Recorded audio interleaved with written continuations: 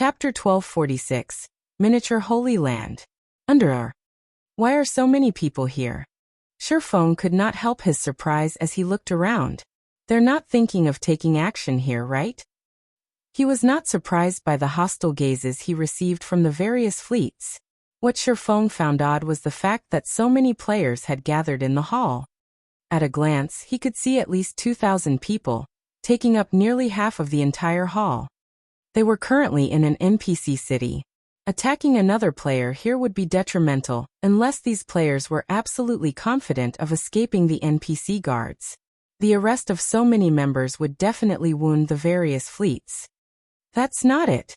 They're just following routine, Passing Monarch said, shaking his head. He then explained, whenever we come out from the secret land, we reorganize the distribution of resources the Freedom Alliance controls based on our performance and gains in the secret land. Although the redistribution of resources isn't as drastic as when our rankings change. Based on our rank in the secret land, we are assigned different leveling resources. For example, previously, the Third Fleet was only able to grind in Locke's Cemetery and Black Altar. Since the Third Fleet has come out on top this time, we might get assigned to the Silent Lumberyard and Stormwind Shelter to level up. You're seeing so many members of the various fleets present right now simply because the party leaders of the various fleets are interested to know which leveling maps they'll be assigned to this time. As Passing Monarch spoke, his eyes shone with excitement. Obtaining a legacy was only part of the reason that Passing Monarch had recruited Shifeng's help. The main motivation was to obtain better leveling resources for his fleet. In God's domain, it was common knowledge that an area's resources were limited. This was the case in every virtual reality game, whether it was guilds or organizations such as the Freedom Alliance. Due to such high member counts, they could not allow all their members level up in a single area. Otherwise, the amount of resources each member could obtain would be pitiful. Hence, it was necessary to assign the various fleets in the Freedom Alliance to different leveling areas. In high-resource maps, not only were there plenty of field bosses, but there were also plenty of advanced and rare quests. The same was true for treasure chests. If the Third Fleet were assigned to one such high-resource map, it would ease in their struggle for the position of First Fleet. Realization dawned on Shifeng when he heard Passing Monarch's reasoning. He finally understood why these people gave them hostile looks. These players' hostility was likely due to more than just the lost top-tier weapons and equipment. The significant effect on their leveling spots was the main reason for their anger. The Freedom Alliance controls Stormwind Shelter as well? Shifeng could not help but ask as he recalled a particular matter. In the past, as the guild leader of a second-rate guild, his access to information even surpassed that of peak experts. Although his knowledge was mostly limited to Starmoon Kingdom, he was familiar with plenty of famous locations and incidents relating to the various kingdoms and empires in the game. On average, the lifestyle players in Sea's End were no match for those on land. However, they would catch up eventually. While they would do so due to the development of naval transportation, the dozen or so miniature holy lands in Sea's End had a greater impact. Stormwind Shelter was one of these holy lands. Only in the past, the Freedom Alliance hadn't controlled Stormwind Shelter. Instead, it had been controlled by the House of Seas. Stormwind Shelter is a new, high-resource map the Freedom Alliance recently occupied. Previously, only the First Fleet's members got to level up there. I heard that there are plenty of rare quests in the area, and that it is even possible to obtain bronze speedboats through those quests. Moreover, the map has roughly triple the field bosses of Locke's Cemetery.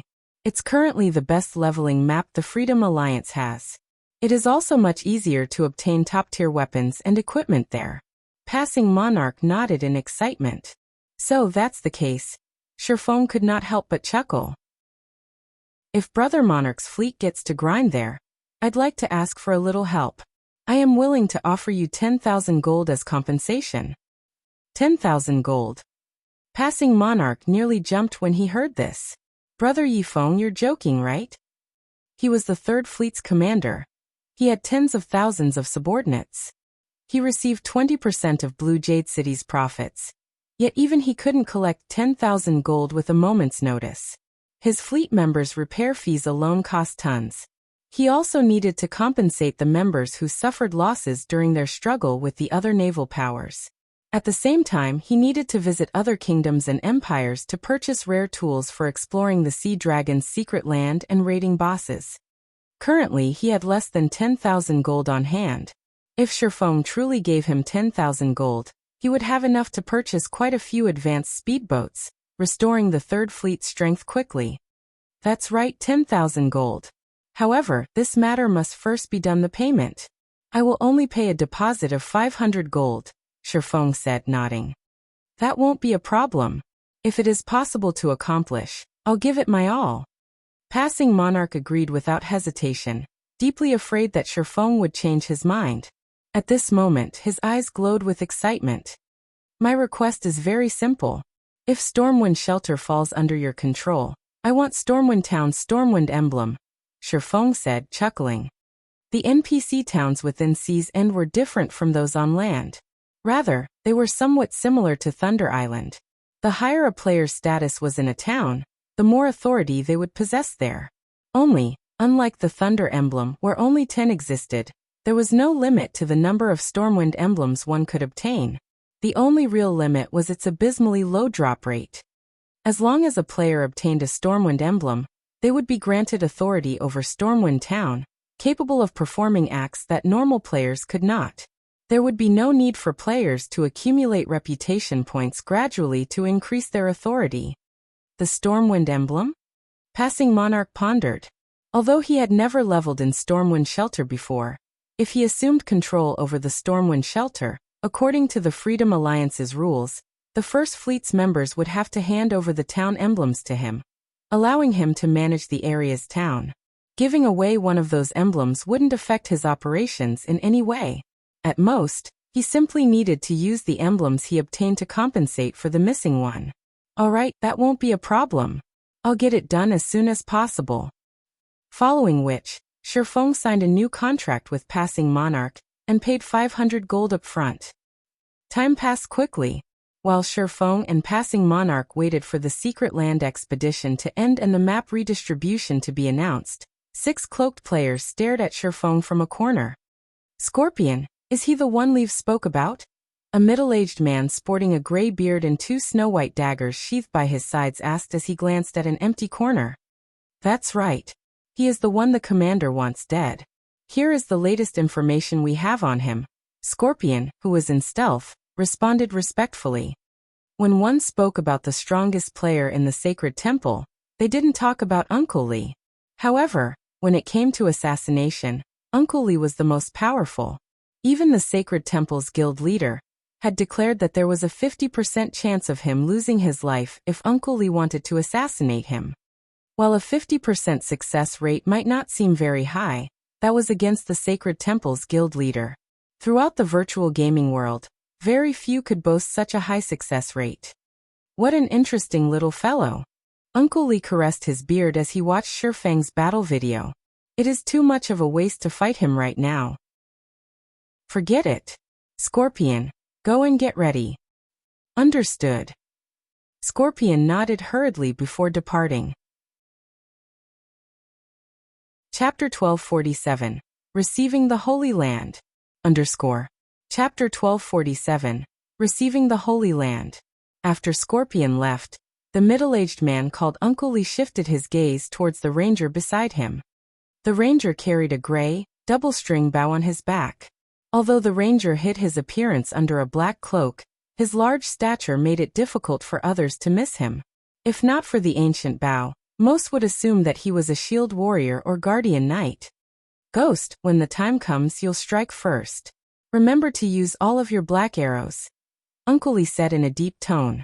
I know you're normally very stingy, but we cannot afford to be careless this time. Uncle Lee, I still have 4 black arrows on me.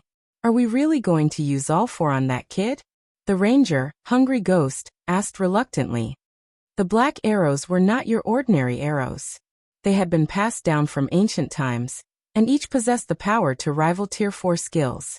Current players and NPCs had no way of reproducing them, so each arrow used depleted the finite number in God's domain. One could only obtain more black arrows by raiding ancient ruins. Yes. We'll need at least that many to take him down, Uncle Li said as he glanced at Shifeng, who sat quietly across the room. Smiling, he continued.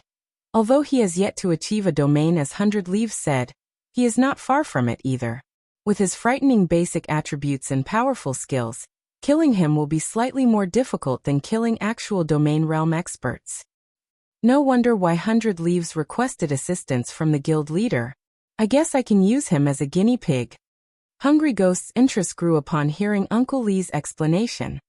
He clearly hasn't reached the domain realm, yet he's even more difficult to kill than domain realm experts.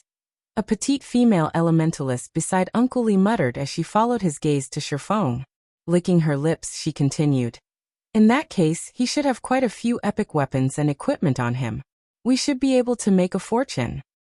Uncle Lee, seeing as you've appraised him so generously, are you thinking of making a move personally this time? A shield warrior asked excitedly. Every time Uncle Lee made a move, they learned a lot from him. Unfortunately, very few assassinations required Uncle Lee's involvement. The other members of the team were usually enough for the job. If Uncle Lee really joined the fight, their long trip here would be worth it. Although you have a high chance of killing him if you all work together, this mission is very important. To make sure we complete the mission, I will have to take action as well. Uncle Lee nodded. Hearing that Uncle Lee intended to join the fight, the team members turned to Shifeng, pity in their eyes. If only they, Uncle Lee's subordinates, struck, Shifeng would have some chance of surviving. However, if Uncle Lee took action, then Shifeng had no hope whatsoever. While Uncle Lee's team chatted amongst themselves, more players joined the gathering in the hall. Some arrived from the Sea Dragon's secret land, while others came from elsewhere. By the time the Sea Dragon's secret land closed, the hall was packed with players. As expected of one of Sea's End's overlords, its foundation is incredible. Shifeng was a little surprised as he surveyed the room. Among the players present, the lowest was level 42. As for the weapons and equipment they wore, the most inferior was level 40 fine gold rank. There were over 2,500 such players. Even a first-rate guild didn't have these bragging rights. It was not hard to imagine how the Freedom Alliance had become one of the naval overlords in Shifeng's previous life. God's domain was still in its early stages, yet already the Freedom Alliance was so strong. With the assistance of the 3 major NPC cities the Freedom Alliance controlled, first-rate guilds couldn't compare to its income or number of players it could recruit. As Shifeng silently observed his surroundings, the clamor quieted. In the next moment, Silent Entropy, the First Fleet's commander, slowly walked up the stage in the center of the hall. Now that everyone is here, let us begin. Loudly, Silent Entropy continued. According to the rules, we will reorganize the leveling maps for each fleet based on their performances and losses in the secret land. I'll announce the results now. The present Freedom Alliance members were tense. Although the Alliance's leveling areas were all high-resource maps, there were also huge differences between them. I'm sure everyone already knows this, but the fleet with the best performance this time is our 3rd fleet. Hence, from today on, 3rd Fleet will take over Stormwind Shelter and Silent Lumberyard. Placing in 2nd is the 8th Fleet. It will take over the Silent Canyon and Reef Sea. 1st Fleet came in 3rd. It will occupy the Black Altar and Lock Cemetery. As Silent Entropy announced the various fleets' ranks, silence reigned over the hall. Nobody could have imagined such a massive transformation. While everyone already knew that the 3rd Fleet had placed 1st this time, the fact that the 8th Fleet had placed 2nd came as a big surprise. Meanwhile, the 3rd Fleet's members were ecstatic. Shifeng released a sigh of relief as well. With this, his plans could come to fruition. In the past, Stormwind Shelter had become a miniature holy land due to the Sea God's Temple in Stormwind Town. Like the War God's temples on land, the Sea God's temples offered various quests. At the same time, players could accumulate points with the Sea God's Temple and trade them for items. However, the Sea God's Temple in Stormwind Town was slightly special. Not only could players trade their points for rare items, but they could also trade for laboratories. To combat players, the laboratory wasn't worth anything. To lifestyle players, however, it was a treasure that allowed them to improve rapidly. Although the Sea God's Temple's laboratories could not compare to Titan City's research rooms, they were superior to the basic meditation rooms in a 3-star shop. Although laboratories contained dense mana, players could also research information about the various lifestyle classes. Although the information available was basic, it saved lifestyle players time as they didn't have to rely on trial and error. They could rapidly familiarize themselves with the various materials and production methods available in God's domain. They could then create new products more easily and become master lifestyle players. In the past, it was precisely because of these laboratories that the ranks of Seas End's lifestyle players had skyrocketed, eventually catching up with lifestyle players on land. However, although the laboratories offered many benefits, they were not easy to enter. Players needed to spend Sea God's Temple points to gain access. Moreover, the price was fraudulent. One day inside a laboratory cost 100 points. Sea God's Temple points were harder to obtain than coins. Normally, one could only obtain them by completing the Sea God's Temple's quests. Players also had the option of trading in rare items such as the runic crystals, with each worth 10 points. Unfortunately, runic crystals' drop rate was extremely low. Normally, only boss-grade sea monsters had a reliable chance of dropping them. Yet, renting a laboratory for a day cost 10 runic crystals. Hence, very few lifestyle players could afford to use them. Of course, as players' level increased and the supply of runic crystals became more abundant, more lifestyle players could gain access. However, that wouldn't happen for quite some time. However, Shifeng possessed the Philosopher's Stone. As long as he collected enough runic fragments, he could easily synthesize runic crystals. Moreover, if he had the Stormwind emblem, it would grant him advanced authority in Stormwind Town. With that, he would receive a 20% discount when trading for items or services in the town's Sea God's Temple. Most importantly, he could purchase Stormwind Town's land. With all of these factors in hand, growing the Candlelight trading firm would be easy. Commander, now that Passing Monarch has taken over Stormwind Shelter, this will impact our ability to contest for the first seat. Should we cause some trouble for Passing Monarch? A cloaked oracle asked Silent Entropy quietly. No need. Even without our involvement, Passing Monarch will face plenty of challenges from Stormwind Shelter. With the strength of Passing Monarch's fleet, just holding the area will be difficult. We don't need to waste our manpower on this. Locating other leveling spots right now takes priority, Silent Entropy said, chuckling as he glanced at Passing Monarch and Shifeng. Although the Stormwind Shelter was the best leveling spot the Freedom Alliance currently possessed, various other powers fought over the map. Keeping these other powers at bay would require a lot of manpower and resources. In his opinion, handing over Stormwind Shelter to Passing Monarch wouldn't strengthen the Third Fleet, but weaken it. Commander, should we still give the Stormwind emblems to Passing Monarch then? Chapter 1248, Shop Expansion. Under Chapter 1248, Shop Expansion. The Stormwind emblems? Silent Entropy frowned. He then asked, Shepherd, how many emblems do we have right now? Town emblems were extremely rare. Although they could not be used to take full control of a town, they did make it easier for players to pick up quests and develop in the area. With Stormwind Shelter being a high-resource map, the Stormwind emblem's value went without saying. It could even rival an epic item. 2, the oracle named Shepherd answered softly. Only 2? Why do we have so few? Silent Entropy could not help but grow curious. Haven't we been exploring Stormwind Shelter? Normally, when they explored a new map, they easily obtained 8 or 9 town emblems, even more if they were lucky. The First Fleet had put everything they had into exploring the area. It was inconceivable that they had only obtained 2 Stormwind emblems so far. Commander, Stormwind Shelter is different. In other maps, the first kill of boss-grade sea monsters has a higher chance of dropping town emblems, but the bosses in Stormwind Shelter have an extremely low drop rate. Thus far, we've obtained the first kill of more than 20 field bosses. We have also been farming the map's monsters. Even then, we have only obtained 2 emblems so far. The drop rate is that low? Silent Entropy was surprised when he heard Shepherd's explanation. It seems the Stormwind emblem is worth quite a lot. However, if we don't hand them over to Passing Monarch, he will leverage the Alliance's rules against us. Let's do this then. Give him one of the emblems. While you're at it, tell him about the low drop rate, lest he comes looking for trouble. Understood. Shepard bowed before leaving.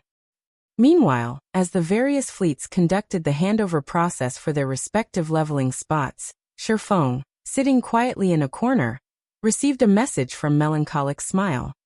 The contents were very simple. At this point, the secret pavilion had handed over the 20 plots of land they had previously agreed upon, and they could reconstruct the buildings on these lands into the Candlelight trading firm's shops and begin purchasing diamond wood. The only thing holding them back was the lack of reconstruction funds. As they intended to purchase and stockpile diamond wood, they needed a very large warehouse to store it. Hence, they needed to construct the best shop available. Calculating conservatively, they would need to spend 1,000 gold on each plot of land. 20,000 gold in total. Even Shifeng couldn't collect that much money at a moment's notice. After paying Sherlin the 5,000 gold inquiry fee, he had a little over 10,000 gold left on him. After receiving a portion of White River City's teleportation house profits, he now had 12,114 gold in total. Even if he emptied his wallet, he would not have enough to reconstruct the shops, much less purchase diamond wood in bulk. Most importantly, he had already signed a contract with Passing Monarch. As long as the latter gave him the Stormwind emblem, he would pay 10,000 gold. Once this sum was paid, he would only have around 2,000 gold left. Considering his financial status, Shifeng's stomach cramped. Passing Monarch approached quietly, excitement and joy plastered across his face. Brother Yifeng, here is the Stormwind emblem you requested. Don't lose it. For some reason, the emblem's drop rate in Stormwind Shelter is extremely low. I only have one. Replacing this will be very difficult. Passing Monarch warned his companion softly. He then traded the Stormwind emblem to Shifeng. Stormwind emblem. Once equipped, player will enjoy advanced authority in Stormwind Town. I'll be careful. Shifeng nodded as he stored the emblem. The Stormwind emblem's rarity didn't surprise him in the least. Otherwise, he wouldn't have offered to buy it for 10,000 gold. In the past, many people had offered to purchase the Stormwind emblem, and their starting bids were usually above 20,000. The emblem was far more valuable than epic items. However, even at that price, players rarely sold their emblems due to the abysmal drop rate. Aside from the higher drop rate for a first kill, subsequent field boss kills had a drop rate of roughly 0.1%. On average, the map only produced one Stormwind emblem per month. As a result, lifestyle players had no choice but to invest a large amount of time, slowly raising their reputation and authority in Stormwind Town. Currently, Stormwind Shelter was still in its exploration period, as it was a large level 40 to 65 map. This increased the Stormwind emblem's value further. After all, the sooner one obtained the Stormwind emblem, the sooner they could truly garrison themselves in Stormwind Town. If Shifeng headed out to farm the Stormwind emblem himself, even if he relied on divine providence, he would likely need to spend 2 or 3 days grinding. This was the best-case scenario. At this point, the various naval powers had likely monopolized the majority of Stormwind Shelter's field bosses. He would be lucky if he even got his hands on a handful of bosses. If that were the case, he would have to waste even more time grinding in Stormwind Shelter. Hence, the 10,000 gold he spent to obtain the Stormwind emblem was a worthwhile expenditure. Following which, Shifeng handed over the remaining 9,500 gold to Passing Monarch, completing the contract between them. After receiving the coins, Passing Monarch sincerely offered, "Brother Yifeng, why don't you join us in the grind in Stormwind Shelter? I've recently received some information on the map from Silent Entropy. We'll split the loot from the bosses we kill. You'll also have priority over swordsman equipment. How about it?" Hearing this, Blue Joy, who stood beside Passing Monarch, gaped in shock. She had never expected Passing Monarch to extend such generosity to Shifeng. Normally, the most he offered peak experts in Sea's End was first pick of one weapon or piece of equipment. yet he had just offered to split the loot equally. Moreover, he intended to give Shifeng first pick. If news of this spread, it would shock every player in Sea's End. However, after considering it for a moment, Blue Joy wasn't terribly surprised. Passing Monarch wouldn't be so generous to just any peak expert. Shifeng was an exception simply because they had already witnessed his strength. With Shifeng's aid, they could take on even more powerful bosses. Although they would only be obtaining half of Theseus' boss's loot, their harvest would likely be more abundant than monopolizing the weaker boss's loot. Thanks for the offer, but I still have many matters to attend to. Shifeng rejected the kind offer. We'll raid bosses together if there is another chance in the future. While killing powerful boss-grade sea monsters was very profitable, he was the leader of a guild. There were many matters that required his attention. If a guild wished to grow powerful, it needed to be managed carefully. Zero Wing would not grow stronger if he neglected his responsibilities as the guild leader. If something like that were possible, so many guilds wouldn't vanish each day. Blue Joy was slightly disappointed by the swordsman's response. However, she knew it was reasonable. Shifeng was both a powerful expert and a member of Zero Wing. How could he possibly spare the time to level with them? What a pity. Until next time then. During the next contest for the seating positions, we'll have to trouble you again, Passing Monarch said, sighing.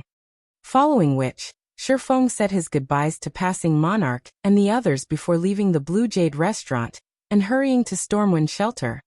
As soon as Shifeng left the restaurant, Scorpion, who had hidden in the alleyway beside the building, followed after him. Uncle Lee, the target has left Blue Jade restaurant. By the looks of it, he seems to be heading to the teleportation hall to leave Blue Jade City, Scorpion reported as he followed Shifeng. What a busy man. Follow him. The moment he steps out of an NPC city will be the moment he loses his life, Uncle Lee said, chuckling. It was unwise to attack another player in an NPC city. Although the security in Sea's End's NPC cities was not as strict as the cities on land, it could not be underestimated. Against an expert like Shifeng, in particular, they needed a more suitable environment. Understood. Scorpion then quickly followed Shifeng into the teleportation hall. Chapter 1249, Nameless Shop. Chapter 1249, Nameless Shop. As a golden glow rose from the teleportation array, Shifeng disappeared from Blue Jade City to arrive in Stormwind Town. Stormwind Town was the only safe location within Stormwind Shelter. While it was called a town, it was not one bit inferior to the NPC cities in Starmoon Kingdom with a player population of 500,000 or so. Moreover, the NPC guards garrisoned here were all level 120 and above. The town's security was only second to Sea's End's 12 major cities. Not many have come here to level up yet. Shifeng examined his surroundings after leaving the teleportation hall. He saw fewer players on the street than NPCs. However, after giving the matter some thought, he found the situation reasonable. After all, Stormwind Shelter was a level 40 to level 65 map. At this stage of the game, only a minority of players were capable of reaching past level 40. Even if players in Sea's End leveled up more quickly than those on land, there shouldn't be too many players capable of reaching level 40 and beyond. Not to mention, Stormwind Shelter was far more dangerous compared to maps of similar levels. As a result, fewer players were willing to visit this place. In fact, Stormwind Town possessed such high-level NPC guards due to the dangerous environment. Not only did players have to watch out for sea monsters when they left the town's protection, but they also had to be wary of Sahuagin ambushes. Stormwind Shelter was home to the foreign race known as Sahuagins. Leveling here was at least twice as challenging as in similar maps. Even if elite players from Sea's End formed a team, they would find it very difficult to survive here. A team would need expert leads at the very least. This was because Sahuagins were not stupid like sea monsters. They were capable of jumping onto players' ships to engage in melee combat. At the same time, they would command sea monsters to attack ships, attacking players from all sides. As a result, players seeking to level in Stormwind Shelter needed high-quality ships and high combat standards. This was a trial for those living in Sea's End. Although very few players currently resided in Stormwind Town, correspondingly, players who had consistently grinded in Stormwind Shelter were stronger on average. Most of the players around town were level 41, with many having already reached level 42. In Starmoon Kingdom, only experts were level 40 or higher. As for the weapons and equipment Stormwind Town's players wore, even the most inferior was level 40 secret silver equipment. Forming a team to grind in Corrosive Cave. I already have an advanced speedboat. Applicants must be level 41 or above and must have at least 4 pieces of level 40 fine gold equipment. One-day trip to Sawajin's Nest. Only recruiting level 41 and above experts. Must have 6 pieces of level 40 fine gold equipment. Those with level 40 dark gold weapons get priority. Will hold an internal auction for any loot. As soon as Shifeng stepped onto the main street, he was greeted by the sight of players attempting to recruit team members. Their minimum requirements were astounding. However, Shifeng paid little attention to these players as his goal was in the business district by the town's main entrance. The business district was Stormwind Town's most lively location. The players there were preoccupied with setting up stalls and selling wares. Selling this fine gold ranked blast bow at a low price. Interested buyers come quickly.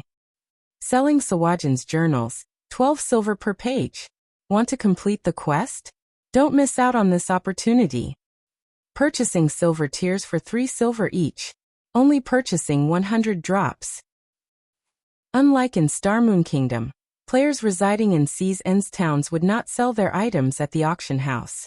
Instead, they set up stalls in their respective business districts. There were 2 main reasons for this. The first was that auction houses were only available in the 12 major cities. Due to the large distance between each island, teleportation's fees were exorbitant. For example, it cost Shifeng 52 silver to teleport from Blue Jade City to Stormwind Town. Normally, players would teleport to District Town, rather than Stormwind Town, crossing the remaining distance on their speedboats. Although this path took a lot of time, it was much cheaper to teleport to District Town. The second reason was that fees in Sea's End's auction house were much higher than on land. The fee was roughly 20% of the item's total value. It was a fraudulent amount.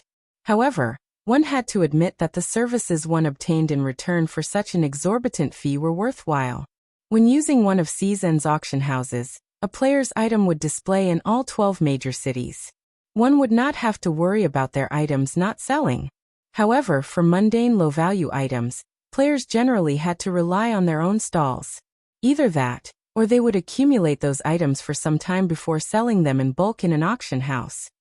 Very quickly, Shifeng arrived before an NPC grocery store in the business district. Dear customer, may I know what you are looking for? Our shop offers a wide range of fine products at affordable prices. The shopkeeper, a chubby middle-aged man with a short beard, said as he greeted Shifeng. I'd like to rent your shop, Shifeng announced, wearing the Stormwind emblem. He had already inspected the business district, and was rather fond of this grocery store's location. Using it as a secret shop for the candlelight trading firm would be ideal. Although he preferred to purchase the shop, he didn't have much money to spare at the moment. Hence, he settled with renting the shop for now. Unlike in Starmoon Kingdom, players did not have to negotiate with the town hall to purchase town shops in Sea's End. Players simply needed to negotiate a price with the shop owner. Of course, players had to possess sufficient authority within the town as a precondition. Even renting a shop required a certain level of authority. However, while renting a shop was much cheaper than outright buying one, there were 2 risks to consider. The first risk was that shops were rented to the highest bidder. Once a shop's rental period ended, players would have to outbid each other if more than one wanted the shop. The other risk was that if another player bought the shop while it was being rented, the tenant would be deprived of their ownership once the rental period ended. Hence, renting was only a temporary solution. When taking long-term profits into account, it was better to purchase a shop. Dear customer, you have good eyes. Our shop has existed for more than 100 years. We also have the best location in town. As you are a valued guest, I can offer you a 10% discount. You can rent this shop for 900 gold per month.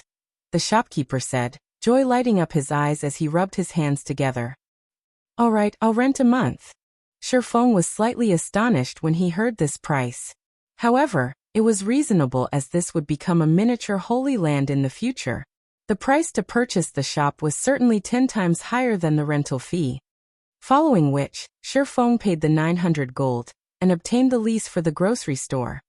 Shifeng had no intentions of refurbishing the shop, and he didn't intend to replace its staff. He simply hung a signboard beside the shop's entrance. Our shop is purchasing runic fragments in bulk for 5 silver coins per stack. We are only purchasing a limited number each day. Although it was only a small wooden signboard, when the passers-by saw it, they were stunned. Crap! Am I hallucinating? An NPC is actually purchasing runic fragments for 5 silver coins per stack. Did the House of Seas open this shop? Haha. Wonderful. I was just thinking of returning to a city to sell my fragments to the House of Seas. Although the price is slightly lower here, if I sell my stock, I can save on teleportation fees. Many players grew ecstatic as they looked at the 2-story tall grocery shop. Throughout Sea's End, only the House of Seas shops purchased runic fragments in bulk for a high price. No one else dared to do so. As for NPCs, they only purchased runic fragments for 40 copper per stack. Rather than selling runic fragments to NPCs, players made more profit by stocking up and looking for an NPC master alchemist to synthesize runic crystals. Although the synthesis success rate was only 10%, the synthesized runic crystals sold for at least 10 silver each. If one were lucky, they could get 1 runic crystal for every 5 runic fragment stacks. It was the equivalent of selling fragments for 2 silver per stack. Unfortunately, raising one's favorability with an NPC master alchemist was somewhat difficult. Synthesizing runic crystals also cost time and money. As a result, ordinary players rarely choose this option. Hence, now that an NPC shop wanted to purchase runic fragments at 5 silver per stack, why wouldn't they be excited? This was a great opportunity for them to make a fortune.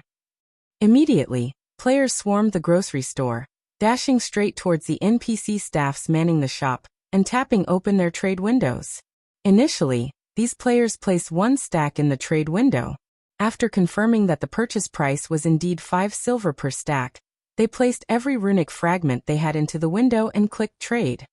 The entire process as smoothly as flowing water. These players' trades were far faster and more accurate than dodging boss monsters' attacks. In the blink of an eye, the grocery store had purchased over 200 stacks of runic fragments. Meanwhile, the 1,000 gold Shifeng stored in the shop dropped by around 10 gold. Damn it! I still have a ton of runic fragments in my warehouse. Please wait for me. Aside from the crowd that had rushed into the store, a larger crowd dashed to the bank on the main street. Some players had even gone as far as to leave their own stalls unattended. Meanwhile, news of the Nameless shop's request for runic fragments spread very quickly throughout Sea's End. Chapter 1250.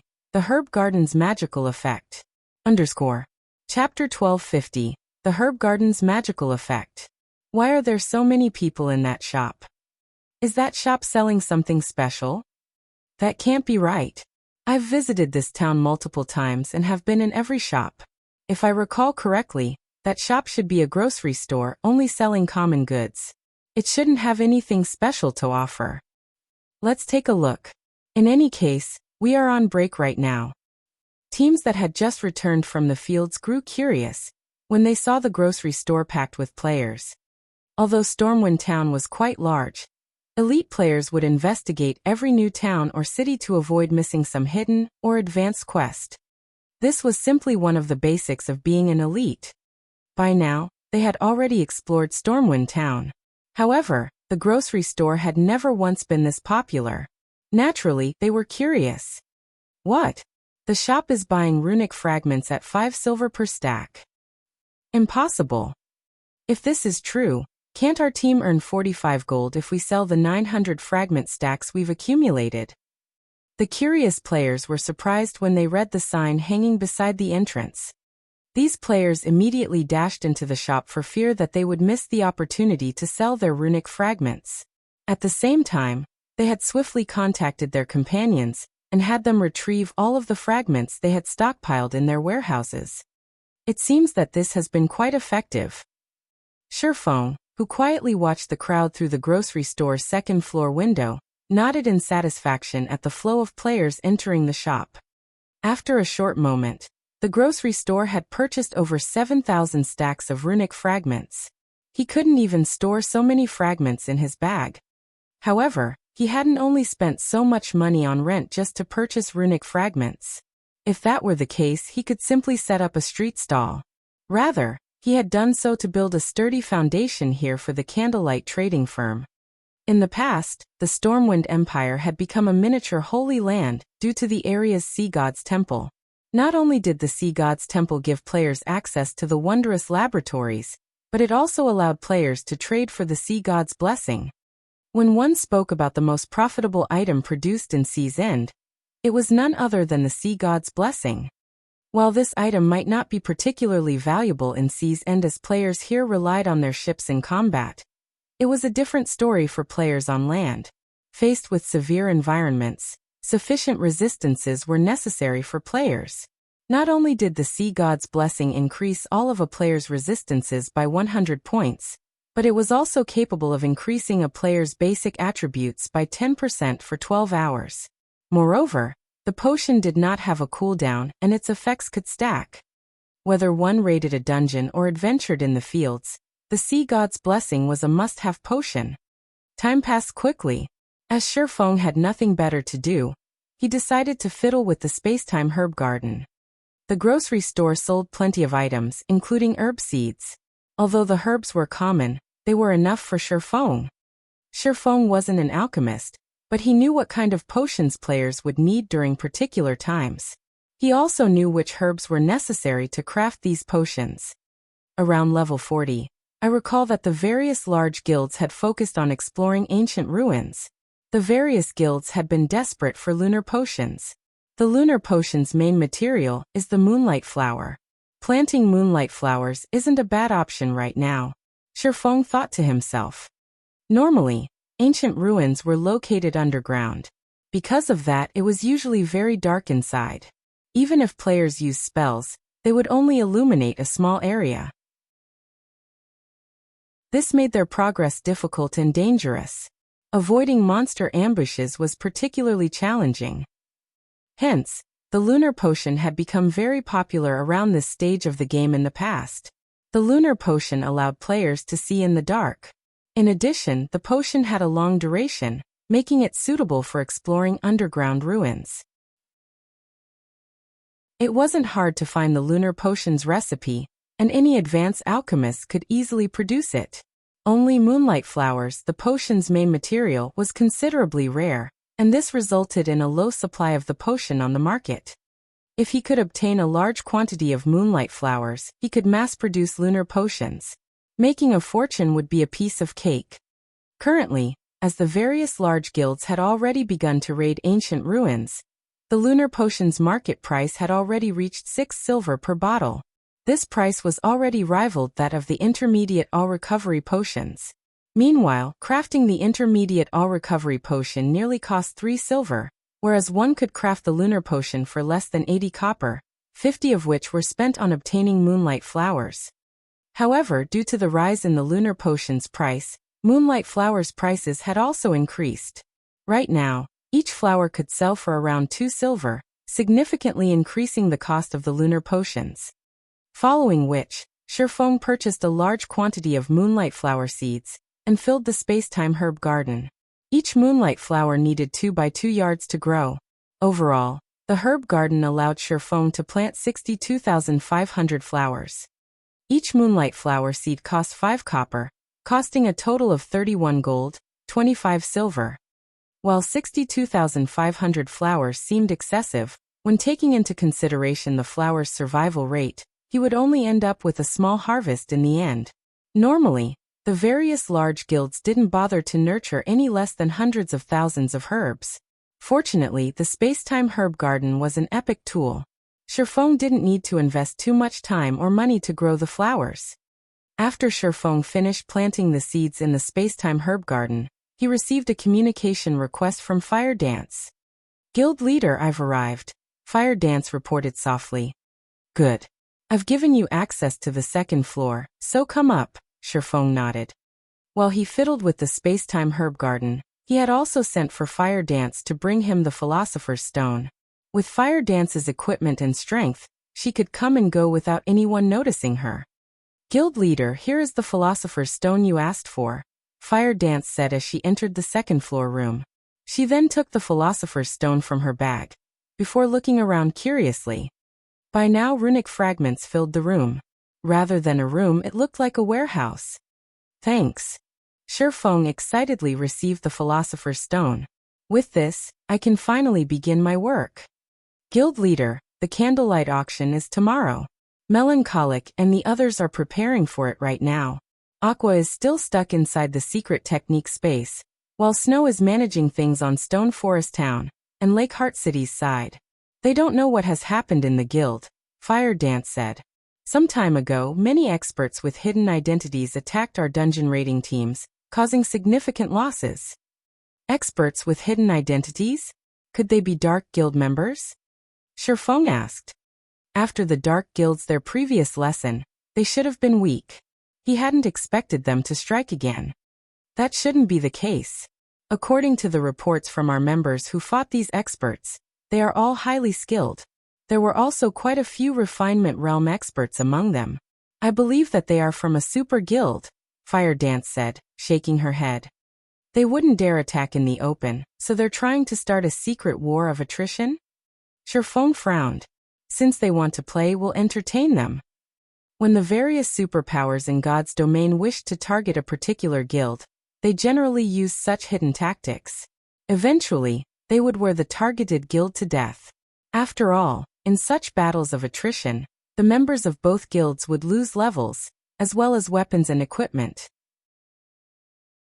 Without sufficient strength and background, surviving a war of attrition was impossible. Right, one more thing. Guild leader, our members have passed the inferior legendary treasure chest trial. I brought the treasure chest with me. Now all that's left is for you to open it.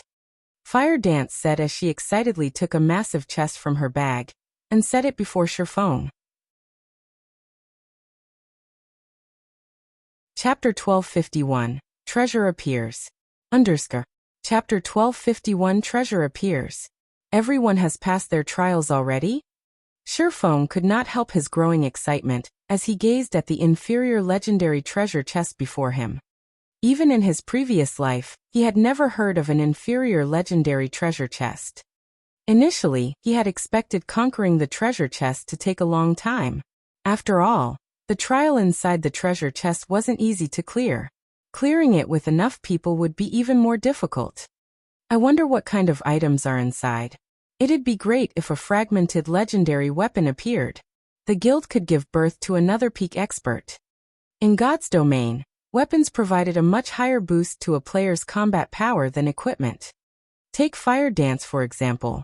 Although she was only a refinement realm expert, with 1,000 transformations abilities, she had a high chance of defeating Void Realm experts of the same level. Please let there be several items inside. Shifeng suppressed his excitement as he activated Divine Providence. He then activated the treasure chest.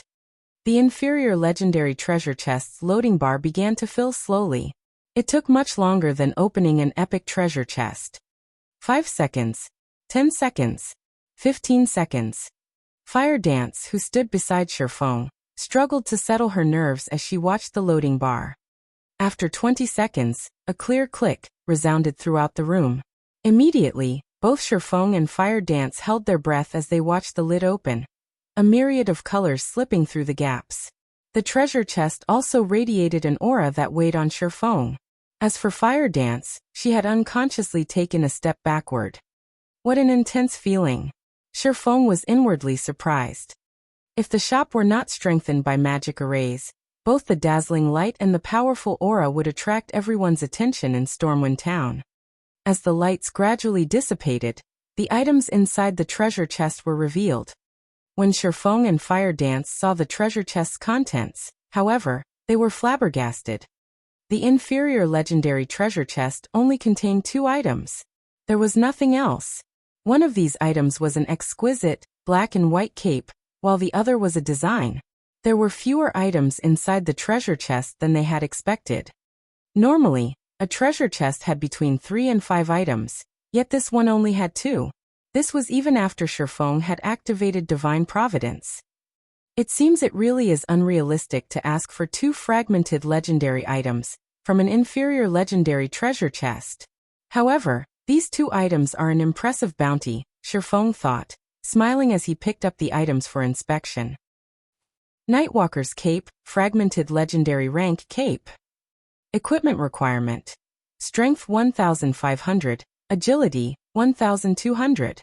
When equipped, all resistances increased by 100%. All damage received reduced by 30%. Strength increased by 40%. Agility increased by 50%. Endurance increased by 30%. Ignore levels plus 20. Movement speed increased by 30%. Attack speed increased by 30%. Reaction speed increased by 30%.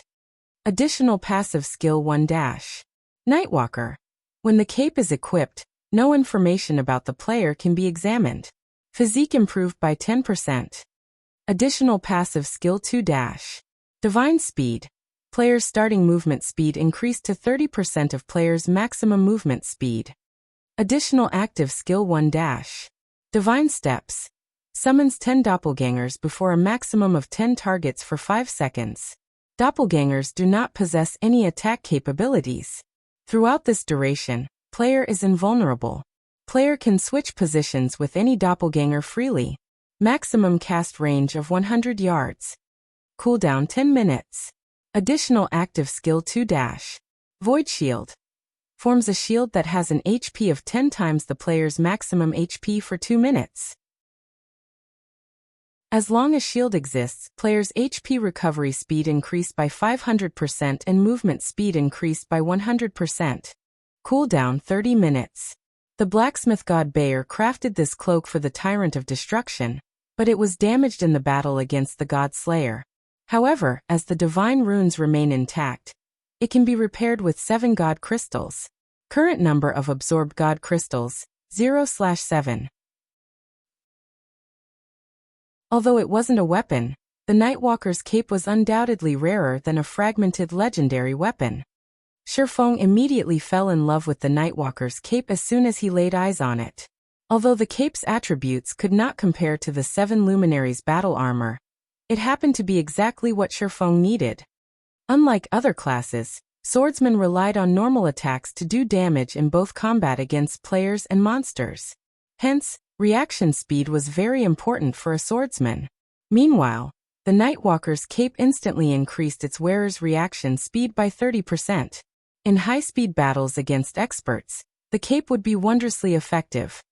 Furthermore, after equipping the cape, he would obtain the passive skill Divine Speed.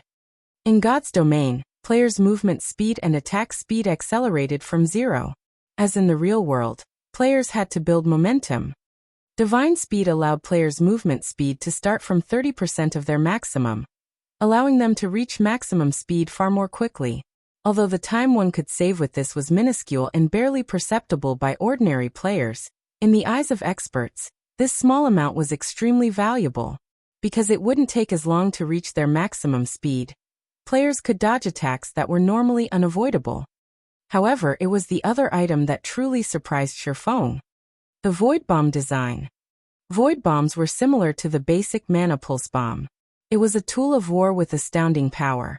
However, although the Void Bomb was as devastating as the basic Mana Pulse Bomb, the Void Bomb had a larger effective area. Each bomb could cover an area of 20 by 20 yards. In the past, the Void Bomb had been in high demand but practically non-existent, as normally, one could only obtain them by completing quests, exploring ancient ruins, and opening treasure chests. Shifeng had never considered that players could actually craft such an item. If he could mass-produce the Void Bomb, the consequences would be inconceivable. Sure enough, It will be very difficult to mass-produce. When Shifeng glanced at the required materials, he found that every material was extremely rare. Crafting this bomb required a total of 5 rare materials. Among them, the most valuable was a type of metal called void iron. Few kingdoms produced this type of ore. Currently, void iron sold for 2 gold per ingot, and the void bomb required 5.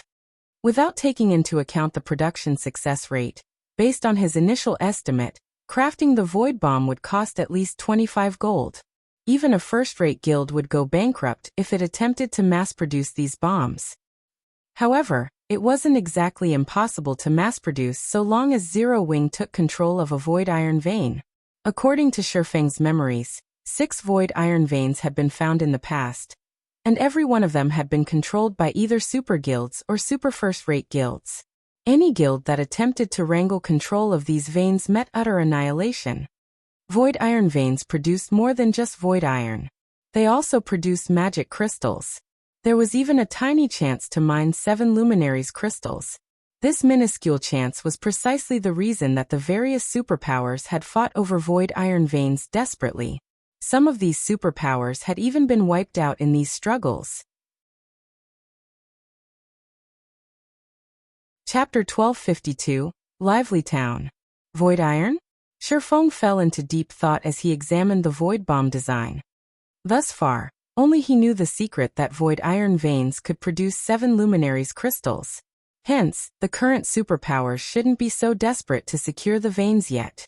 Even so, the fact that a void iron vein could produce magic crystals was tempting enough. Void iron was also far more valuable than magic crystals.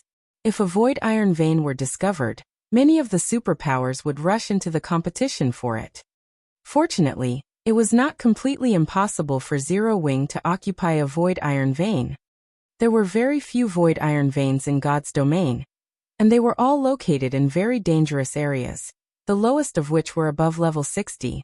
Among them, one void iron vein could be found in the Storm Empire.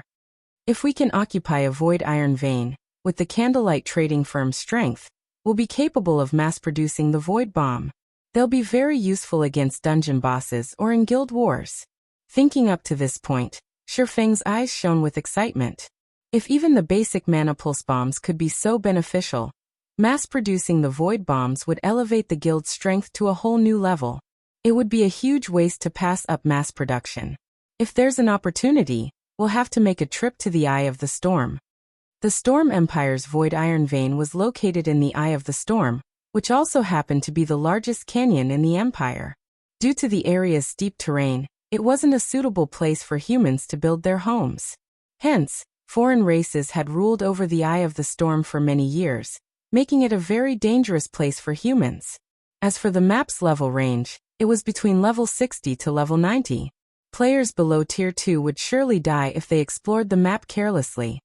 Due to these risks, it's impossible that any current players or guilds had discovered the vein. It was even less likely that anyone had claimed it. Just knowing this gave Shifeng a huge advantage. Guild leader, you're so unfair. How can you admire the items without me? Fire Dance whined at Shifeng, who had been grinning silently into the treasure chest. Although she had watched and waited to see what items the treasure chest spawned, she couldn't see how many had appeared. Shifeng had just opened an inferior legendary treasure chest. Since there were 2 items inside, they must be extraordinary. Here you go. But let's keep this between us. Don't tell anyone. Shifeng finally remembered that Fire Dance was waiting beside him. He then shared the item's statistics with her. Upon seeing the information, Fire Dance was dazed. Both the Nightwalker's cape and the Void Bomb design were astounding items. If they could mass-produce the Void Bombs, in particular, they wouldn't have any issues dealing with mythic monsters in the future. However, the fact that Shifeng could equip the Nightwalker's cape right now was even more shocking than the items themselves. Her 1,000 transformations only had an equipment requirement of 700 strength and 700 agility, yet the Nightwalker's cape required 1,500 strength and 1,200 agility. Even level 50, Tier 2 players would be hard-pressed to meet such high requirements. Guild leader, what level are you right now? Fire Dance asked curiously. Level 50, Shifeng responded nonchalantly. He had no intention of hiding the truth from Fire Dance. Hearing this response, Fire Dance was speechless. She knew that Shifeng possessed a hidden class. Moreover, leveling up his class required double the EXP of a normal class. Meanwhile, she had been trying desperately to level up. She had even taken down so many bosses with Shifeng. Even so, she was only level 48. Although she was only 2 levels away from level 50, with her leveling speed, she would roughly need another 5 or 6 days before hitting that milestone. Alright, snap out of it. I'll send the Void Bomb design back with you, but first, make a few trips to the Sea God's temples, Shifeng said, chuckling. He needed to synthesize a large quantity of runic crystals. He did not have the free time to travel to and from the Sea God's temple. Meanwhile, Fire Dance was both stealthy and swift. As long as she held the Stormwind emblem, she could convert the runic crystals into Sea God's temple points before converting those into Sea God's blessings. Following which, Shifeng rapidly synthesized one runic crystal after another. A stack contained 100 individual runic fragments, and each synthesis required 50 fragments. Fortunately, the Philosopher's Stone had a synthesis success rate of 100%. In just a few seconds, Shifeng finished synthesizing a runic crystal. As Shifeng synthesized runic crystals and Fire Dance moved the runic fragments from the shop's warehouse to the second floor. Damn it! Why is that bastard still inside the shop? How many does he intend to buy? Scorpion muttered in annoyance as he glared at the grocery store opposite of the open-air bar he watched from. As he did not want to alert Shifeng of his presence, he did not dare move too close to the swordsman. After all, experts of their standards were extremely sensitive to their environments. If he accidentally leaked the slightest killing intent, Shifeng was likely to discover him.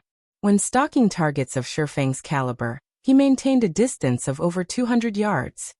Stormwind Town's security was much stricter than Blue Jade City's. Although these guards' levels were lower, there wasn't much difference to players of his level. They would die instantly either way. He couldn't afford to strike inside Stormwind Town. It would only be time to make his move after Shifeng left the town to grind or quest. Time passed quickly. Before Shifeng realized it, the 1,000 gold he had set up to purchase runic fragments had depleted. In the end, the shop had purchased 20,000 fragment stacks in total. With this, he had bought out nearly every player in Stormwind Town. However, news travels quickly, and players from other cities had discovered that a grocery store in Stormwind Town was purchasing runic fragments. They had rushed in from nearby towns and cities. Even now, a long line of players still waited by the shop's entrance. Crap! Why aren't they buying any more? I just arrived, for God's sake. Are you guys buying fragments tomorrow? I still have 30 stacks here. The players outside of the shop grew flustered, afraid that they had missed their chance to make some money. Dear customers, please rest assured that our store will purchase a large quantity of runic fragments every day. However, as we have already reached our quota for today, please come back tomorrow. One of the female NPCs managing the store formally announced as Shifeng had requested. Hearing the announcement, everyone outside the shop relaxed. Many reluctant players even decided to spend 2 silver coins to set a stall up beside the store. They intended to wait until the next day to sell off their runic fragments. The business district had grown quite lively. As more time passed, even more players rushed to the area as some set up stalls and others visited bars to chat while they passed the time. In less than half an hour, the crowd had doubled. Guild leader, have these people lost their minds? They're actually willing to wait until tomorrow to sell their runic fragments? Fire Dance was confused as she watched the players crowd the street outside the shop. Rather than waiting here, doing nothing, it would be much more profitable to grind or quest. It isn't that easy to make money in God's domain. These players have particularly larger expenditures, Shifeng explained, smiling bitterly in response to Fire Dance's question. Fire Dance was a considerably powerful expert. After joining Zero Wing, her strength had even increased by leaps and bounds. Meanwhile, the guild paid for most of her costs, including her repair fees and the cost of her usual consumable items. In addition, She wore a set of top-tier equipment. Her equipment needs were met. Even if they weren't, her weapons and equipment were not easy to obtain for players or guilds. She was oblivious about the suffering independent players faced in God's domain. Most elite players in Seas and only made 10 silver or so each day. And that was if they teamed up. They earned even less if they operated solo. Both land and sea monsters rarely dropped coins. They mainly dropped materials, and NPCs usually purchase these materials for very little. Yet selling one stock to payers would require a lot of time. For the majority of these players, quests were their most profitable source of income. Unfortunately, very few players actually got their hands on high-quality quests. To these players, an opportunity to sell their runic fragments for 5 silver per stack was like a gift from heaven. If they had stockpiled fragments, they could easily make several gold. How could these players possibly bypass such a golden opportunity? Alright, now that we've traded for all of the sea god's blessings we can, it's time we leave this place. Chapter 1253, Money-Earning Tactic. Guild Leader, are we returning to the guild? Fire Dance asked.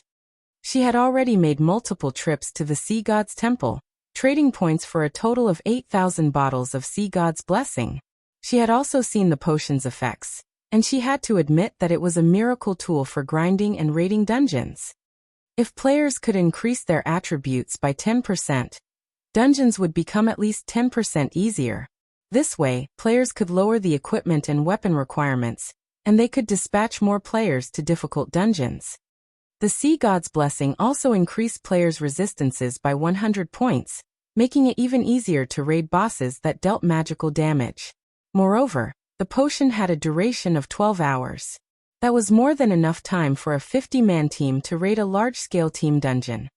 If they offered the Sea God's Blessing to their guild members in exchange for guild contribution points, their members could level up and upgrade their weapons and equipment much faster. No. We're heading to the Fire Dragon Empire, Shifeng said, shaking his head. The Sea God's Blessing was precious. If not for the Philosopher's Stone, it would not have been possible to obtain so many within such a short time. While it was not a bad idea to put it up for trade in the guild, doing so would expose his identity. Moreover, earning money was far more important right now. In the past, the Sea God's Blessing had sold for a maximum of 2 gold in Sea's End and 3 gold on land during its peak. Land players hadn't discovered the Sea God's Blessing yet, making this an excellent opportunity to make a fortune. If he waited until more players in Sea's End realized how important this potion was, and news of the potion spread to the mainland, he would lose the opportunity to sell it for a high price. Fortunately, there were a limited number of Sea God's temples available, and each temple only stocked 50,000 bottles of Sea God's Blessing each week. It wasn't even enough to satisfy Stormwind Town's players, so the price shouldn't be affected over much. In any case, he had to earn as much as he could while he didn't have any competition. The Fire Dragon Empire was one of the 4 great empires.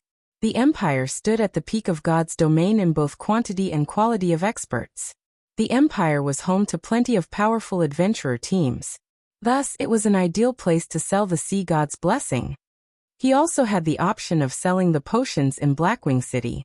However, as the Sea God's Blessing was relatively affordable, more players would fight over it in the Fire Dragon Empire. Although he would have to spend quite a bit on teleportation fees, compared to the potential profits, the expenditure was negligible. Following which, Shifeng descended the stairs. As for Fire Dance, she activated stealth and followed as they traveled to the Fire Dragon Empire together. Since Fire Dance had picked up 8,000 bottles of Sea God's Blessing, Shifeng's bag couldn't store them all. He needed help transporting the potions. He's finally leaving? A hint of excitement flashed in Scorpion's eyes when he saw Shifeng exit the shop. Quickly, he finished the glass of liquor he had just ordered. Overall, he had waited several hours for Shifeng to leave the shop. Although it was common for assassination experts like himself to wait several hours at a time on a mission, stakeouts were tiresome. However, before Scorpion could celebrate, he saw Shifeng head towards the teleportation hall. After traveling all the way here, He doesn't plan to go out and level. Scorpion was confused as he watched Shifeng leave the town via the teleportation hall. Suppressing his bubbling frustration, he called out the system map and checked Shifeng's current location. Flame Dragon City. Scorpion nearly cracked his teeth when he saw the location on the map. Flame Dragon City was the Fire Dragon Empire's imperial capital. The security there was several times higher than Stormwind Town's. It was even more difficult to take out a target there. Excellent. I refuse to believe you won't head out to level or quest at some point. Scorpion ground his teeth as he paid 7 gold, 20 silver to teleport to Flame Dragon City as well, his hatred of Shifeng growing ever stronger. A single teleportation fee had lightened his pockets by 20%. Sea's End was already quite far from the Fire Dragon Empire. Meanwhile, the fee for teleporting out of Sea's End was more expensive than elsewhere. Very players chose to travel to the mainland to level. Even if they did decide to do so, they would travel via a flying ship, which was much cheaper. Flame Dragon City. As the imperial capital of one of the 4 great empires, and the venue for the Dark Arena, the player population surpassed the other empires' capitals. Moreover, the Fire Dragon Empire had a treaty of alliance with the several neighboring kingdoms, which resulted in 40% cheaper teleportation fees between these countries, attracting even more players. One could see plenty of player trading firms as they wandered through the capital's business district. Many independent adventurer teams also sold rare items monsters had dropped. It would be great if White River City were even half as impressive as this city. Shifeng sighed ruefully as he gazed upon Fire Dragon City's business district. 2-star shops were still extremely rare. Generally, only first-rate guilds had the capacity to set one up. However, as he walked through the business district, he saw plenty of 2-star shops. Moreover, Fire Dragon City had long since activated the flying transportation feature, allowing players to travel to leveling spots that could not be reached with teleportation arrays. The various trading firms displayed even more impressive merchandise. Even level 40 fine gold equipment was available for purchase. Only, the prices for such items were much higher than market value. It was clear that the shop owners did not want players to buy these items, intending to keep them on display. Only level 40 secret silver equipment and below sold normally. Even so, this was astounding. In Starmoon Kingdom, one typically only found level 40 secret silver equipment in the auction houses. After all, God's Domain's mainstream players had yet to reach level 40. Meanwhile, it was because these trading firms sold the best equipment available that adventurer teams visited so frequently. After all, they might come across weapons or equipment that suited them. However, Shifeng wasn't here to visit these shops. Rather, he was bound for the auction house. The Fire Dragon Auction House was the largest auction house in the Fire Dragon Empire. The empire itself ran the establishment. Players throughout the empire's various major cities could view every item sold here. As long as an item was of sufficient quality, one would not have to worry about it not selling. Only, the processing fee was somewhat expensive, as high as 15% of the final selling price. In addition, the auction house charged a storage fee. The longer an item lingered in the auction house, the higher the fee would be.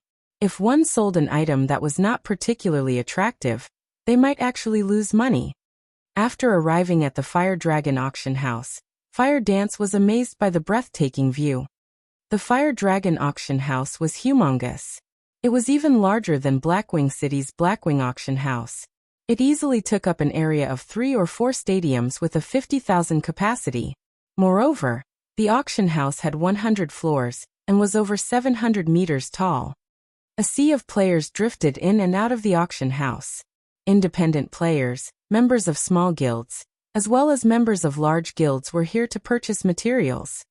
Shifeng wasn't particularly moved. After all, he had seen the Fire Dragon Auction House when Flame Dragon City had been at its peak. Far more players had visited the auction house back then. After entering the auction house, one could see a large number of NPC waiters and administrators standing around the main hall. If players were lost, they could simply ask these NPCs for directions. These NPCs would then provide them detailed explanations of the auction house. Once inside the building, Shifeng approached the item sale area. As there were many players seeking to sell their items, despite so many NPCs, Shifeng had to wait for some time before his turn. "Sir, may I know what item you wish to sell today?" the female NPC staff member asked, smiling. "I wish to sell this item. Please appraise it," Shifeng said as he handed a bottle of Sea God's Blessing to the NPC receptionist. The Fire Dragon auction house operated somewhat differently from the auction houses in other kingdoms and empires. Normal items were not accepted here. Only items of bronze rank or above could be sold here. Furthermore, players weren't allowed to set any random price. They had to abide by the NPC's minimum price. Of course, players could set higher prices. "Sir, the starting price for the Sea God's Blessing is set at 1 gold, 20 silver. Storage for 24 hours will cost 3 silver, or you can store the item for 48 hours at 6 silver. The NPC receptionist reported once she finished appraising the potion. "I'd like to set the starting price at 1 gold, 60 silver and store the item for only 24 hours. I will sell 3,000 bottles in total. Sell 150 bottles every 1 hour, Shifeng said as he retrieved 1 bottle of Sea God's Blessing after another. Seeing so many bottles of Sea God's Blessing, the NPC receptionist was momentarily stunned. However, she recovered quickly and accepted the 3,000 bottles. Chapter 1254. Taking the Empire by Storm. After commissioning the 3,000 Sea God's Blessing bottles to the Fire Dragon auction house, Shifeng left the auction house with Fire Dance and hurried back to the teleportation hall. Guild leader, with the capabilities of the Fire Dragon Empire's players, they shouldn't have any problems using 8,000 Sea God's Blessings. "Why are we setting out for another empire?" Fire Dance asked, confused. "We are too poor right now. With our limited stock of Sea God's Blessings, we have to employ hunger marketing if we want greater profits," Shifeng explained, smiling bitterly. If given the choice, he would sell all the potions here in one go rather than waste time running about. However, he had too many aspects that required funds. This was especially true for fees to reconstruct the 20 shops he had recently acquired from the secret pavilion, as well as the diamond would cost. Naturally, he had to try to earn as much as possible. Although there were a lot of players in the Fire Dragon Empire and plenty of first-rate guilds, he couldn't place all of his eggs into one basket if he wanted the Sea God's Blessing to fetch a high price. After all, despite the potion's affordable price, it was still easily affordable for ordinary players. Normally, only guilds and powerful adventurer teams could buy the potion in bulk. Yet, there was a limited number of such adventurer teams and guilds in the Fire Dragon Empire, limiting how high the Sea God's Blessings price could rise. Hence, he had decided to test the waters with 3,000 bottles first. Very quickly, Shifeng and Fire Dance traveled to the Beast Empire's Beast City. Meanwhile, Scorpion, who had been tailing Shifeng in secret, fumed with rage. Shifeng had arrived in Flame Dragon City less than an hour ago, yet he was leaving already. It wouldn't be so bad if Shifeng's destination were outside the city. However, of all the places Shifeng could have chosen, he chose the faraway Beast Empire. A one-way trip there from Flame Dragon City cost 3 gold, 74 silver. Not only had Scorpion failed to find an opportunity for his allies to ambush Shifeng, but he had also wasted over 10 gold. This was hard-earned money that he had saved to purchase a new weapon. While he was one of the Sacred Temple's peak experts, he had obtained most of his weapons, equipment, and skills himself. He was only slightly better off than the guild's elite members in that he could purchase top-tier items cheaply with coins or guild contribution points. Yet, now he had spent nearly 1/3 of his savings just to follow Shifeng around. He even began to consider attacking Shifeng outright. Shortly after Shifeng left the Fire Dragon auction house, the Sea God's Blessing appeared in the auction house's potion window. "Who's this seller?" "He's actually selling a potion for 1 gold, 60 silver. Has he lost his mind? Crap. Does he think he's selling dragon blood?" The various guilds and adventurer teams' logistic members, who had come to purchase potions, were astonished when they saw the sea god's blessing. The intermediate regeneration and intermediate mana recovery potions they usually purchased only cost several silver per bottle. Even the mana mixture, which was slightly more valuable, only cost a dozen or so silver coins.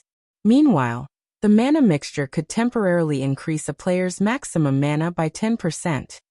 Yet, someone was actually selling a potion that no one had ever heard of for 1 gold, 60 silver. Moreover, that was only the potion's starting price. However, these logistics members quickly calmed themselves as they clicked to check the Sea God's Blessings attribute panel and read its introductory text. As logistics members, their task was to purchase all sorts of useful potions. Whenever a new potion appeared, they were required to investigate it. If they missed an opportunity to obtain a particularly precious potion, they would be severely reprimanded. However, as these players read the Sea God's Blessings introduction, their mocking laughter died as an excited madness took its place. Leader, I discovered a super potion that increases all basic attributes by 10% and resistances by 100 points for 12 hours. If every member of our Royal Thunder team drinks this potion, we won't have any issues raiding Hell Mode team dungeons. A potion can do that. Buy them all. Quickly. But the potion isn't cheap. Not cheap? How much is it? As long as it isn't too outrageous, we'll take them all. The starting price is 1 gold, 60 silver per bottle. The various logistics members contacted their superiors. If the potion had simply cost 20 or 30 silver per bottle, they could make the decision on their own. However, the Sea God's Blessing starting price was too high. They did not have the authority to approve such a large purchase. When they learned of the potion's starting price, the superiors in both the large guilds and the adventurer teams were stunned into silence. However, after a moment of silence, every one of these upper echelons issued the same command. Buy them all. While the price was indeed very high, its effects were astonishing. If used properly, it could easily elevate a team's strength to a whole new level.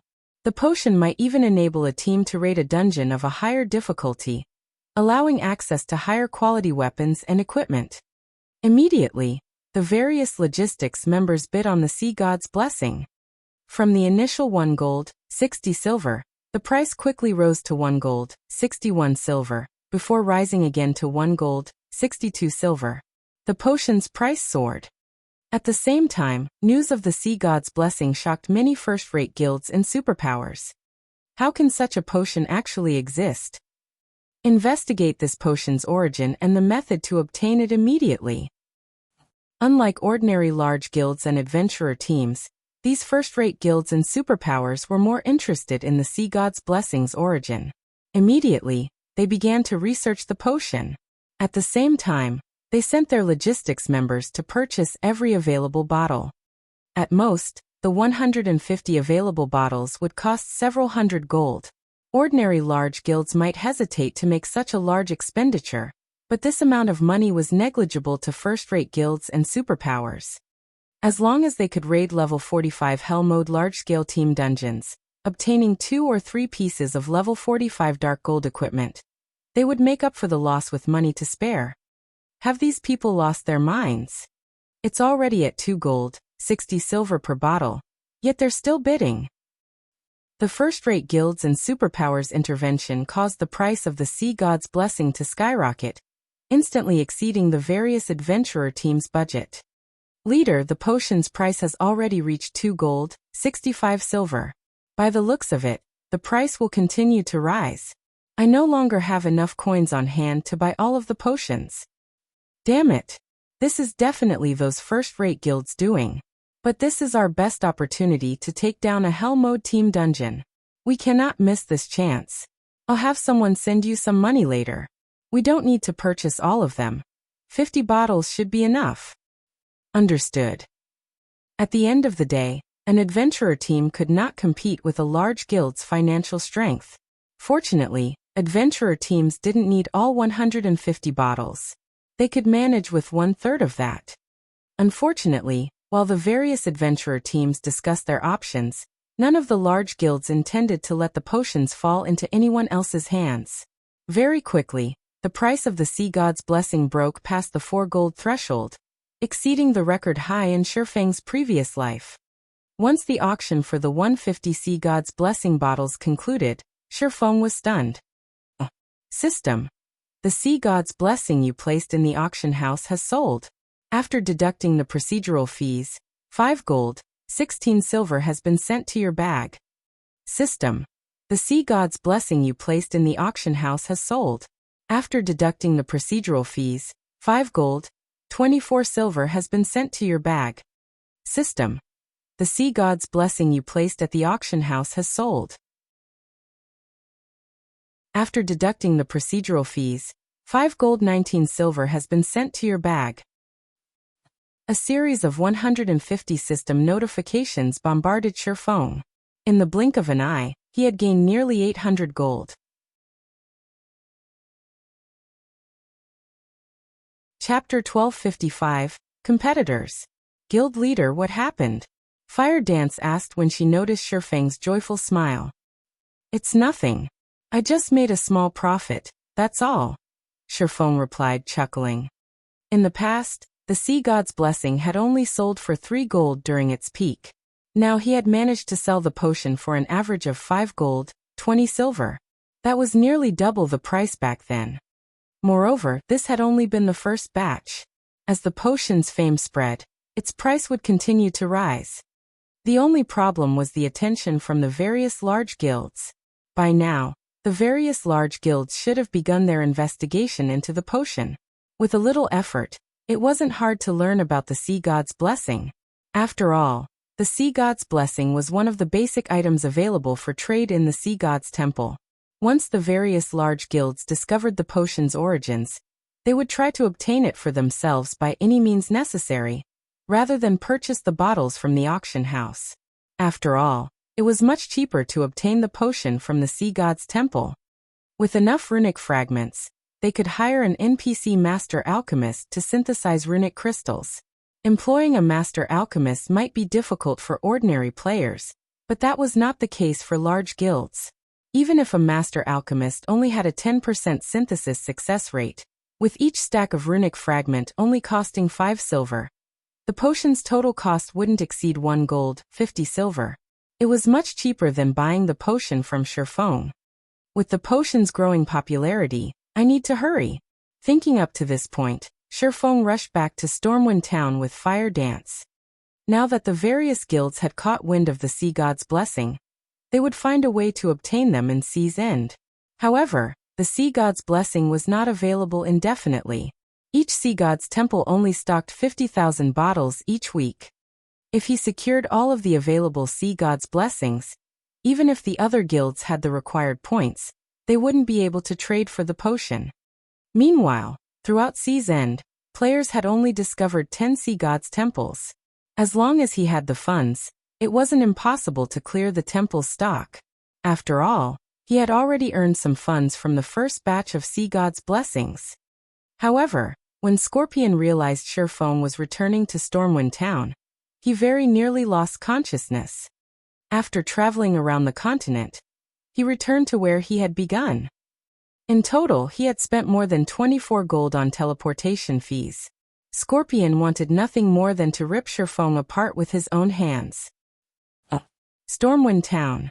When Shifeng returned to the grocery store, he discovered far more players in the business district. These players watched the grocery store like hawks, waiting for the NPCs to hang the wooden signboard that announced the purchasing of runic fragments. The shop really has become quite famous. I should be able to collect a lot of fragments. Shifeng smiled as he entered the grocery store. Upon his return, Shifeng also received the profits from the first round of sales in other empires. Although the potions were not as popular as they were in the Fire Dragon Empire, each bottle still sold for 5 gold or more. Overall, the 600 bottles that had sold in 4 other empires had earned Shifeng an additional 3,000 plus gold. Without hesitation, Shifeng equipped the grocery store with 3,000 gold, and began to purchase runic fragments once more. Meanwhile, Fire Dance headed out to purchase the Sea God's Blessing. Quick look, The signboard is up again. Ha ha ha. I knew it wasn't a waste of time to wait. I've purchased a ton of runic fragments from other cities. I'll make a fortune. When the waiting players saw the signboard, they charged into the shop. Among them, there were a few merchant players trying to make a profit through the price spread. After purchasing runic fragments in other NPC cities, these merchant players would come running to the grocery store to sell the fragments for 5 silver per stack. Even if they only earned 1 silver per stack, selling 5 or 600 stacks would earn them 5 or 6 gold. Even experts couldn't earn that much money in a single day. He had offered to purchase each stack of runic fragments for 5 silver precisely to inspire these merchant players to do the dirty work for him, purchasing fragments from other cities and saving him plenty of time. In just 10 minutes, the grocery store had purchased over 6,000 runic fragment stacks. This was far faster than before. Unfortunately, Shifeng's synthesis speed remained constant as the Philosopher's Stone could only synthesize 1 runic crystal at a time. Time passed quickly. Despite players rushed to sell their fragments, Shifeng's funds didn't decrease in the slightest. On the contrary, he continued to gain more coins. Very quickly, Shifeng had accumulated 20,000 gold. Meanwhile, Fire Dance had purchased the remaining 42,000 bottles of Sea God's Blessing in Stormwind Town's Sea God's Temple, and stored them in the grocery store's warehouse. Following which, Shifeng sent the 20,000 gold he earned to Melancholic Smile, contacting her and saying, "Melancholic, I just sent you 20,000 gold. Once you receive it, start the new shop's reconstruction." The sooner those 20 shops were complete, the sooner they could purchase diamond wood. After all, if the other guilds learned about the diamond wood's value, it would become extremely difficult to purchase even if Zero Wing had the funds. 20,000. Guild leader, how did you get so much money? Melancholic Smile was momentarily dumbfounded. She had been managing both the Candlelight trading firm and Zero Wing's finances all this time, so she was very aware of their financial situation. Both the guild and the trading firm continued to expand. As a result, the cost of the guild's benefits rose each day. They also had to continue purchasing more materials. There was also the fact that Stone Forest Town had recently become an intermediate town, so they had plenty of buildings to construct. Practically all of the guild's funds had already been allocated. The guild simply had no money to spare right now. "I just made some money selling potions. I'll send the money for the diamond wood a little later," Shifeng said, chuckling. His current earnings were only the tip of the iceberg. If he could monopolize the Sea God's Blessing before the other guilds gathered enough points to trade for it, he could easily make several times more than his current profits. It was for this reason that he had sent Fire Dance to visit the other Sea God's temples to exchange their points for Sea God's Blessing. While Fire Dance visited the various Sea God's temples, Shifeng wandered throughout God's domain, selling the Sea God's blessings. Although he could only carry 4,000 bottles with him at a time, the potions' prices continued to increase. Excluding the Fire Dragon Empire, the Sea God's Blessings' maximum price had risen from 5 gold, 20 silver to 5 gold, 60 silver. The potion was far more popular than Shifeng had expected. However, by the time Shifeng was on his 4th visit to the various empires, the potion's popularity had calmed, the maximum price decreasing to roughly 5 gold. While Shifeng had expected the drop, he was surprised to see others selling the Sea God's Blessing in the various auction houses. He hadn't expected competition this early. Moreover, their starting prices were even lower than his, only 1 gold, 30 silver.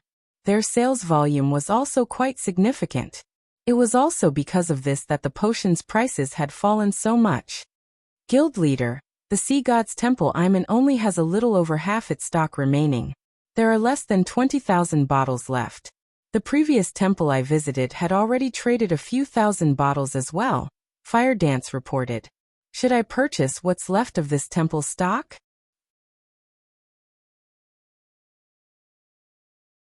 Chapter 1256, Tyrant vs. Lunatic. I've really underestimated them this time. Shifeng smiled bitterly as he shook his head. He had worried about the various empires' guilds, yet he had completely forgotten about the various naval powers in Sea's End. The Sea God's blessing cost a considerable number of Sea God's temple points. Regardless of how powerful the Empire's guilds were, it was impossible for them to afford so many Sea God's blessings in 30 hours or so. After all, an NPC Master Alchemist's synthesis success rate was very low. It could take anywhere from 10 to a few dozen attempts to succeed once. Factoring in the time it required to synthesize fragments, any guild would need a miracle to purchase a few hundred bottles within 30 hours, even with half a dozen NPC Master Alchemists. Even if the Empire's powers worked together, it was impossible for them to obtain more than 10,000 bottles. After all, there were only so many NPC Master Alchemists available. The only people capable of obtaining so many Sea God's temple points were the local superpowers. For Seas and superpowers, it was not difficult to obtain the temple points.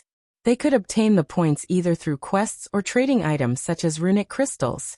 Not only could one obtain runic crystals through synthesis, but they could also obtain them by killing boss-grade sea monsters in Sea's End. Guild leader, should we continue to purchase the potion? Fire Dance asked as she watched Sherfong on the screen. They had rushed to purchase the Sea God's blessing in the first place to avoid competition, limiting others' access to the potion. Now that the Sea God's temple she was in had already traded over 30,000 bottles, this would impact their ability to sell the potion for a high price. Of course. Why wouldn't we? At worst, we'll earn a little less profit, Sherfong said, chuckling. Although competition would decrease the price, they could still earn coins at a frightening rate. Moreover, he had the Philosopher's Stone to synthesize runic fragments. Even if the potion sold at its minimum price, he would still make a profit. Furthermore, he had already met his initial goal. The Sea God's blessing's price had surpassed his expectations. After repeated sales, he had over 60,000 gold on hand. It was enough to deal with matters such as his Tier 2 promotion, purchasing diamondwood, and reconstructing Stone Forest Town. They also had nearly 140,000 bottles in the grocery store's warehouse. Even if he sold the potion for 2 gold per bottle, he would have more than enough money to construct his city. Understood. After giving the matter some thought, Fire Dance understood Sherfeng's reasoning. She also felt that she had been a little too greedy. Stormwind Town. After returning to the grocery store, Sherfeng discovered that the crowd around the shop had disappeared. Now there were only a few dozen people around. Every one of these players radiated an imposing aura, their very postures threatening anyone who dared to approach. Just as Sherfeng neared the shop, a robust, middle-aged man called out to him. "Friend, are you trying to sell off your runic fragments?" Sherfeng nodded, pretending to be just another adventurer trying to make some gold. "I'd advise you to go elsewhere then. The House of Seas has quarantined this grocery store. Anyone who enters the shop will be declared an enemy of the House of Seas. It isn't worth provoking them for a few dozen silver," the robust man explained. A few players had tried to go in, but the house's members had used a Tier 2 magic scroll and killed them as soon as they left the shop. Not only had the players lost a piece of equipment, but they've also become targets for the House of Seas. The player from the organization that used the scroll is only level 30. He's not worried about the NPC guards killing him or losing a few levels in jail. How tyrannic! Hearing the middle-aged man's warning, Sherfeng glanced at the 20-man team standing in front of the shop, and indeed, there were 5 level 30 players among them. These level 30 players, in particular, wore ordinary equipment. As for the other team members, they were either level 42 or level 43 players equipped with level 40 fine gold equipment. A few of them even wore 2 or 3 pieces of level 40 dark gold equipment. It was clear that these expert players were here to scare off ordinary and elite players. If an ordinary expert disregarded the warning, these House of Seas members would finish them off with a Tier 2 magic scroll. With this, the House of Seas had successfully barred Stormwind Town's players from selling their runic fragments to the grocery store. As long as players stopped selling their runic fragments, Sherfeng would lose his source of runic crystals. Although he could travel around cities to purchase runic fragments himself, his acquisition rate would be many times slower. The House of Seas has always been tyrannical. There are only a few powers in Sea's End capable of competing with them. If independent players like us provoke them, we won't survive in Sea's End, the middle-aged man said, sighing. The House of Seas is searching madly for the shopkeeper. They've announced that the shopkeeper will have to operate under their management if they wish to continue in Sea's End. I feel bad for the guy. Just by opening a shop, he earned the ire of the House of. Huh. You're going in. Don't be stupid. Several people have already tried and failed. The middle-aged man suddenly noticed Shifeng approach the grocery store. If they target you, your life here will be over. Target? Shifeng chuckled. They've wanted me for a while now. You're already a target? The middle-aged man suddenly realized a possibility. His eyes widening, he stammered. Could you be the person they are? That's right. I'm the player you feel bad for. Shifeng nodded, grinning. He then continued towards the shop, leaving the middle-aged man behind. Has he lost his mind? The middle-aged man muttered, stunned. The House of Seas had searched frantically for the grocery store's shopkeeper. Yet this shopkeeper decided to reveal himself. It wasn't long before Shifeng reached the shop's entrance. Immediately, several House of Seas members blocked Shifeng's path. Brat, this store under the House of Seas control. Get lost. A level 43 shield warrior shouted. What if I don't? Shifeng asked, smirking. Kid, do you want to die? You dare to challenge the House of Seas authority. The shield warrior bellowed. He then turned to the several level 30 players beside him, ordering, kill this kid. I want to see who would dare approach this shop after watching this one die. A level 30 cursemancer revealed a tier 2 magic scroll, and began to activate it. Immediately, a black magic array appeared behind the cursemancer. 20 pitch-black blades then surfaced from the array and shot at Shifeng. Although a tier 2 magic scroll was ineffective against great lords of the same level, it could kill current players, who had yet to reach tier 2 instantly. Unless the target used an invulnerability skill of some sort, there was no escaping death. Boom. Boom. Boom. When the pitch-black blades collided with their target, the resulting impact threw dust and dirt into the air for several yards. The players wandering about the business district were stunned. What a fool. The level 43 shield warrior wore a contemptuous expression as he watched the cloud of dust and dirt. However, as soon as the shield warrior finished speaking, a familiar voice reached his ears. Are you sure about that? The shield warrior spun towards the voice's source. Before anyone had realized it, Shifeng had moved behind the level 30 cursemancer. His blue longsword, which emitted arcs of electricity, protruded through the cursemancer's heart. Although the cursemancer tried to speak, his HP had already fallen to 0. His head rolled to the side as his body collapsed to the ground. A pair of level 30 bronze boots dropped beside his corpse.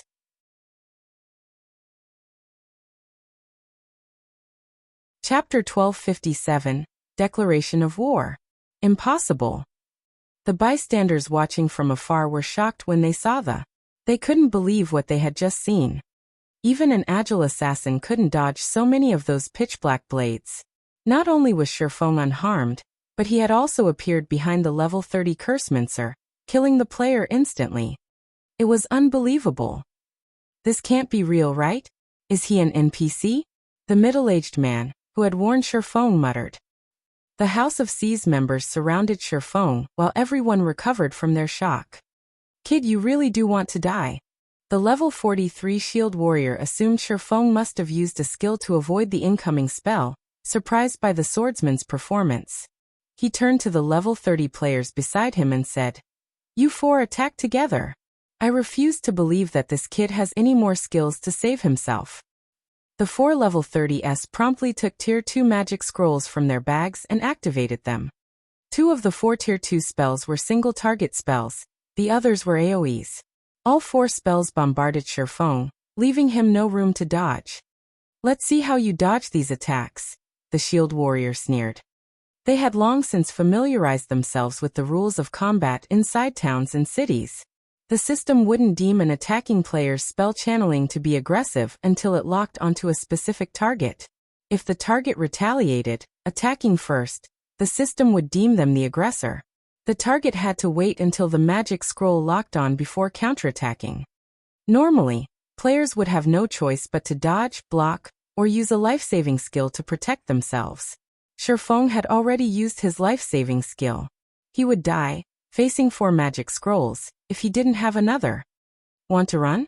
I don't think so, Shifeng said, smiling when he noticed the players around him slowly back away to avoid the incoming assault. These people were 10 years too early if they thought they could use the game's rules against him. He sheathed Killing Ray and leaned forward to grab the retreating players, pulling them to his position. The retreating crowd gathered around Shifeng once more, forming a human shield. Damn it. He wants us to perish together. The level 43 shield warrior had never expected Shifeng's strength to be so high. No matter how they struggled, Shifeng still drug them to his sides, using them as shields. It was already too late for them to dodge. They had no choice but to activate their life-saving skills to survive the incoming Tier 2 spells. Boom. Boom. Boom. 11 House of C's experts died as the series of explosions echoed throughout the district. All of the survivors' HP had dropped to critical levels. What's going on? Everyone was dumbfounded. Am I hallucinating? Friendly fire? The House of C's members had used a similar strategy to attack other experts that had tried to enter the grocery store. They would surround the disobedient expert before attacking with Tier 2 magic scrolls. They would back away quickly after launching the spells. The experts were utterly helpless as they died. Now the House of C's members hadn't retreated once the spells had been launched as if they had developed Alzheimer's. On the contrary, they had moved closer to the target. Meanwhile, Shifeng had moved over a dozen yards away from his original position. He looked like a spectator, quietly observing the commotion. The Nightwalker's cape's effects really are impressive. As expected of a fragmented legendary item, Shifeng gazed at the battered House of C's members with satisfaction. The increase to his physique, reaction speed, and starting speed had felt pleasant as he moved. Who are you? Why are you trying to go against the House of C's? The level 43 shield warrior had lost his previous arrogant demeanor. All that was left was solemnity and fear. With a threatening tone, he asked, "Are you not afraid of the House of C's hunting you down?" As an expert, he knew full well what had happened even if the spectators didn't. Shifeng had actually managed to grab every one of them as they attempted to retreat, and drug them back to him. He had swiftly retreated a dozen yards away afterward. He had never even heard of this level of skill or reaction speed. He even wondered if it were something players could achieve. "You're asking for my identity even after searching for me for so long?" Shifeng laughed. He had no intention of hiding his ownership of the grocery store. If someone used their brain, they'd know only a player would purchase runic fragments in bulk at a high price. It would hurt his development in Stormwind Town if he did not respond properly now that the House of C's had come all the way to cause trouble. "So you're the shopkeeper." Realization dawned on the shield warrior. "That makes things easier. Our guild leader has stated that your shop may continue to purchase runic fragments in bulk. However, you must hand over 80% of your profits. Don't even think about running a shop in C's End in the future otherwise. Our House of C's will hunt you to the ends of God's domain." The fear on the shield warrior's face faded when he spoke of the guild leader's command, reverting to the prideful, confident expression he had before. It was as if the guild leader's command was a system rule, and no player could challenge it. None of the C's End players present doubted the validity of those boastful words no matter how laughable they seemed. The House of C's was one of C's End's overlords. It was the #1 ranking overlord. Even the mighty Freedom Alliance, not to mention the other powers at the C's End, had to show respect to the House of C's. The House of C's also possessed a shop in all 12 major cities in C's End. It was obvious just how powerful the guild was. The House of C's could easily stop the players in C's End from entering a particular shop if it wanted to. The players in Stormwind Town proved this point. How was a shop going to buy or sell items if it didn't have any players visiting it? In other words, the shop was useless. Ha! Interesting. This is too interesting. Scorpion, who had been watching since the beginning, was ecstatic when he heard the shield warrior's words. The frustration from spending so much money on teleportation fees instantly vanished. Not only will you become the Sacred Temple's target, but you'll also be the House of C's target. I want to see how you're going to survive on your own strength in the future. The House of C's strength wasn't comparable to that of a super first-rate guild, but it was still a veteran first-rate guild. The House of C's current strength was extraordinary because it had focused its development in C's End and had the support of major corporations. Identical Summer had sought cooperation with the House of C's for this same reason. If the House of C's wanted to deal with Shifeng, the Sacred Temple would have a much easier time assassinating him. If he couldn't run a shop in any town or city in C's End, he would have to explore and do quests to procure weapons, equipment, and other resources. They would have plenty of chances to strike. The House of C's really is ruthless to ask for 80% of the profits. Scorpion was curious about how Shifeng was going to respond. In his opinion, Shifeng would most likely give up on the shop altogether. At least he could avoid provoking the House of C's that way. The likelihood of agreeing to the House C's demands was very low. It would be no different than working for the House of C's for free if he gave them 80% of his profits. Is this all your guild leader has to say? Shifeng asked. That's right. You need to give a reply today. Otherwise, we'll take your silence as a refusal to our invitation, and a declaration to make the House of C's your enemy, the shield warrior said proudly. You want a reply today? Shifeng smiled. All right then. Go back and tell Tyrant Serpent that if he wants to play, I'll play with him until the end.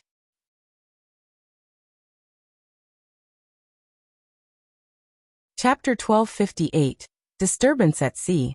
Although Shifeng's tone had been casual, the entire business district had fallen silent when they heard his words. The spectating players stared at Shifeng with dumbfounded expressions on their faces. A lunatic. He's a lunatic. He actually dares to challenge the House of C's by himself. Does he know what he just said? Oh. The bystanders started excitedly chatting about the situation. The House of C's was one of C's End's overlords. Only a handful of powers in C's End were bold enough to provoke the organization. Yet now, a lone player had declared war against this overload. This was the first time such an incident had occurred in C's End. Normally, the most they had heard was certain expert players killing an elite or expert member. Even so, such incidents became hot topics, independent players revering the player in question. Now that someone had openly declared war on the House of C's, the various spectators commended him. Even if it were just a boastful declaration, it was enough to shock players throughout C's End. Meanwhile, news of this matter quickly spread to C's End's official forums. Mysterious expert openly declares war on the House of C's. The instant this post published, it sent waves throughout C's End. Does this guy want to die? Or does he plan to delete his account and start a new one? After receiving such a challenge, the House of C's will never live this down if they don't kill that player back to level 0. I heard that the House of C's is trying to take 80% of that player's profits. Anybody in their position would retaliate. He's still a fool. The House of C's has plenty of members and influence. They even have ways of hunting down assassin players. Since he's just a swordsman, he will have a hard time going out to level up from now on. That shouldn't be the case. The player has hidden his identity and appearance. Causing trouble for him won't be so easy. What do you know? Don't you know that the various large guilds have tracking experts? There are also a few tracking tools available. Not even wearing a black cloak will help this guy. After all, the black cloak can only hide a person's basic information and appearance. It can't hide a person's figure and class. With how many members the House of C's has, they can easily send a few assassins to keep an eye on him. This guy is simply too amazing. Even if he dies back to level 0, his achievement will be recorded in God's domain's history. None of the players on the official forums had an optimistic view of Shifeng's foolish actions. However, they were happy to see such an incident. At the very least, the event would spark conversations during their daily visits to the bar. Meanwhile, back in Stormwind Town's business district, the several surviving members of the House of C's were dazed for a long moment upon hearing Shifeng's reply. They even wondered if they had heard wrong. What a joke! They were the House of Seas, one of Seas End's overlords. Only a handful of superpowers in Seas End would dare to declare war against them. Even if they wanted to, they'd have to spend a long time considering the consequences before making a decision. They would avoid war unless it was absolutely necessary. Yet now the proprietor of a measly grocery store had declared war on the House of Seas. This was simply a mockery. "This is your reply?" the level 43 shield warrior asked in a chilling tone. "That's right. No matter how many times you ask, my answer will be the same. If you want a war, then let's do it," Shifeng said nonchalantly. While the House of Seas possessed an extraordinary background, unfortunately, Seas End was simply too far away from Star Moon Kingdom. Even if his identity were exposed, Shifeng would not be afraid to declare war.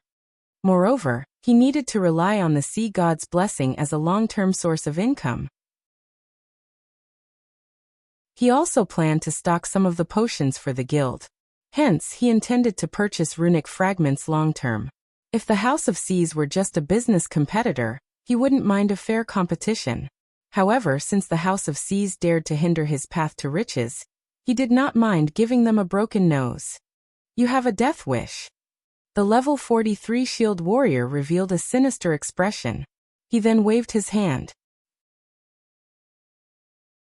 Immediately, 200 players suddenly surged onto the street. These players all wore the House of Seas guild emblem, and they were all level 41 and above. Quite a few had even reached level 43.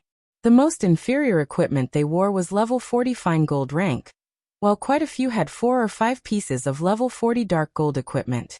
Every one of these players radiated killing intent. They were clearly one of the House of Seas expert teams.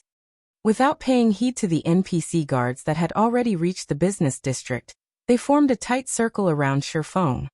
Unlike the House of Seas members that had blocked off the grocery store's entrance, these experts had originally been leveling and questing around Stormwind Town. They were not originally tasked to deal with Shifeng. Only after Shifeng's declaration of war, they had no choice but to take action. Meanwhile, Scorpion, who watched from afar, was overjoyed. "Ha ha ha. Now that this concerns the guild's reputation, the House of Seas won't let you get away even if they have to sacrifice their expert team." Scorpion was thrilled as he watched at Shifeng. Immediately, he contacted Uncle Lee and said, "Uncle Lee, I found an opportunity to strike. The target is currently in Stormwind Town's business district and is surrounded by the House of Seas expert team. If Uncle Lee's party tried to assassinate Shifeng normally, the battle would likely drag on. If the fight drug on for too long and the NPC guards arrived, killing Shifeng would become even more difficult. Moreover, they wouldn't be able to escape, perishing alongside Shifeng. Although they might have achieved their objective, their side would similarly suffer heavy losses. This was not a trade they were willing to make. After all, they were at least peak experts, not ordinary experts. Even if they had to die, at the very least, they had to make it worth it, trading one life for another rather than an entire party for one unknown player. Now, with the House of Seas members serving as a shield, not only would they distract the NPC guards, but they could also help expose Shifeng's weakness, giving Uncle Lee and the others an opportunity to strike a fatal blow. "No need to tell me. I've already seen the video on the forums. We're making our way there right now. If you see an opportunity and are confident, don't wait for us to take action," Uncle Lee instructed. "Uncle Lee, rest assured. That brat has made me waste over 100 gold. If I get a chance, I will take his life," Scorpion said. So far, he had toured the continent of God's domain with Shifeng 4 times. To continue his mission, he had even been forced to borrow over 100 gold from 100 Leaves. If he could not complete his mission, he would be saddled with debts. How could he possibly miss a chance to kill Shifeng? Despite Shifeng being a peak expert, against 200 experts from the House of Seas, he would undoubtedly lose his life. And in the event that he survived, he'd be forced to flee. As for the swordsman's powerful AoE skills, he couldn't use them easily inside the town. If he accidentally attacked any bystanders, the NPC guards would pounce. When the battle began, Shifeng would definitely be forced to exercise caution, preventing him from using many of his skills. Even a domain expert would expose gaps in their defense. As Scorpion contemplated the situation, the 200 House of Seas experts were finally in position. 3 level 43 shield warriors at the forefront immediately activated charge, rushing at him from 3 directions and giving Shifeng no room to dodge.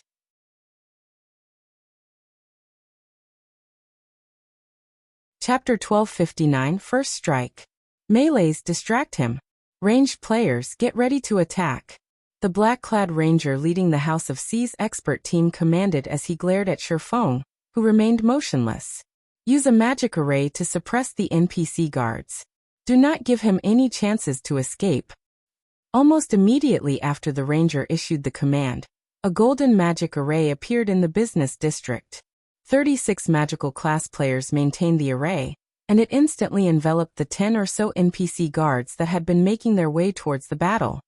Like a steel wall, the golden barrier only trembled slightly when the NPC guards attacked it. The barrier showed no signs of cracking. Seeing this, the spectating players revealed solemn expressions. While they were shocked by the magic array's performance, they were even more afraid of the House of Seas' capabilities. The NPC guards in Stormwind Town were all level 120. To players like them, these NPCs were invincible. A single hit was all these NPCs needed to finish them off. These NPCs also safeguarded independent players like themselves. It was because of this that they dared to relax and rest in Stormwind Town. Yet now a single magic array had trapped these invincible NPCs. They suddenly realized how easily the House of Seas could deal with independent players. Is this the House of Seas' true strength? They are actually capable of taking out a magic array that can suppress the NPC guards' movements. What a powerful magic array. Even if that guy tries to buy time, he won't last long enough for the guards to save him. Seeing the trapped NPC guards, everyone became even more afraid of the House of Seas. Many inwardly celebrated the fact that hadn't made an enemy of the House of Seas. Otherwise, the consequences would be unimaginable. Meanwhile, Scorpion, who had stealthily approached the center of the battlefield, was similarly shocked. He hadn't expected the House of Seas to possess such a powerful foundation. However, the magic array also overjoyed Scorpion. Without the NPC guards, killing Shifeng and getting away safely would be even easier. Meanwhile, in the center of the battlefield, 3 level 43 shield warriors charged towards Shifeng from 3 different directions. As Scorpion watched the 3 shield warriors, he assumed Shifeng would counter or dodge the attack, but contrary to his expectation, Shifeng didn't move. However, when the shield warriors were only 8 yards away, starlight suddenly glittered around Shifeng. Pung, pung, pung. 3 crisp clangs resounded. Immediately, the 3 level 43 shield warriors flew backward, their bodies slamming into the ground. Their HPs fell at a rate visible to the naked eye as well, only stopping after reaching the halfway point. What did he do? The players observing the battle from a distance were stunned. None of them could comprehend what had just occurred. In the next moment, several streaks of blue light spread out from Shifeng's body, striking the 3 shield warriors and sending them flying again, critically injuring them. Just how much strength does he possess? Scorpion, who waited for an opportunity to strike, could not help his astonishment. Others might not have seen what had just happened, but he, as a peak expert, barely perceived what Shifeng had done. Just as the 3 shield warriors were about to close in on Shifeng, the latter had brandished his 2 swords. Without activating any berserk skills, Shifeng had sent each of the shield warriors flying with a single hit. Ordinary players wouldn't necessarily understand what this meant, but Scorpion, who had experienced many battles, understood. Shifeng's strength was already on par with a level 45 Great Lord. Although he had already known that Shifeng possessed frightening attributes after watching the man's previous battles, he never imagined that it would be this high. Just who is he? Fear flashed in Scorpion's eyes as he looked at Shifeng. He no longer believed that he was capable of killing the swordsman on his own. If Shifeng were only a player that possessed the strength of a level 45 Great Lord, he might not fear the swordsman this much, but Shifeng also had the combat standards of a peak expert. It would not be a trivial matter overcoming the combined factors. Such a high strength attribute. The black-clad ranger leading the House of C's team was also surprised. This was the first time he had encountered a swordsman capable of sending a shield warrior flying. After repelling the first attack, Shifeng did not hurry to launch a counterattack. Instead, he silently evaluated his current strength. After all, he had recently donned the Nightwalker's cape. He still did not have a concrete idea of how much he had improved. Only through actual combat would he understand his current capabilities. A normal attack is now enough to throw a level 43 shield warrior, wearing top-tier equipment 15 yards. My strength should roughly be at the same level as a level 45 Great Lord. In the case of level 50 monsters, I should be at the standard of a High Lord. As expected, the Nightwalker's cape really is frightening. Shifeng was astonished. He hadn't expected his strength to rise by so much. Before equipping the Nightwalker's cape, his strength had only been on par with a level 50 Lord. Although there was only one rank between a Lord and a High Lord, level 50 was a major turning point for monsters. A level 50 Lord was significantly stronger than a level 49 Lord. Normally, only level 50, Tier 2 berserkers wearing full sets of level 50 dark gold equipment could rival a level 50 Lord's strength. The only reason he achieved a similar result was the Heavenly Dragon's Breath and the numerous epic weapons and equipment he possessed. Hence, it was truly inconceivable that he possessed the strength of a level 50 High Lord without activating a berserk skill. Fragmented legendary items are truly amazing. Just by equipping two, I have grown so much stronger. It really makes one wonder how terrifying those fellows with a legendary item and numerous fragmented legendary items were. Shifeng sighed ruefully as this thought ran through his mind. If his strength is so high, he must have activated a berserk skill. But why don't I see any signs of one? The black-clad ranger was confused as he stared at Shifeng. However, he quickly shook the thought from his mind. Forget it. Even if he has ridiculously high strength, at the end of the day, he is still only one player. He can't fend off our attacks too many times. The second MT group, advance. Coordinate your movements with the first group to pin him down. Activate all of your life-saving skills and berserk skills. Healers, focus everything you have on them. Ranged players, start attacking. I want to see just how long he can last. Immediately, 3 Guardian Knights stepped forward. Joining the 3 Shield Warriors, all 6 MTs activated their berserk skills and life-saving skills as they executed a joint attack from multiple directions. Simultaneously, the dozens of ranged players standing in the distance launched their attacks, blotting out the sky with spells and arrows. Now that I've completed my initial evaluation, it's about time to this battle. Shifeng glanced at the 6 MTs, whose HPs exceeded 50,000, as he activated Heavenly Dragon's power. Immediately, his strength rose by 150%, HP by 500%, and defense by 300%. He then took a step forward and vanished. Where did he go? The black-clad ranger looked around. However, despite his efforts, he failed to find any traces of Shifeng. The rest of the players wore similarly blank expressions as they wondered how a living, breathing human had disappeared without a trace. As the crowd searched for Shifeng, the 6 MTs suddenly collapsed, numerous bloody roses blooming across their bodies. How? The black-clad ranger was flabbergasted when he saw Shifeng reappear and the MTs collapse. His mind failed to process what had just happened. Just what did he do?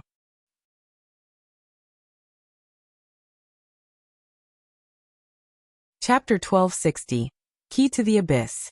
While everyone struggled with their confusion, Shifeng advanced and dashed for the attacking ranged players. Don't stop attacking him. Absolutely do not let him approach. The black-clad ranger shouted. He then retrieved the longbow from his back and pulled it into a full moon, firing a series of 5 arrows at Shifeng.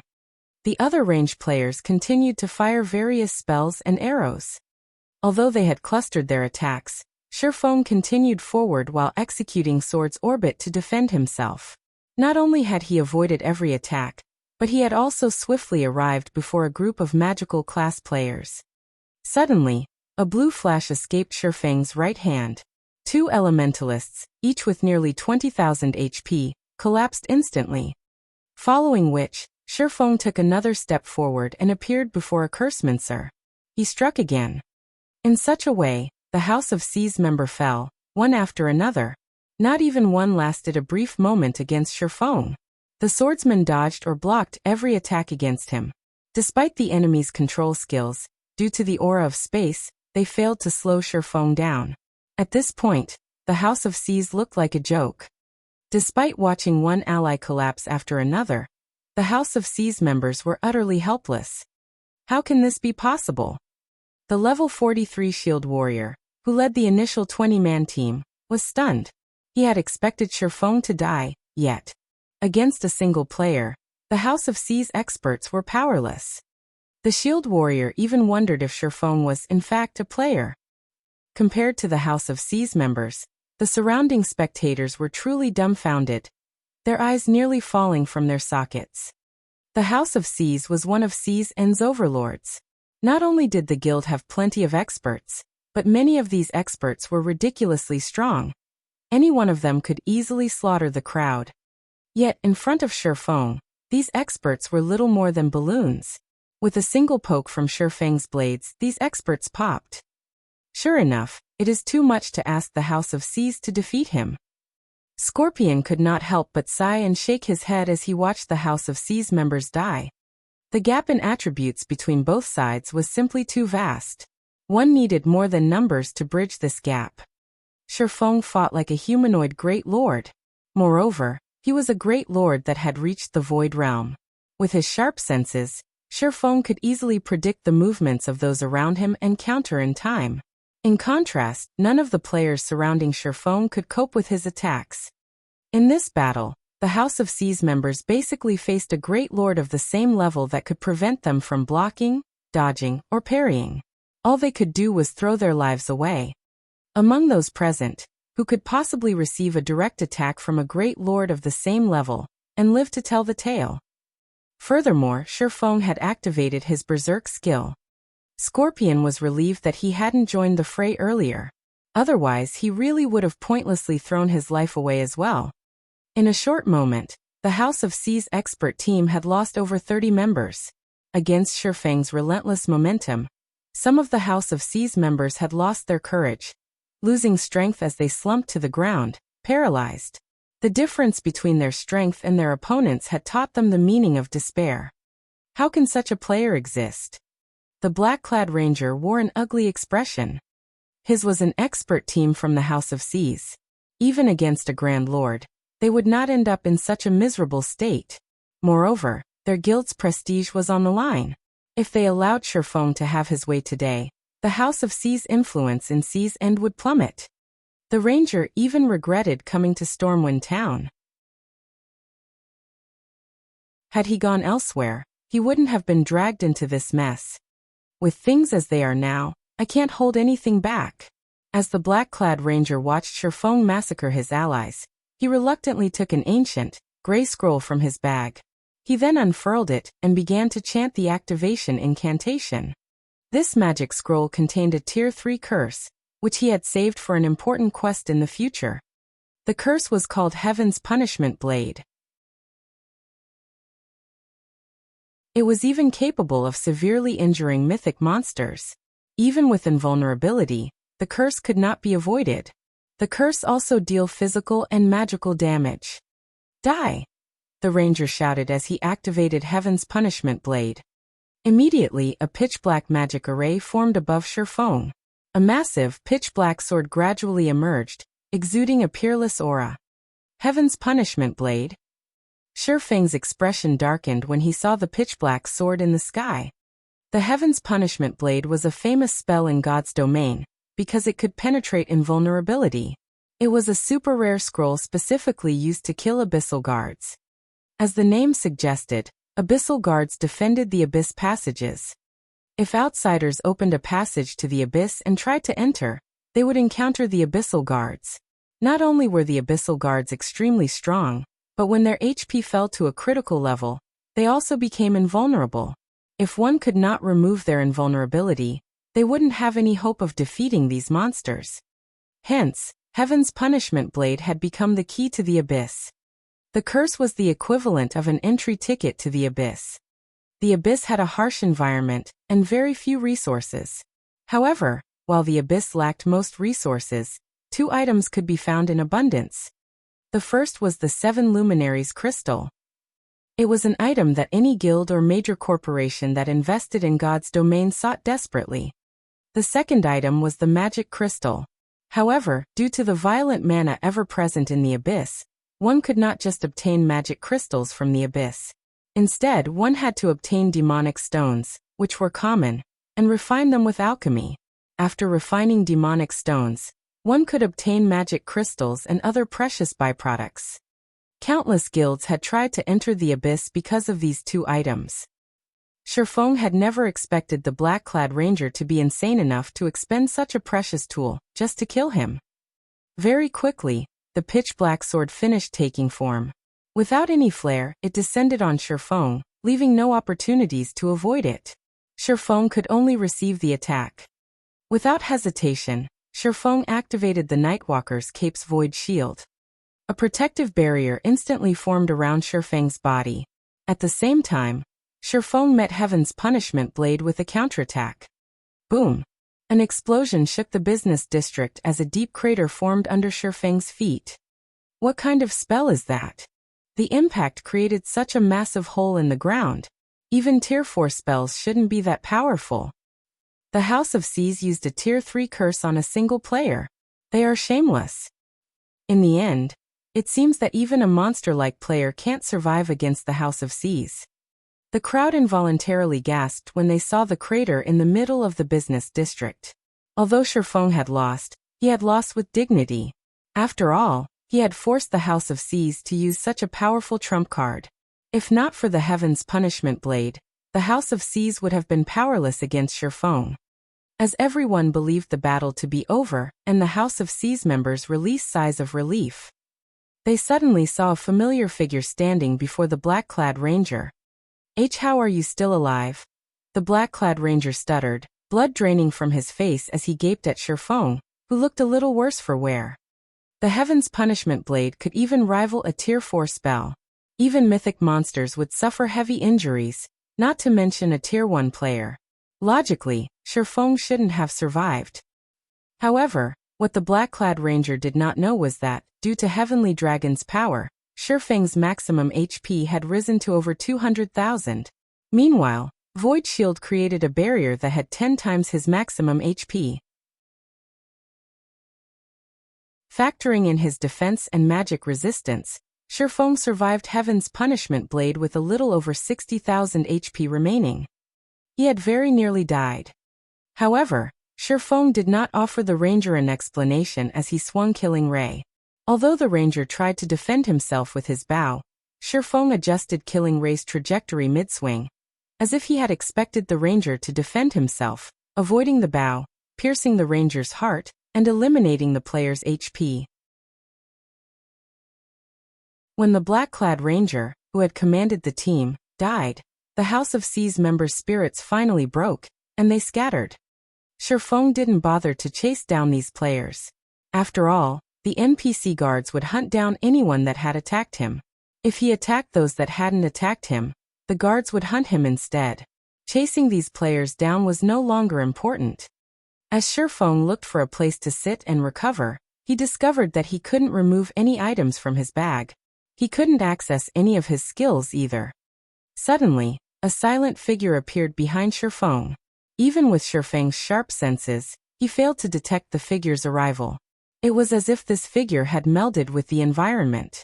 After the figure appeared, a silvery white dagger thrust into the back of Shifeng's head, moving with incredible speed. "Young lad, you really are something. You are the first person I've found that's so difficult to sneak up on."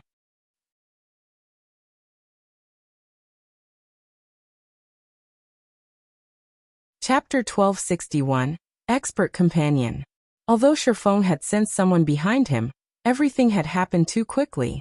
He couldn't use any of his skills or tools, and it was too late to turn around and defend himself. Instinctively, Shifeng bent his knees and leaped forward in an attempt to avoid the swiftly approaching dagger. However, no matter how hard Shifeng tried to avoid it, The weapon tracked his movements. In the end, he could only watch as the dagger closed in. Why is a domain realm expert here? After attempting to dodge, Shifeng realized that his attacker was an extraordinary expert. The discovery shocked him. If his opponent were merely a void realm expert like himself, even without his skills he could avoid the sneak attack. However, his opponent could predict his movements and force him into a corner. It wasn't the dagger itself that was so fast. Rather, it was his enemy's reaction speed. Shifeng had encountered a similar situation against Ouroboros's Soaring Snake. Due to his innate talent, Soaring Snake's reaction speed was far beyond ordinary people. Meanwhile, Shifeng's current attacker was twice as fast as Soaring Snake. Based on Shifeng's understanding, only mysterious domain realm experts had such fast reaction speed. When the silver dagger struck, Shifeng's vision darkened as he fell into a fainted state. This move was none other than the assassin class's ambush skill. It could force its target into a fainted state for 2 to 4 seconds. Immediately after, another dagger bit into Shifeng's back. Backstab. Minus 10,249. What a tough nut. Uncle Lee was slightly surprised when he saw the damage above Shifeng's head. Both of his daggers were epic weapons. He had already activated his berserk skill as well. Even against a shield warrior or guardian knight with high defense, his backstab could easily deal over minus 20,000 damage. Yet this attack had dealt a little over minus 10,000 damage to the swordsman before him. A short distance away, 5 cloaked players watched the fight. No matter how many times I see Uncle Lee's Vanishing Cloud or Agile Thunder God, they both feel so awe-inspiring. The cloaked ranger named Hungry Ghost said, sighing ruefully. That's to be expected. They are Uncle Lee's trademark moves. They might not seem special, but even domain realm experts can't sense Uncle Lee's presence when he uses Stealth and Vanishing Cloud. As for Agile Thunder God, the secret technique is exclusive to Uncle Lee. With that technique, he can launch instinctive attacks without having to process his enemy's actions on a conscious level, resulting in an inhuman reaction speed. How else do you think Uncle Lee became the guild's #1 assassination expert? A petite elementalist explained as she excitedly watched Uncle Lee work. Countless experts dreamed of grasping Agile Thunder God. Unfortunately, even now, Uncle Lee was the only player throughout the sacred temple that had learned the technique. Despite Uncle Lee's vigorous training, none of the guild's geniuses had learned it. The berserker wielding an aqua blue spear said, "Ghost, it's about time to make your move. We don't have much time left." "Relax, Frostbite. That guy won't be able to move for at least 2 seconds. I can kill him twice with that much time." Hungry Ghost nodded, chuckling. Following which, he retrieved 4 black arrows from his bag, aiming for Shifeng and firing. With this, our mission is complete. Yet another explosion shook the district as the black arrows broke the sound barrier. In the blink of an eye, the black arrows crossed the distance of 30 yards and reached their target. Hungry Ghost had aimed for Shifeng's blind spots. Even if the swordsman could move, he couldn't avoid these 4 arrows. "It's finally over," Scorpion, who was in stealth, said, chuckling. Although he was disappointed that he did not get to finish Shifeng off personally, witnessing Uncle Lee's attack made the time he spent tracking Shifeng worthwhile. Uncle Lee retreated to the side and took a silver magic scroll from his bag. This was the rapid teleportation scroll that only peak dark players could obtain. Unlike return scrolls, which had a 10-second activation time, the rapid teleportation scroll only required 2 seconds. Moreover, the activation process could not be disrupted. At the same time, the scroll would form a magic barrier around the user that could both protect the user and prevent NPCs from sensing them. Right now, he needed to retrieve the items Shifeng would drop on death, and leave Stormwind Town as fast as he could. As the 4 black arrows were about to slam into Shifeng, however, a black figure appeared before him. This figure had taken the hits. Surprisingly, the black arrows hadn't killed the figure instantly. Instead, they vanished upon coming into contact with them. This black figure was none other than the cloaked fire dance. Even before Shifeng had picked a fight with the House of Seas, He had asked Fire Dance to return to Stormwind Town. He had instructed her to watch from stealth as he tested the Nightwalker's cape's effects. Moreover, he didn't want others to know that anyone else was related to the grocery store unless absolutely necessary. Only he hadn't been expected to be ambushed by a domain realm expert. What? He has an assassin companion. Scorpion, who was in stealth, could not help his surprise. While the black arrows were frightening, assassins possess wind steps and vanish. Both skills provided momentary invulnerability. No matter what kind of attacks they faced, they would not receive any damage during the invulnerability period. The assassin had used those two exact skills to protect Shifeng from the black arrows. Damn that Scorpion! What has he been doing all this time? Hungry Ghost cursed. Didn't he say the target has been alone? Now that this assassin had disrupted their plans, it would become significantly harder to assassinate Shifeng in the future. Uncle Li, who stood a short distance away from Shifeng, remained extremely calm despite the unexpected development. Without hesitation, he dashed forward, his daggers ready to end Shifeng. Although they had to change their plan, it did not change the fact that Shifeng was still in a fainted state and unable to move. Even without the black arrows, he had other means of taking Shifeng's life. After all, Shifeng only had around a quarter of his HP remaining. The black arrows were only overkill. Meanwhile, Hungry Ghost and the others regained their composure and assaulted Shifeng from all directions. Although Shifeng now had an assassin protector, the assassin class specialized in single targets. Against so many attackers at once, she couldn't protect the swordsman. However, as Uncle Li and his teammate were about to reach Shifeng, 5 more figures appeared around him. Why does he have so many companions? Hungry Ghost and the others were stunned. 6 players now surrounded Shifeng, a full party. At this point, Scorpion's surveillance was a joke. What Hungry Ghost and the others did not know was that this was one of 1,000 Transformations' additional skills, Phantom. It allowed Fire Dance to create 5 copies of herself. However, Fire Dance had not activated Phantom to shock her opponents. She used the skill to cope with so many enemies. Phantom allowed her to switch places with any of her doppelgangers without a cooldown. Even without moving, Fire Dance could protect her guild leader from any direction. Moreover, thanks to illusory power and 1,000 Transformations itself, Fire Dance's strength was only inferior to Shifeng's. Dang. Dang. Dang. Following which, Fire Dance easily blocked the incoming arrows and spells. Against Uncle Li's lightning-quick assassinate, Fire Dance countered with her fragmented legendary short sword. On her own, Fire Dance should not be capable of blocking Uncle Li's assassinate, which he empowered with Agile Thunder God. However, thanks to 1,000 Transformations' hidden effect, she parried the attack in time. Fire Dance had only been forced to retreat by half a step even after receiving the attack. In contrast, Uncle Li had been forced 2 steps back, his HP falling by over 200.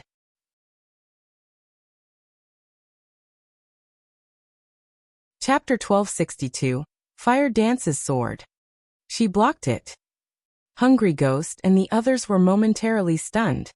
Not only had Shifeng's companions blocked all of their attacks, but one of his companions had even parried Uncle Li's assassinate. Even Domain Realm experts had a hard time against Agile Thunder God. After all, not only did the technique massively increase attack speed, but it also prevented the opponent from predicting the attack's trajectory. The technique was impossible to react to. Throughout the sacred temple, there were only a handful of people that could block Uncle Li's Agile Thunder God. Moreover, that was only if their mental clarity were at its peak. Yet this assassin had blocked the old man's attack effortlessly. Why wouldn't they be surprised? Just who are these people? Scorpion was flabbergasted as he watched from a safe distance. It wouldn't have been terribly surprising to see an expert like Shifeng in Sea's End, but he had been joined by an expert capable of blocking Uncle Li's attacks. No one would believe that these two weren't backed by some superpower. After all, experts of such standards were rare even in super guilds.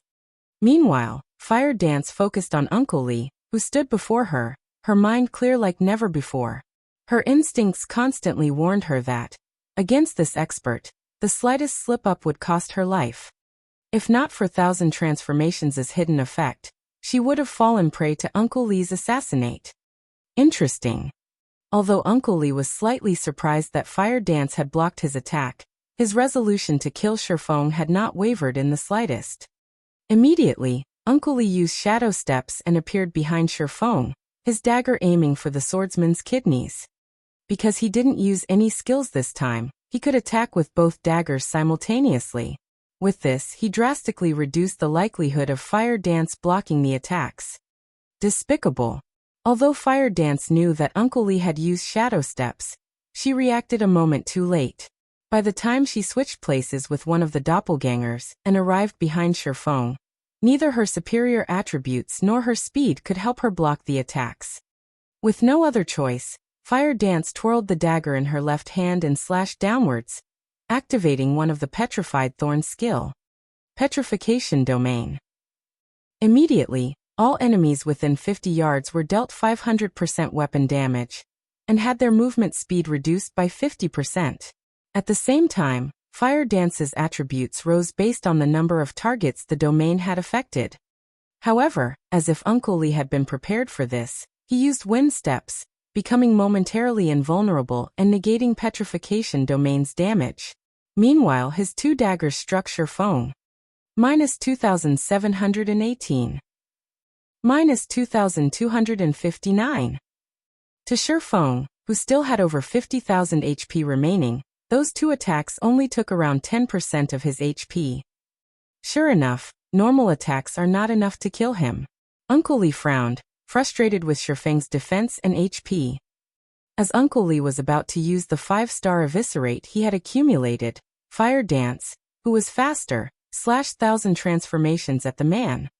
Although Uncle Lee sensed the attack coming, he didn't want to waste a skill to block it. Quickly adjusting his footwork, he tilted his body slightly to dodge the incoming short sword. However, Uncle Lee's expression changed when Fire Dance swung her blade, multiple afterimages appearing around Thousand Transformations. How? Uncle Lee may have been surprised, but he was a domain realm expert. With the help of Agile Thunder God, he defended himself instinctively. Dang! A clang pierced the air when Uncle Lee's daggers collided with Thousand Transformations. Meanwhile, Uncle Lee was forced to retreat by 3 steps, a damage of over -500 appearing above his head. After landing the first strike, Fire Dance brandished Thousand Transformations once more, giving Uncle Lee no time to react. Although Fire Dance's reaction speed was slower than the old man's, she had an absolute advantage when it came to attack speed. Against countless sword lights, even Uncle Lee had to be careful. As a result, Fire Dance forced him back farther. Uncle Lee tried his best to counterattack, brandishing both daggers simultaneously, but Fire Dance simply responded by swinging Thousand Transformations. Innumerable sword lights flickered around the combatants, blocking the daggers. Again, the resulting impact forced Uncle Lee to retreat. Impossible! Hungry Ghost and the others, who were about to launch another wave of attacks, were stunned. To them, Uncle Lee was an unparalleled expert. Yet that expert was at a disadvantage against Fire Dance. If news of this reached the sacred temple, it would cause an uproar in the guild. While Fire Dance and Uncle Lee clashed, Shifeng finally recovered from his fainted state. Seeing Shifeng regain consciousness, Uncle Lee knew that it was no longer possible to kill the man. He abruptly retreated to a distance before turning to Fire Dance, saying, "Little Missy, you really are astounding. Despite having not obtained a domain, not only did you block my attacks, but you also suppressed me completely. Among the many non-domain realm experts I've fought thus far, you rank 3rd. Might I ask if you are interested in joining us? If you do, I promise that you'll become one of the best assassins in God's domain. You'll reach heights that you haven't even imagined yet." Fire Dance was taken aback by Uncle Lee's sudden offer. She could not figure out what the man before her was thinking. They were currently engaged in a battle, yet the latter had extended a recruitment offer. Hungry Ghost and the others also heard Uncle Lee's offer. Their jaws dropped, and they stared at Fire Dance with envy and admiration. Uncle Lee was a domain realm expert. He was also the Sacred Temple's #1 expert. His evaluations were harsh. He only ever praised the guild's geniuses for their potential, yet he had just claimed that Fire Dance could become one of the best assassins in the game. Not even the Sacred Temple's top genius had enjoyed such praise. One could see just how much Fire Dance had impressed Uncle Lee. "Forget it. I will never join you." Fire Dance rejected Uncle Lee's offer without hesitation. "I doubt that I'll become God's domain's #1 assassin by joining your measly guild." Fire Dance's words instantly infuriated and frustrated Hungry Ghost and his companions. They sorely wished they could take the woman's place. They were talking about an offer for exclusive training under Uncle Lee. The Sacred Temple's geniuses hungered for such an opportunity, yet Fire Dance treated the offer as if it were an insult. "All right. If you change your mind, you can contact me with this. We will welcome you at any time." Uncle Lee could not help but sigh at Fire Dance's reply. He tossed her a communication scroll before turning to leave, vanishing. The communication scroll was a common tool in God's domain. Even if without being friends, they could communicate through the scroll.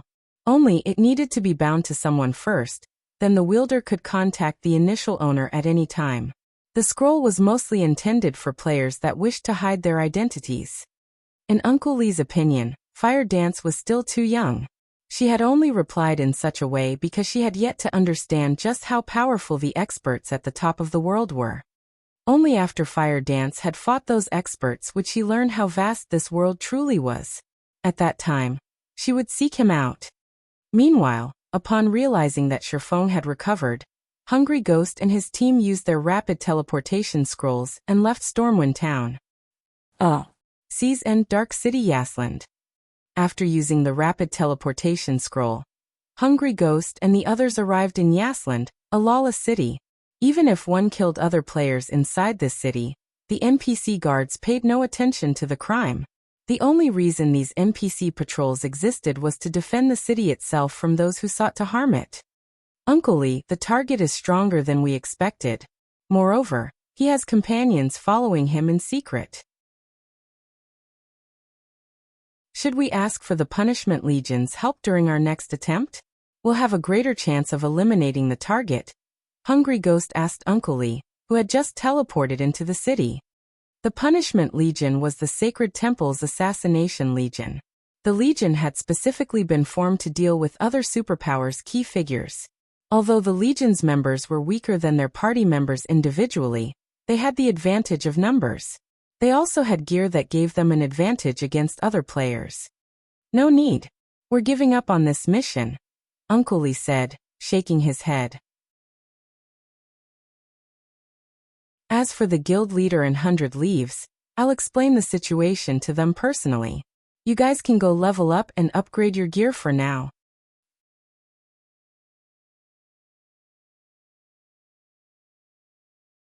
Chapter 1263. Becoming Famous at Sea. The Reef Sea, famed for its coral reefs, pearls, and other precious materials, was a level 40 to level 55 high-resource map. A short distance away from Reef Island, dozens of speedboats attacked a massive, level 53 sea monster. Unlike normal sea monsters, this was a boss, a chieftain rank sea monster. It was also one of Reef Sea's overloads. Right now, this overlord had very little HP remaining. Its HP is at 20%. Advanced speedboats, back away. Let the bronze speedboats tank it. 100 Leaves commanded through the team chat. After the Freedom Alliance redistributed the leveling maps, the 8th Fleet's members traveled to the Reef Sea and Echo Canyon to level. The first thing they needed to do was kill the map's field bosses. The first reason was to guarantee their ship's safety when exploring these maps, allowing their members easy access to towns and leveling spots. The second reason was to obtain the weapons and equipment these bosses dropped. Each map had a limited number of field bosses. Once these bosses were killed, they could take anywhere from 1 to 3 days to respawn.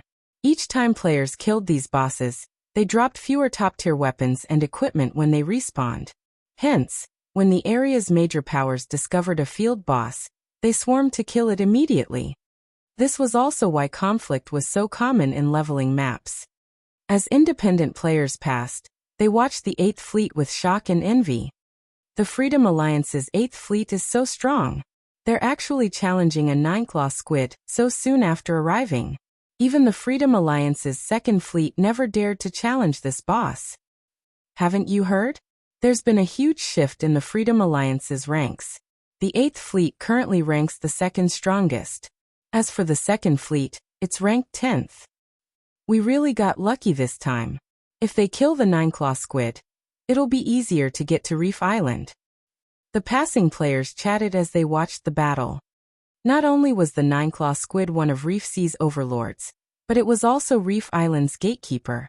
Reef Island was a valuable location due to its ancient ruins. One could obtain plenty of treasures and top-tier items in those ruins. However, players had to get past the 9-claw squid before they could reach Reef Island. Sometime later, the 9-claw squid shrieked as its body slammed into the water. A large number of items then dropped around its body. The spectators drooled when they saw the loot. As this was the first time the 9-claw squid had been killed, it had dropped plenty of items. They could count at least 50 in total. Moreover, every item was top tier. If put up for auction, the items would easily sell for large sums. Of course, the 8th Fleet had also paid a considerable price for these items. In total, they had lost 3 advanced speedboats and 11 ordinary speedboats. The fleet's bronze speedboats also received varying amounts of damage. The repairs would be costly. Repairing ships was far more expensive than repairing weapons and equipment. Even an ordinary speedboat with half of its durability would cost around 2 or 3 gold to repair. Advanced speedboats could cost anywhere from 10 to 20 gold. Needless to say, bronze speedboats were even more expensive. Moreover, advanced shipwright. Someone collect the loot. Everyone else, rest up. We'll dock on Reef Island soon, 100 Leaves instructed. She then noticed the communication request from Uncle Lee. Revealing an excited expression, she accepted the call and asked, "Uncle Lee, have you dealt with the issue?" As far as she was concerned, once she dispatched Uncle Lee's party, Shifeng had no hope of survival. Uncle Lee must have contacted her to report his success. No. The assassination failed. Uncle Lee said, shaking his head. Failed. 100 Leaves was momentarily stunned. Quickly she reacted and asked, "Is he that strong?" Uncle Lee was the Sacred Temple's #1 assassination expert. Both Vanishing Cloud and Agile Thunder God were advanced techniques that even Domain Realm experts struggled to learn. Agile Thunder God, in particular, allowed one to become practically invincible in melee combat, giving the player the upper hand in every exchange. That's not the case. When we attacked, his companions showed up to protect him. When Uncle Lee thought about Fire Dance, he was disappointed that he couldn't recruit the woman. "Uncle Lee, whatever you need for the next assassination attempt, just ask. I can even hire other assassination experts to help you." After hearing about Shifeng's companions, 100 Leaves had a rough guess as to what had happened. Usually, assassination attempts were carefully planned. An unexpected factor would significantly decrease the chances of success. Unfortunately, now that the first attempt had failed, Shifeng would be on guard, making it even more difficult to kill the swordsman. "I've already discussed this with the guild leader, and we have agreed to give up this mission for the moment," Uncle Lee said. "Give up? Why?" 100 Leaves demanded. "The target and his companions are all extremely powerful. I believe that they are supported by some superpower. Although we still don't know which superpower is moving in secret, our sacred temple has other matters to attend to. We don't have enough energy to fight another superpower," Uncle Lee said seriously. "My guild leader had decided to ignore them temporarily. We'll decide what to do after we take control of the Freedom Alliance." The guild leader said that? Although 100 Leaves was hesitant, she had to obey the guild leader. "I understand. I'll make sure to secure the first fleet position in the next siege battle." "Alright. Also, the target has declared war on the House of Seas. Don't poke your nose into this matter. Let them wear each other down," Uncle Lee warned her before disconnecting the call. "He declared war on the House of Seas? Why? Has he lost his mind?" 100 Leaves gaped, wondering if she had heard wrong. The House of Seas was even stronger than the entire Freedom Alliance. It also had the support of a major corporation. It had both financial strength and manpower in abundance. Moreover, although it wasn't as powerful as a super first-rate guilds, due to the situation in Sea's End, it was much stronger than veteran first-rate guilds. Yet Shifeng had openly declared war against the guild. She wasn't sure if Shifeng was brave or just foolish. Immediately, 100 Leaves launched an investigation into the matter. Before, she had focused on commanding the battle against the Nine-Claw Squid, so she had been oblivious about anything outside of the battle. Who is this guy? When 100 Leaves received the information her subordinates had collected, she was astonished. Shifeng was simply overbearing. He actually intended to fight the House of Seas to the bitter end. Meanwhile, a storm brewed in the House of Seas' main headquarters in Meteorite City. Great! A single player dares to declare war against the House of Seas. Now we're a laughingstock in Sea's End. Pass the word. Use everything we have to take down Stormwind Town. I want him obliterated. Send the Blood-Drinking Legion to keep an eye on him as well. If he sets foot outside of the town, kill him. I want everyone in Sea's End to know that no one gets away with provoking the House of Seas. Tyrant Serpent, the House of Seas guild leader, laughed in anger after watching the declaration of war video on the official forums. Since he wants to sell the Sea God's blessing, I'll give him a chance. From now on, sell our Sea God's blessings in our shops. Sell them at 1 gold per bottle. Didn't he recently purchase a large stock? I want to see just how much money he can afford to lose.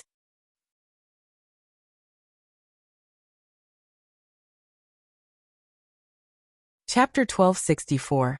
Number 1 at Sea. Inside the House of Seas meeting room. Tyrant Serpent's orders shocked the guild's upper echelons in the room. This was the first time they had seen their guild leader so enraged, angry enough to make rash decisions. Guild leader, isn't that a little too far? We're already spending 1 gold for each Sea God's blessing we obtain. If we sell the potion for 1 gold, won't we be working for nothing? Moreover, our stock is limited. If we don't sell enough potions, that player will continue to make a profit. Yet if we sell too many, we might not have enough for our members. It could hurt our exploration of Death's Waterfall. The House of Seas had stumbled upon the secret land, Death's Waterfall, by coincidence. The area's resources were beyond abundant. It was even home to quite a few ancient ruins. The small corner of Death's Waterfall they had explored thus far had already boosted the guild's strength significantly. Among their initial harvest, they had obtained over a dozen bronze speedboats. They had also obtained a mysterious iron speedboat. There was even less need to mention the number of top-tier weapons and equipment they had found. The areas of Death's Waterfall they had explored thus far were only the tip of the iceberg. The farther they ventured, the more frightening the treasures they encountered. However, the secret land's environment was severe. If players did not possess sufficiently high magic resistance, survival was out of the question. Hence, the House of Seas had purchased the Sea God's blessing in bulk. Fortunately, the House of Seas had met an NPC Grandmaster Alchemist, which allowed them to synthesize runic crystals at a much higher success rate. However, while the cost of synthesizing the runic crystals had decreased significantly, it still wasn't cheap. To explore Death's Waterfall, the House of Seas invested tons of coins and resources each day. Moreover, the guild increased its investments by the day. The more players they could send into the secret land, the faster they could explore the area. Naturally, they would send as many players as they could. This was also why their guild was in short supply of coins. However, after seeing the popularity of the Sea God's blessing in the various empires, they had found a solution to their money problem. They could sell some of their stock to fund the exploration. But selling the Sea God's blessing at cost would gain them nothing. Don't worry. Previously, we only purchased runic fragments for 6 silver per stack to prevent others from synthesizing runic crystals. If we purchase the fragments in bulk for 4 silver per stack, that brat won't have any hope against us, Tyrant Serpent said, chuckling. You just need to focus on finding an opportunity to kill that player. Hearing this, realization dawned on the upper echelons. After all was said and done, Stormwind Town was only a town. The teleportation fees to get there weren't cheap. Meanwhile, the House of Seas had shops in all of the 12 major NPC cities, as well as numerous NPC towns in Sea's End. If players only planned to sell a small number of fragments, they could earn far more by selling them for 4 silver per stack, rather than traveling to Stormwind Town to sell them for 5 silver per stack.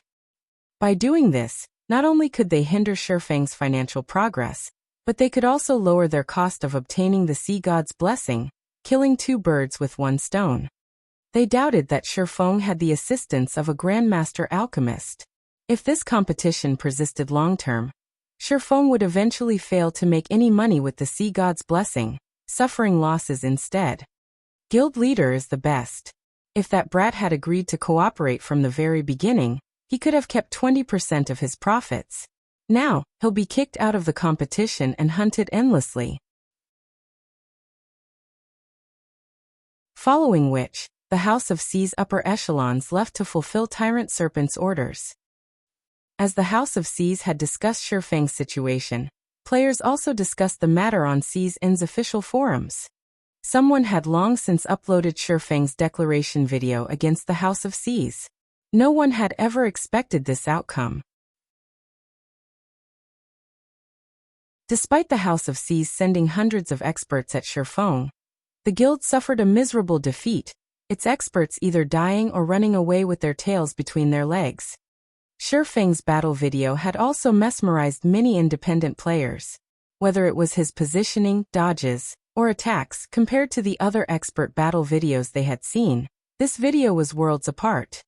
In prior battle videos, they had seen experts take on 20 opponents at most. Moreover, those crowds usually consisted of ordinary players with poor equipment and low levels. The higher quality videos usually only recorded a single expert taking on 3 or 4 elite players. Even so, the videos were educational and helped them to learn many combat techniques. However, Shifang's battle video showcased a fight against the House of Seas' 200-man expert team. Even if some were not true experts, they were not that far off from it either. Just one of these players could easily overwhelm multiple independent players like themselves. Yet Shifang had suppressed all 200. If these players were distracted in the slightest while watching the battle video, they'd miss how the House of Seas members had died.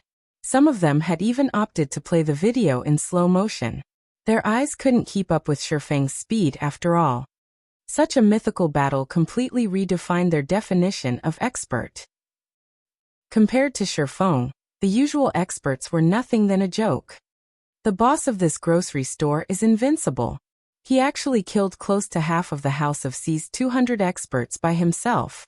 I wonder if he'd accept an apprentice? I have to ask him to teach me his ways. I wonder if that shopkeeper plans to establish an adventurer team or guild. If he does, I have to join even if I go bankrupt. How can he move so fast? Is he even human? He's a monster. There isn't a single player in Sea's End that's a match for him. Even those famous experts can't block one of his attacks. Ha ha ha. The House of Seas is in trouble this time. They've provoked such an expert. If this expert wants revenge, the House of Seas members will have to be careful. The House of Seas has indeed knocked on the wrong door this time. However, it won't be easy for this expert to cause trouble for the House of Seas. After all, the guild has nearly 1 million members. Even if he can kill a player each second, it would take him days to annihilate the guild. Even if he goes out of his way to hunt them down, what about his level and equipment? At the end of the day, one man's power is limited. At most, this player can annoy the House of Seas and damage its reputation.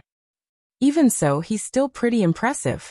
The House of Seas is one of Sea's End's overlords. Have you ever seen the House of Seas suffer such a miserable defeat before? The forums buzzed with conversation regarding Shifang. The most debated topic was about who would emerge victorious. Would it be Shifang? Or would the House of Seas triumph? Although the outcome was unknown, everyone agreed on one thing. The grocery store's proprietor was undoubtedly the #1 expert in Sea's End. For a time, many players dreamed of being Shifang's students. Because of this, the grocery store's popularity skyrocketed. By now, Practically everyone in Sea's End knew about it. In just half an hour after Shifeng's battle with the House of Sea's experts, Stormwind Town was packed with players, the town's player population increasing by several times. Many had come out of admiration, while some had come to convince Shifeng to teach them. There was also a portion that had come to sell their runic fragments. Players swarmed the shop. Even getting through the entrance was now a problem. Guild leader, too many players are trying to sell their runic fragments. The grocery store's warehouse is nearly at full capacity. Why don't we start renovating the shop? We can bring in some of Candlelight's products, Fire Dance excitedly suggested after entering the second-floor room. While she had been out purchasing Sea God's blessings, she had gained a general understanding of Sea's End. She had to admit that the business standards here were significantly inferior to the Star Moon Kingdoms. The area's lifestyle players were also low quality. If they sold the Candlelight trading firm's merchandise here, the items would definitely be in high demand.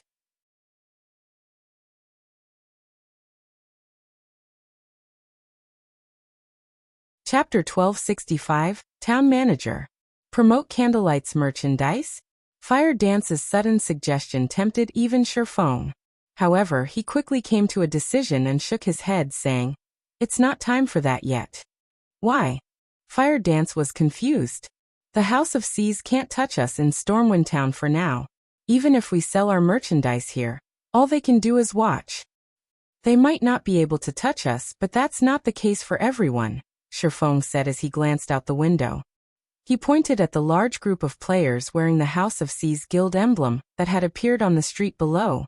Speak of the devil. Fire Dance curiously followed his gaze. Immediately, she noticed 100 House of Seas members outside the grocery store. These players had blocked off the shop's entrance, preventing anyone from getting close. From now on, anybody that enters this grocery store will be an enemy of the House of Seas. Anybody that ignores this warning will reap the consequences as soon as they leave the town. The House of Seas will also start purchasing runic fragments without limit for 5 silver per stack. The leading House of Seas member announced. The representative instantly had the attention of every player in the business district. They hadn't expected the guild to adopt the sticking carrot approach. Rather than provoking the House of Seas, they'd be safest to sell their fragments to the guild. Fire Dance also realized what Shifeng had meant. The House of Seas might not be able to attack them, but the guild could easily deal with other players. As Fire Dance considered the situation, several more groups appeared on the street. These players were all House of Seas members, and they were all level 41 and above. They were decorated with excellent weapons and equipment, the most inferior of which was level 40 secret silver rank. After making their appearance, these players marched towards Stormwind Town's entrance. It was obvious they intended to grind in Stormwind Shelter. The House of Seas sure moves quickly. Shifeng smiled faintly as he watched the House of Seas elite teams leave town to grind. It seems we need to hurry. Guild leader, leave this to me. Even if the House of Seas bars players from selling us their fragments in Stormwind Town, I can set up stalls in other towns and cities. I refuse to believe they can corner us completely, Fire Dance said confidently. She was an assassin. She was also incredibly strong. It would be very difficult for the House of Seas to keep track of and assassinate her. Although it would be tiresome running about numerous towns and cities, and she could only carry so many runic fragments in her bag space, they could still purchase quite a few Sea God's blessings with 4,000 fragment stacks.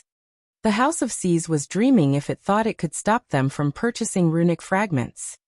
No. We'll stop collecting runic fragments temporarily. Our priority is to secure ownership of Stormwind Town, Shifeng said, chuckling. Secure ownership? Fire Dance was surprised. That's right. The towns in Sea's End are slightly special. If we want to develop a shop here, we need to manage the town, Shifeng said, nodding. The town managers wield powerful authority. Although they cannot banish players from the town, they can prevent players from setting up shops. Players would have to sign a contract with the town manager before doing so. This is why there are so few shops in Sea's End, and why the business development here is so poor. Currently, Stormwind Town isn't under any player's control. If we want to establish a shop, we need to take control of Stormwind Town quickly. If we let the House of Seas get there first, we'll be doomed. This was also why the House of Seas had dispatched several elite teams to grind in Stormwind Shelter. To become a town's manager, one first needed to have the most contribution points of any player in that town. They would then have to take the manager's test and pass it. Only then could they become the town's manager for a single month. Once the month ended, if the player still had the highest contribution points, they could continue to serve as the town's manager. If not, they would be replaced. It was a brutal competition. In contrast, the player towns on land did not have time limits. As long as no else conquered the town, they could hold the position. Should I summon the Dark God's Legion to help? Fire Dance asked. If they wanted to obtain contribution points quickly, they needed more manpower. Currently, the Dark God's Legion was only second to Zero Wing's main force. Although the members were not as high-leveled as Seas End's experts, when it came to combat standards, they could easily triumph. If it came to a fight, the Dark God's Legion members would have no problems taking on 3 of the House of Seas experts. No need. We're more than enough for this, Shifeng said, waving his hand. While having the Dark God's Legion wasn't a bad idea, this problem couldn't be resolved with more manpower. After all, the requirement to become a town's manager depended on an individual player's contribution points, not the contribution points of a guild or team.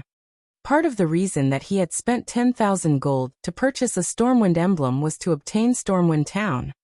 Only, the House of Seas had given him no choice but to accelerate his plans.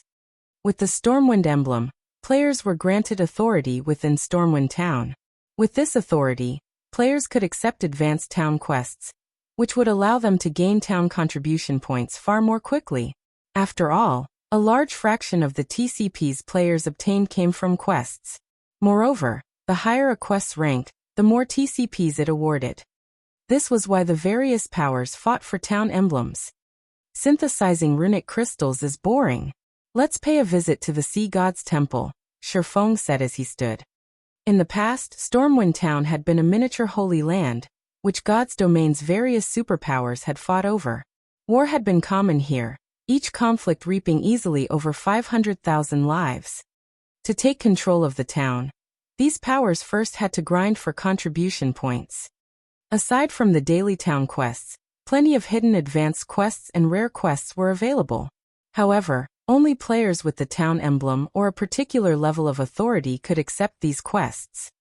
In the past, the Sacred Temple had obtained Stormwind Town in part due to a rare quest. Players could accept this quest repeatedly as long as they could pay the price. Every time players completed it, it awarded more contribution points. Many players with authority had known about this quest. However, almost all of them had disregarded it as a waste of both time and manpower. To them, the contribution point reward wasn't worth the price. For a while, no one had accepted it. However, one player from the Sacred Temple had persevered and stubbornly completed the quest, again and again. After his 9th completion, he had more contribution points than any other player in Stormwind Town. This was a shortcut to collecting contribution points. Although everyone eventually learned the truth about this quest, no one else had ever completed it 9 times. Stormwind Town's Sea God's Temple. Shortly after Shifeng entered the main hall, he noticed quite a few players following him. The crowd even included a stealthed assassin. Although none of these players wore a guild emblem, it was obvious that they were from the House of Seas. They sure are diligent. Well, continue following then.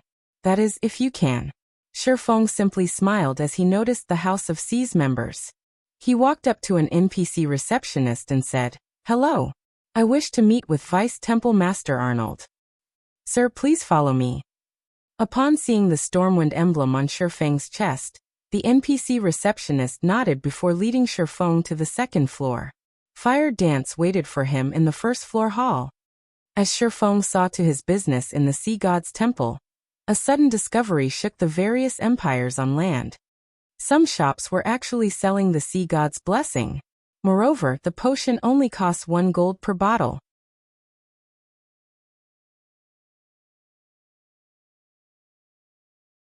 Chapter 1266, Dragon's Blood. Apocalypse Empire, Deathwhisper Hill. An army of over 100,000 undead guarded the Deathwhisper Fortress. A legion of 1,000 players clashed with the constant stream of undead.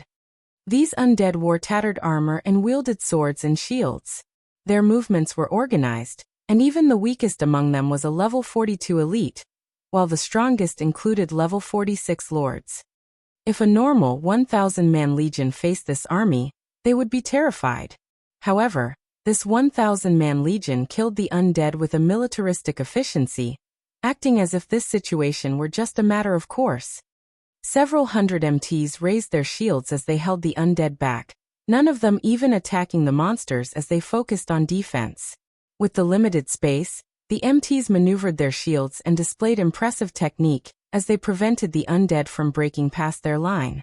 As for the DPS players behind the shield wall, they launched an unrelenting assault.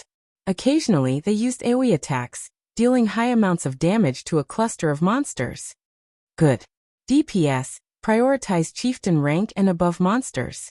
Healers, keep an eye on your mana.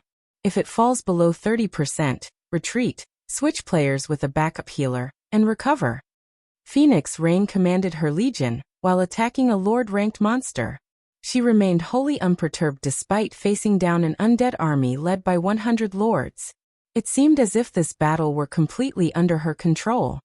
As Phoenix Rain was commanding the battle, Blue Phoenix, who wielded a dark blue crystal staff that radiated the epic rank glow, and wore a complete level 45 dark gold set equipment for elementalists, walked up to her leader's side. Blue Phoenix then reported quietly, "Big Sis Rain, we just received news that a shop in Chaos Rock City is selling the popular Sea God's Blessing. Moreover, the potion only costs 1 gold per bottle." What? Why is it so cheap? When Phoenix Rain heard Blue Phoenix's report, a hint of surprise slipped through her calm exterior. Is the information reliable? Or is that shop just trying to become famous, selling a small number for such a low price? The Sea God's Blessing had become a strategic resource, which God's Domain's superpowers competed over. Its effects were wondrous for exploring secret ruins and raiding dungeons. Among the Sea God's Blessings sold in the Apocalypse Empire, Phoenix Rain had only obtained a little over 500 bottles.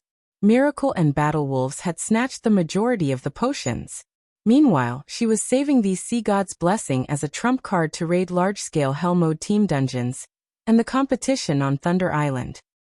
Previously, the cheapest Sea God's Blessings in the Apocalypse Empire's auction house had sold for 6 gold. Even after deducting the processing fees, the players selling the potion would get over 5 gold per bottle. Yet someone had decided to sell it for 1 gold. No matter how she looked at it, this felt like fake news. She had long since investigated the Sea God's Blessing. The potion could only be purchased from the Sea God's Temple. The only way to obtain a large quantity in a short time right now was to trade in runic crystals.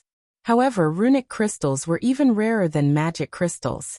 Other than defeating boss-grade sea monsters, the only reliable way of obtaining them was to synthesize runic fragments. Unfortunately, the synthesis was expensive. Initial estimates put the cost of 1 bottle of Sea God's Blessing at a minimum of 1 gold, 50 silver. If unlucky, the potion might even cost 2 gold. Although her people had tried that method, the results had been disappointing. After all, they knew very few NPC master alchemists. Moreover, unless they achieved a certain level of favorability with these NPCs, they would not receive any help. Most importantly, each Sea God's temple had a limited number of Sea God's Blessings. By the time they had amassed a large number of runic crystals, the Sea God's temple they had visited had run out of stock. I thought the same thing. But according to our reports, the shop has already sold more than 1,000 bottles. Many large guilds have given up on purchasing the potion in the auction house. Only independent teams with flimsy information networks are bidding on the potions, Blue Phoenix explained. This is interesting.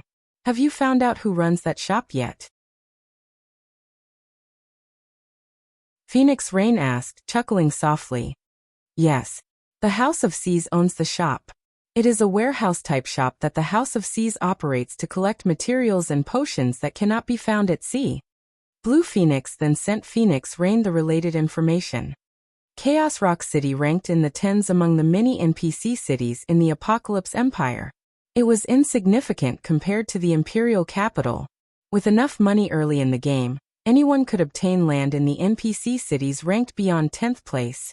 None of the superpowers would pay any attention to these small cities. Taking advantage of this fact, powers such as the House of Seas, that were not based in the Apocalypse Empire, had purchased the lands. One of the reasons for doing so was to set up a foundation for any potential development. They could also set up a shop to serve as their eyes in the Empire while they used it as a warehouse of sorts. Their competitor must be quite strong to force the House of Seas to this. Phoenix Rain chuckled. Since the House of Seas wants to stomp its competition by lowering the potion's price, we'll use this opportunity to buy as many as we can. However, we cannot let the House of Seas' competitor die off too quickly. Have someone contact the competitor and tell them that we wish to have a chat. Understood. Blue Phoenix promptly began to contact her subordinates. While Phoenix Ran and Blue Phoenix had conversed, the other major powers had sent their people to investigate the situation. After all, they all knew that the House of Seas had a very strong backer. They were curious to know who was capable of forcing the House of Seas into this corner. Moreover, whoever was responsible was capable of securing a large quantity of sea gods' blessings. If the other party were strong enough, they could consider forming a partnership. If not, all the better. Stormwind Town, Sea God's Temple's second-floor reception room. After waiting in the reception room for some time, Sherfone watched a stern, gray-robed, old man nearing his 70s enter the room. Although this old man's hair was fully white, he brimmed with spirit. Moreover, the instant this old man appeared, Sherfone felt the space around him radiate an immense pressure. He felt as if he would be turned into meat paste if he made any sudden movements. This old man was none other than Arnold, the Vice-Temple Master of Stormwind Town's Sea God's Temple. On the surface, the NPC's information showed that he was a level 160, Tier 3 Great Mage. In reality, however, he was a Tier 4 Great Wizard. Only due to his last battle he had fallen ill, falling a tier as a result. This was the beginning of the rare quest chain. Young adventurer, what business do you have with me? Arnold asked indifferently as he watched Sherfone. As the Sea God's Temple's Vice-Temple Master, his status was extremely high.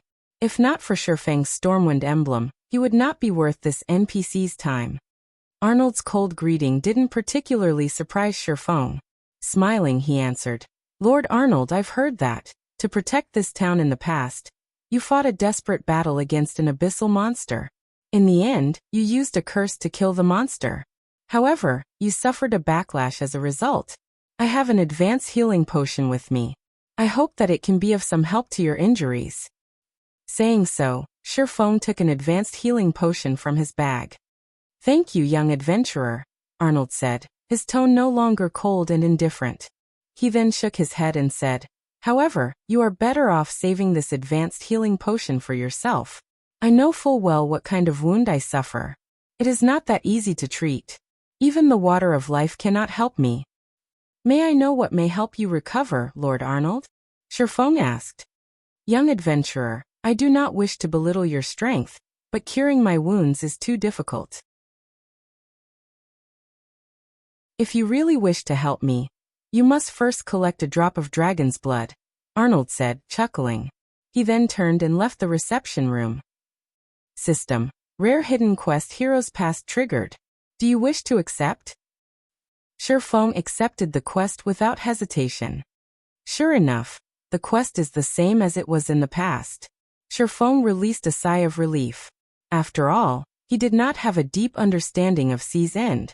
Much of his information contained falsehoods.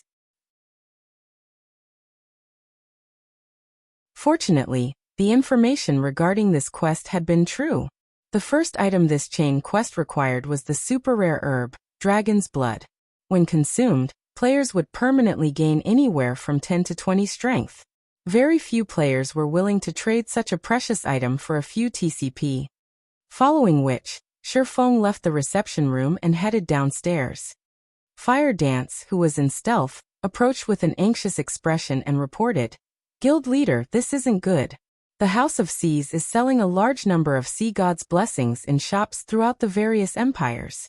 Moreover, they are selling them for 1 gold per bottle. Everyone has stopped buying the potion from the auction house. In addition, the House of Seas is purchasing runic fragments without limit in the various towns and cities for 4 silver per stack. I'm afraid that it won't be long before they buy out all of the runic fragments other players have accumulated. If that happens, it won't be easy to purchase fragments in bulk anymore.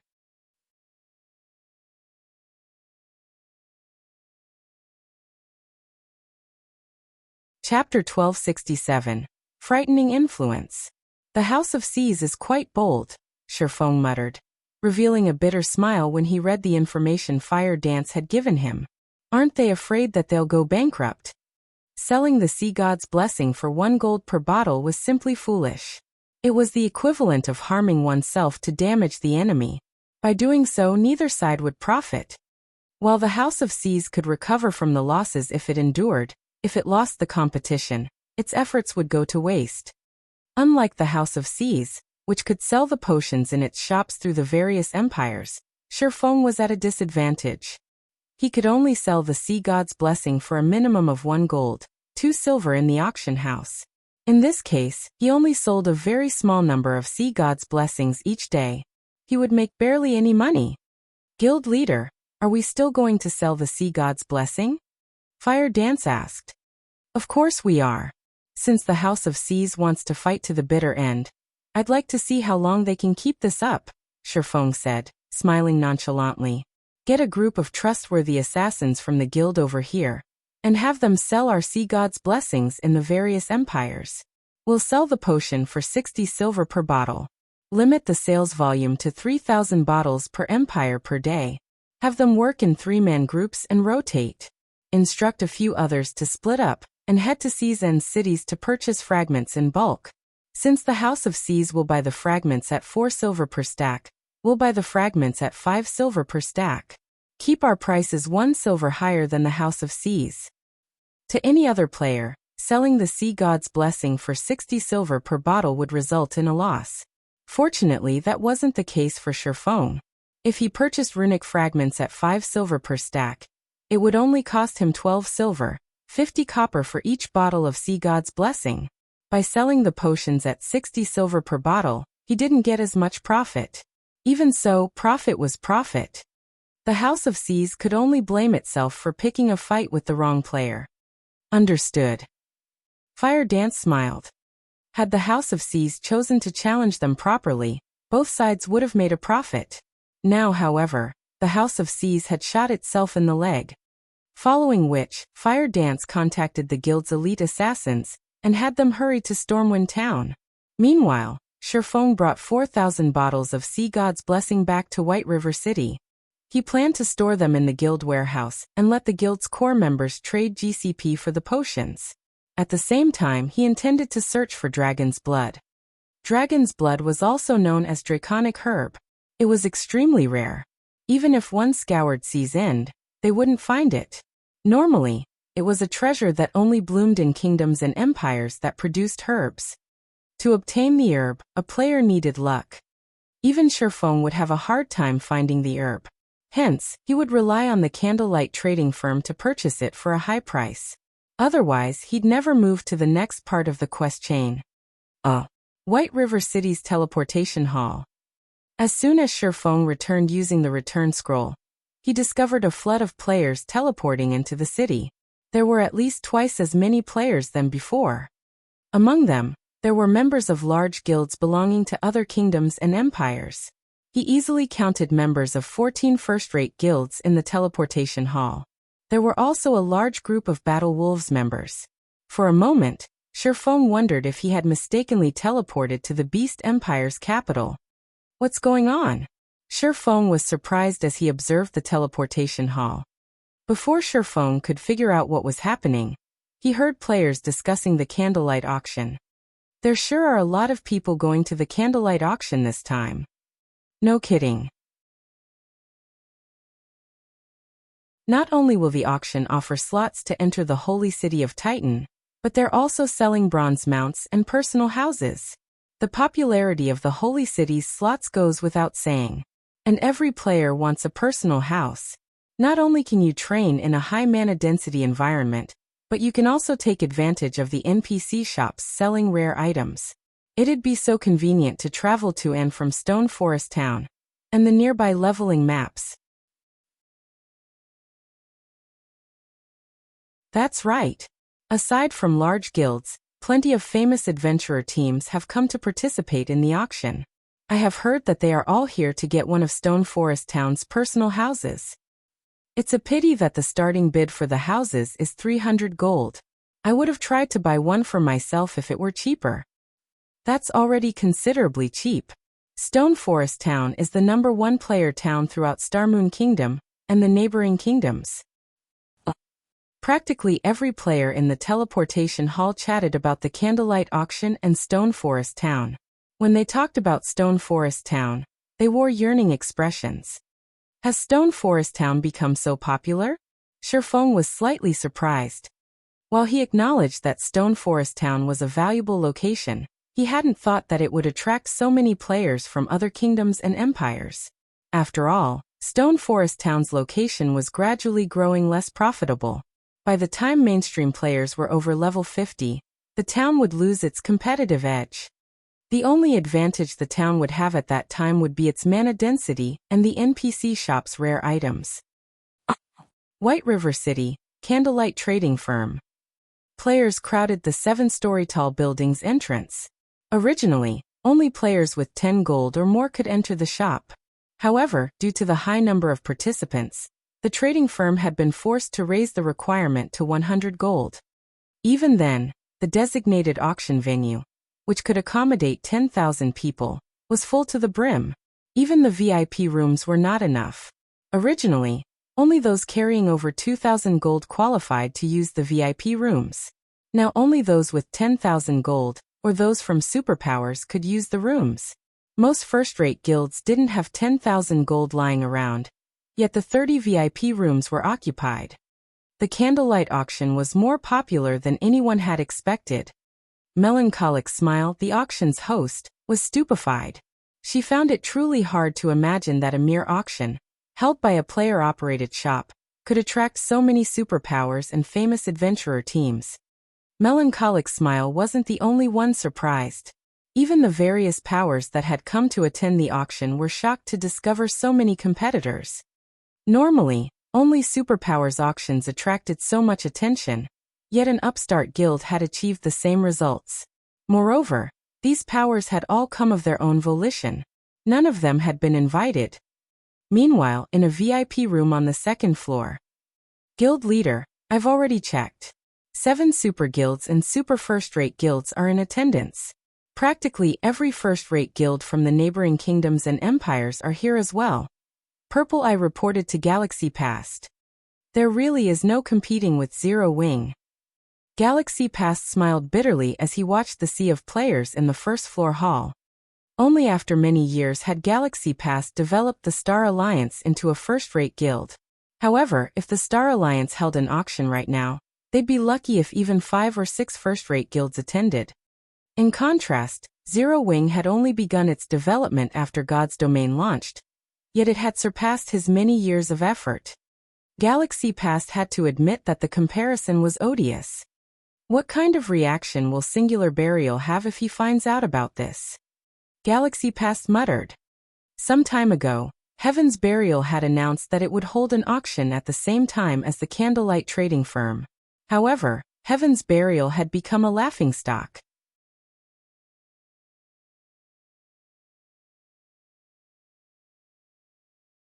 Chapter 1268. Foundation that exceeds expectations. The candlelight auction's turnout exceeded everyone's expectations. As everyone waited quietly for the auction to begin, a stalwart-looking man seated in a second-floor VIP room, and carrying a great sword across his back exclaimed, "Boss Sirius, the candlelight trading firm is awesome. Despite this being its first auction, it can already compete with the dark auction."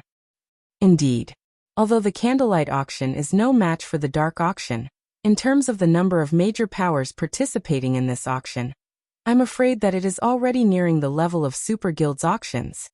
Sirius, who sat beside the stalwart man, nodded. He too was surprised. After his defeat against Shifeng in the Dark Arena, he had investigated Zero Wing thoroughly. However, while he knew that Zero Wing's overall strength could rival that of a first-rate guild, he had never imagined that the guild would be this powerful. From the moment he had set foot in White River City, practically every one of his expectations had been surpassed.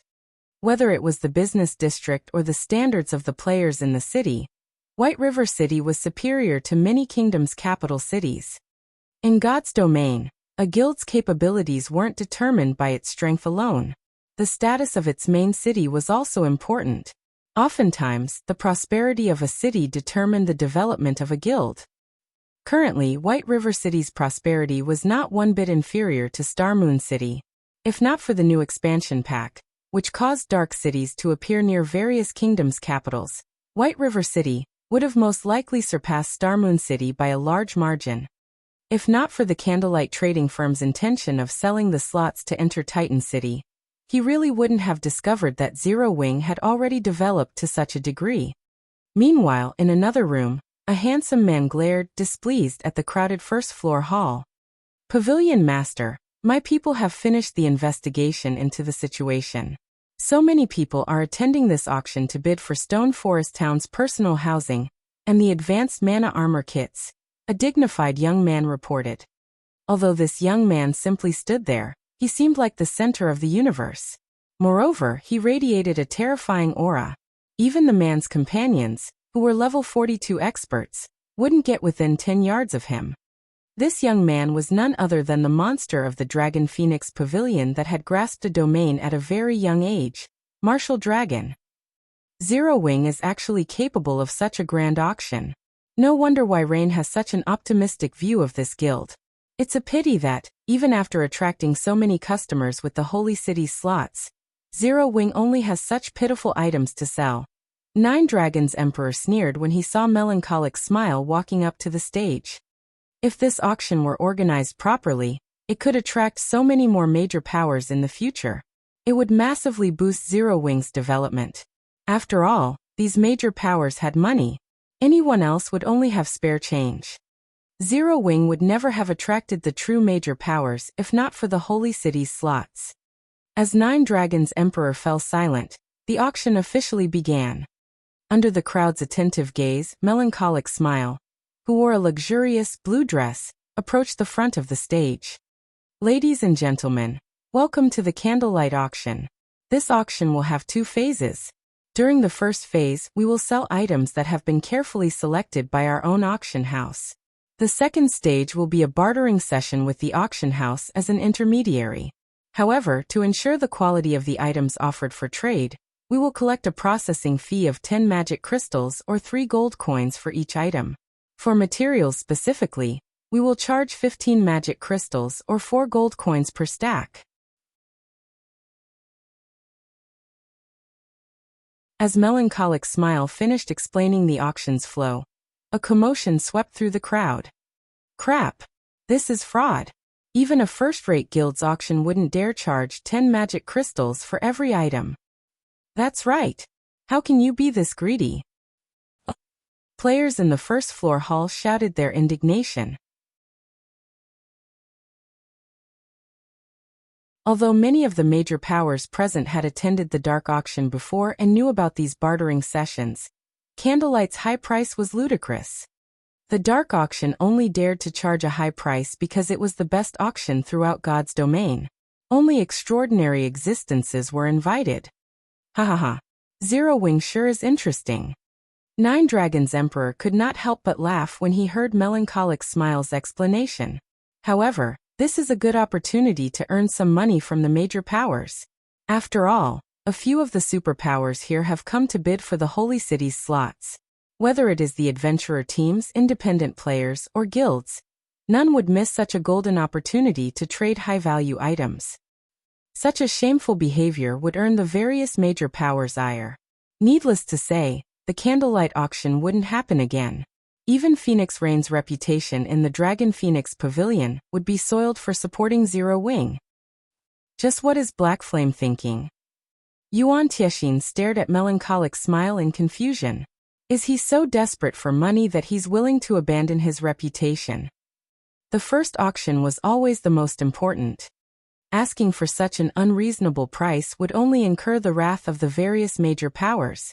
None of these powers would likely visit the auction house in the future. Purple Jade, who sat beside Yuan Tiexin, was also confused.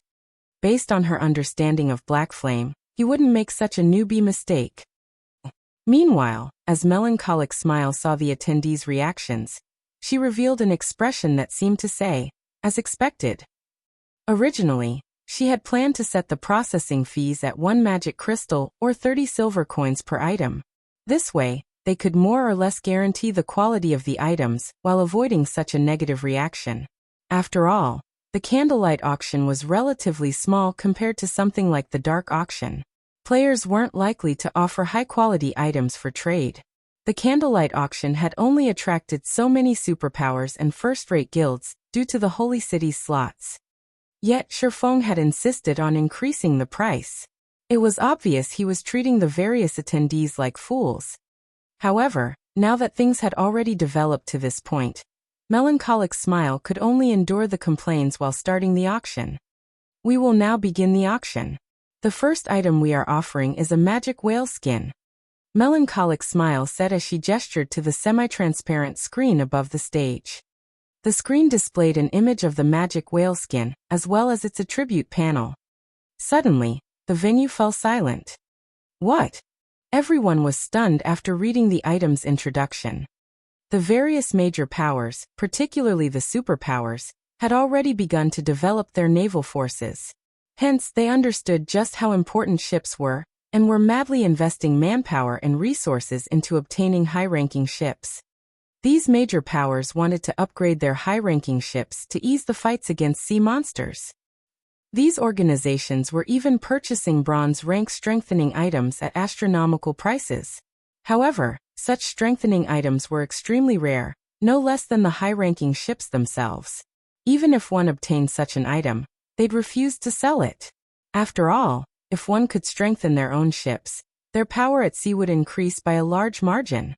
Yet, the candlelight trading firm was actually auctioning off a dark gold ranked strengthening item.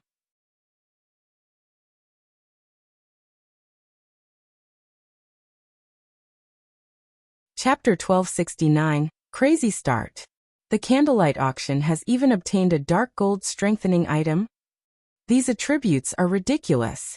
I've heard that bronze strengthening items can only increase a ship's durability by 2 points. Yet the magic whale skin can increase a ship's defense by 10% and durability by 10 points. It can even increase movement speed by 3%. The various guilds' upper echelons in the first floor hall panted as they stared at the magic whale skin. Ordinary players might not yet understand the game's ships, but the various large guilds present understood them very clearly.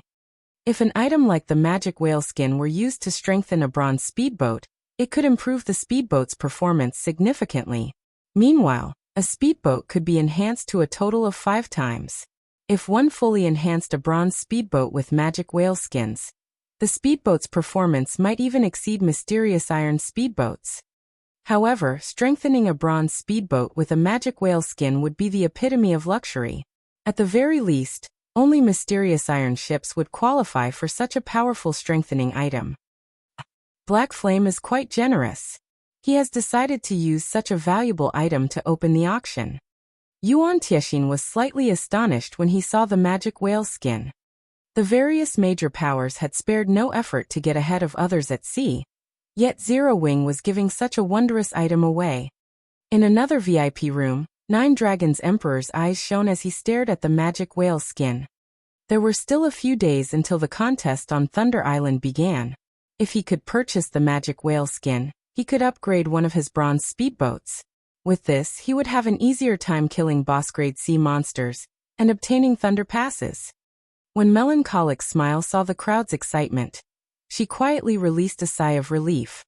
Now that everyone has seen the magic whale skin's attributes, let us proceed to the bidding. We will sell 3 sheets at a time. The starting price is 10,000 magic crystals, and each increment must not be lower than 500. Let us begin. As soon as Melancholic Smile announced the starting price, many players gasped. According to the current market price, 10,000 magic crystals was the equivalent of 2,500 gold. With that amount of money, one could purchase a relatively good plot of land in an NPC city. Moreover, magic crystals were far more precious than coins as they were more difficult to obtain.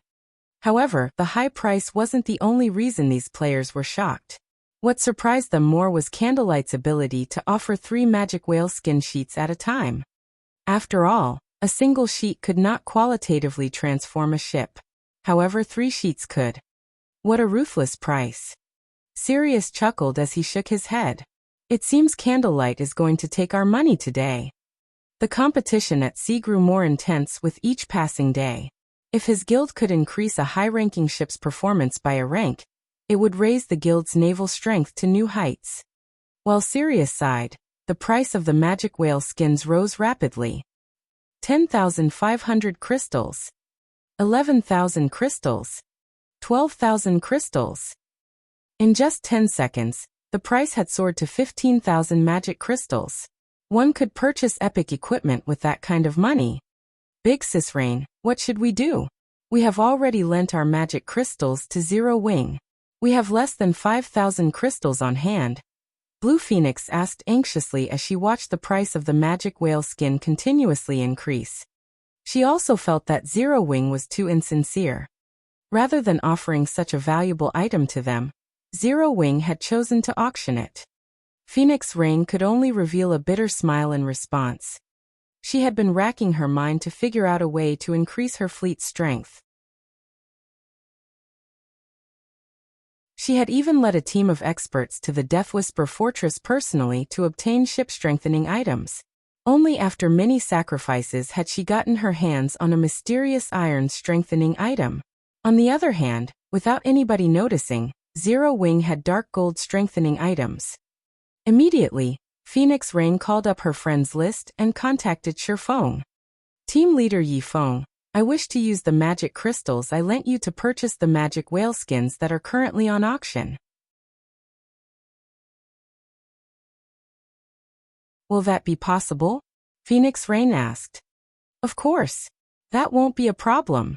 I'll notify the auctioneer right away. However, your maximum limit will be the 250,000 magic crystals you lent our guild. I can't make the decision if the price is higher than that, Shifeng said earnestly. One of the reasons that he had generously offered the magic whale skins for auction was to show everyone Zero Wing's foundations. In any case, he had 8 sheets in total. He only needed 5 to strengthen the Hurricane sailboat. Using the remaining 3 on speedboats or common small sailboats would be a waste. It would be more beneficial to sell them. The second reason was to pay back his debt. After all, he had yet to return the 250,000 magic crystals he had borrowed from Phoenix Rain. If he tried to offer her the top-tier dark gold weapons or equipment that he had obtained from the Dark Arena, it was unlikely that Phoenix Rain would be interested. Only something like the magic whale skin, which could increase one's naval strength, would garner Phoenix Rain's attention. Hearing Shifeng saying so, Phoenix Rain relaxed. There were still 5 days until the debt was due. Zero Wing could easily reject her request. 20,000 crystals. Phoenix Rain instantly placed a frightening bid. As expected of the players in the VIP rooms, they can afford to place such insane bids casually. Both independent players and guilds in the first floor hall were astonished by Phoenix Rain's bid. Even first-rate guilds were fortunate if they had a stockpile of 60,000 magic crystals. After all, there were too few sources. Moreover, their daily consumption was considerably high. It was impossible to stockpile so many. Spending 20,000 magic crystals just to strengthen a single ship was simply too much of a luxury.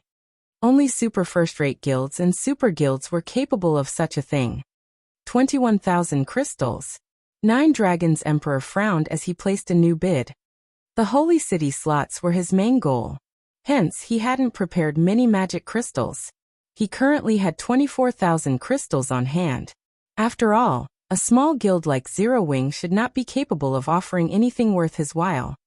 Now, however, It was too late for him to send his subordinates to collect more magic crystals. Ha! It seems the other powers haven't come prepared.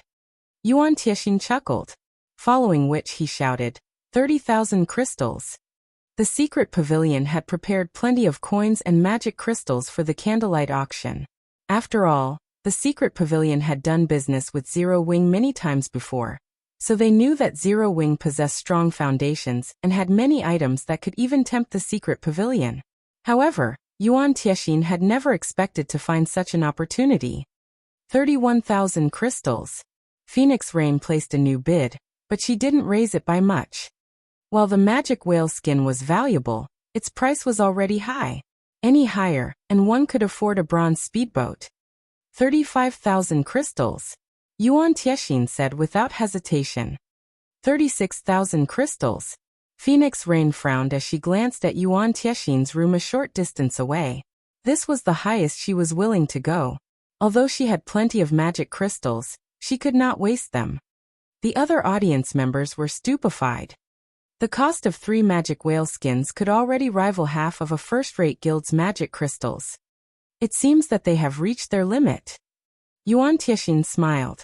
40,000 crystals. The other superpowers might only want the magic whale skin to fortify a bronze speedboat. However, the secret pavilion was in possession of a mysterious iron speedboat. 3 magic whale skins could almost put their ship on par with a secret silver speedboat. A secret silver speedboat. He wouldn't even blink at spending 100,000 magic crystals on such a ship, much less 40,000. The instant he placed his 40,000 crystal bid, the venue fell silent. After Melancholic's smile knocked the gavel 3 times and confirmed the sale, a gasp echoed throughout the auction house. The major powers that had scolded the candlelight trading firm for fraud had run out of comments.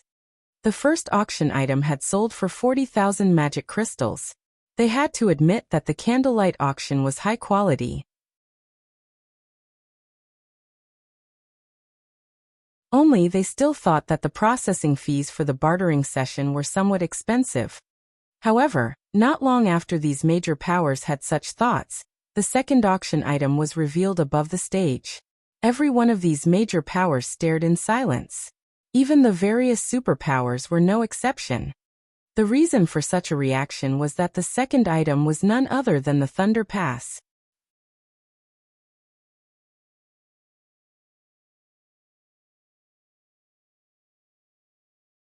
Chapter 1270. The Cost of Arrogance. Thunder Island was no longer a secret among the various major powers. Even some second-rate guilds with powerful information networks knew about the island.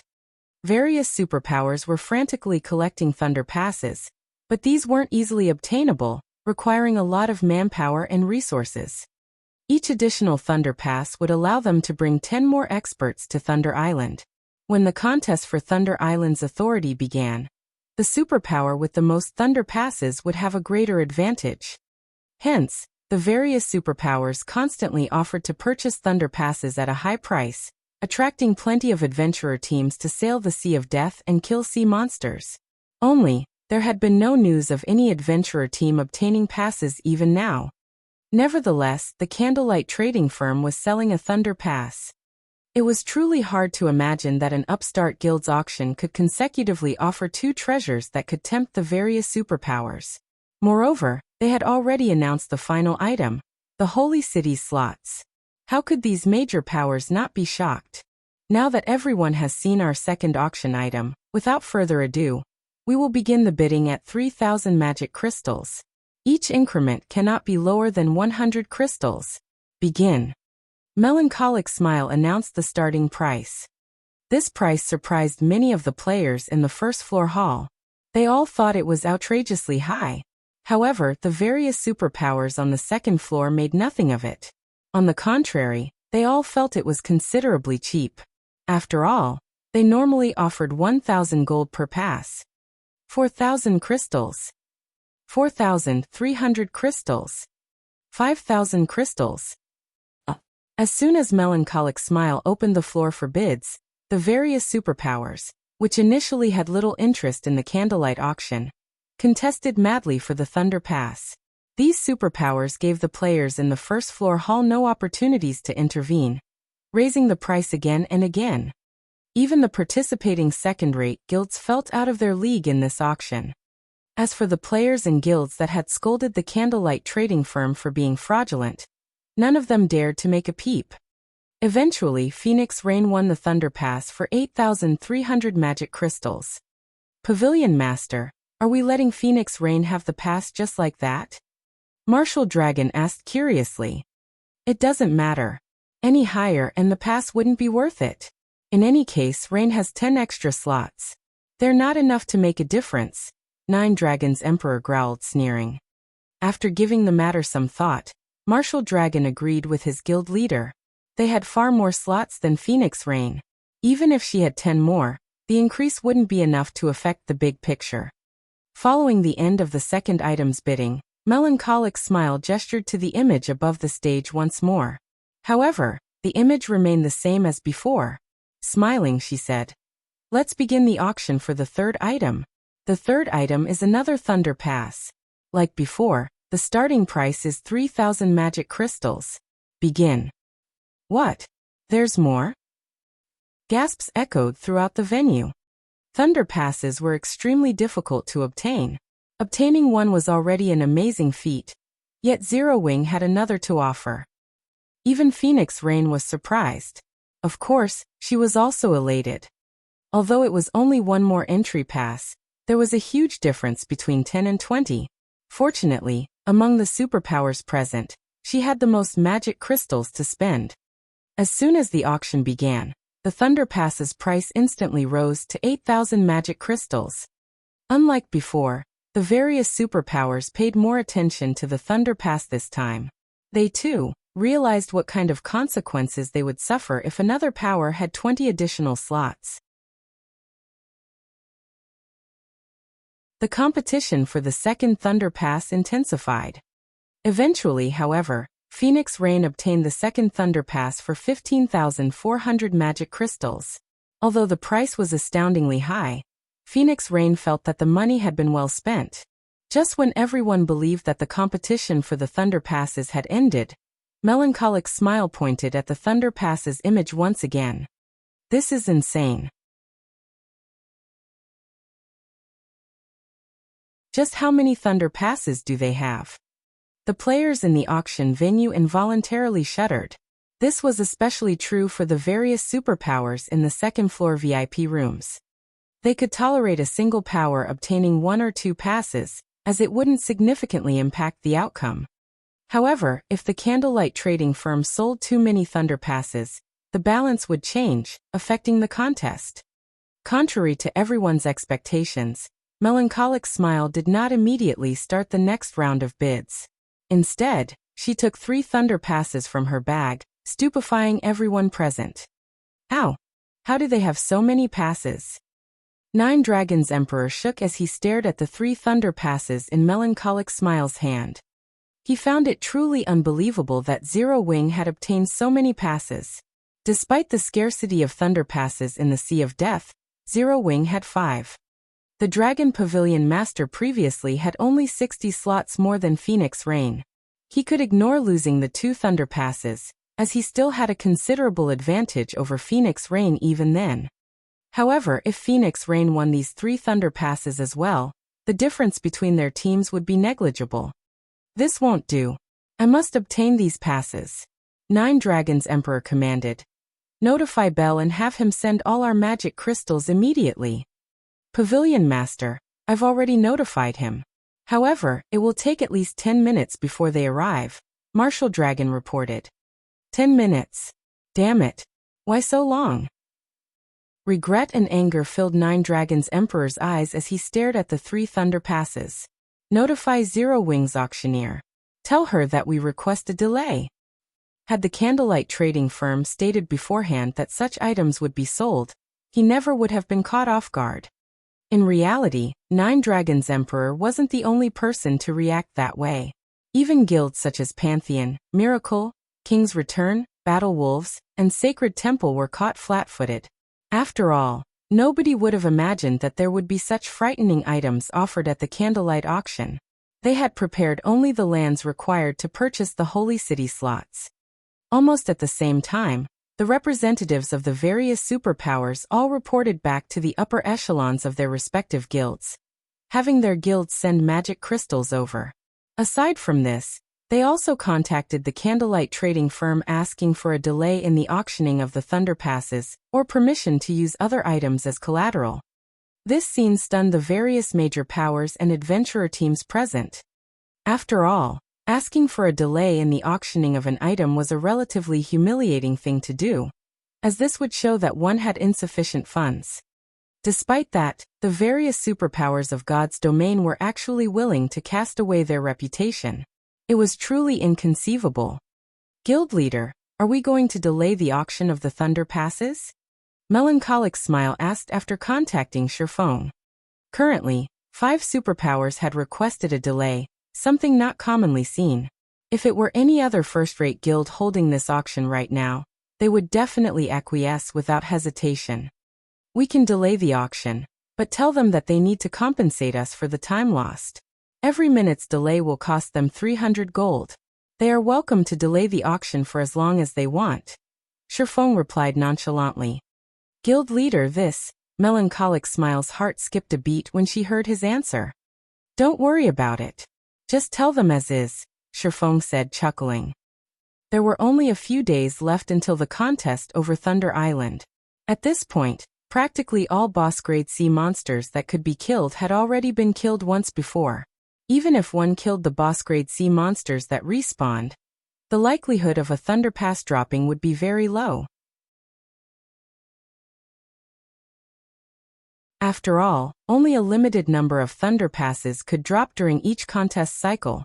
The only reason he had managed to obtain so many Thunder Passes was the King-class sea monster he had killed. If he did not make a killing off these superpowers now, he would be doing that King-class sea monster a disservice. Melancholic Smile fell speechless at Sherfang's words. Her guild leader was a little too good at earning money.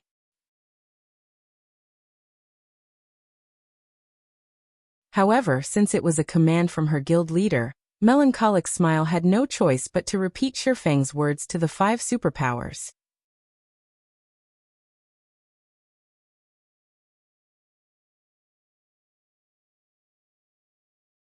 Chapter 1271, Frantic Struggle.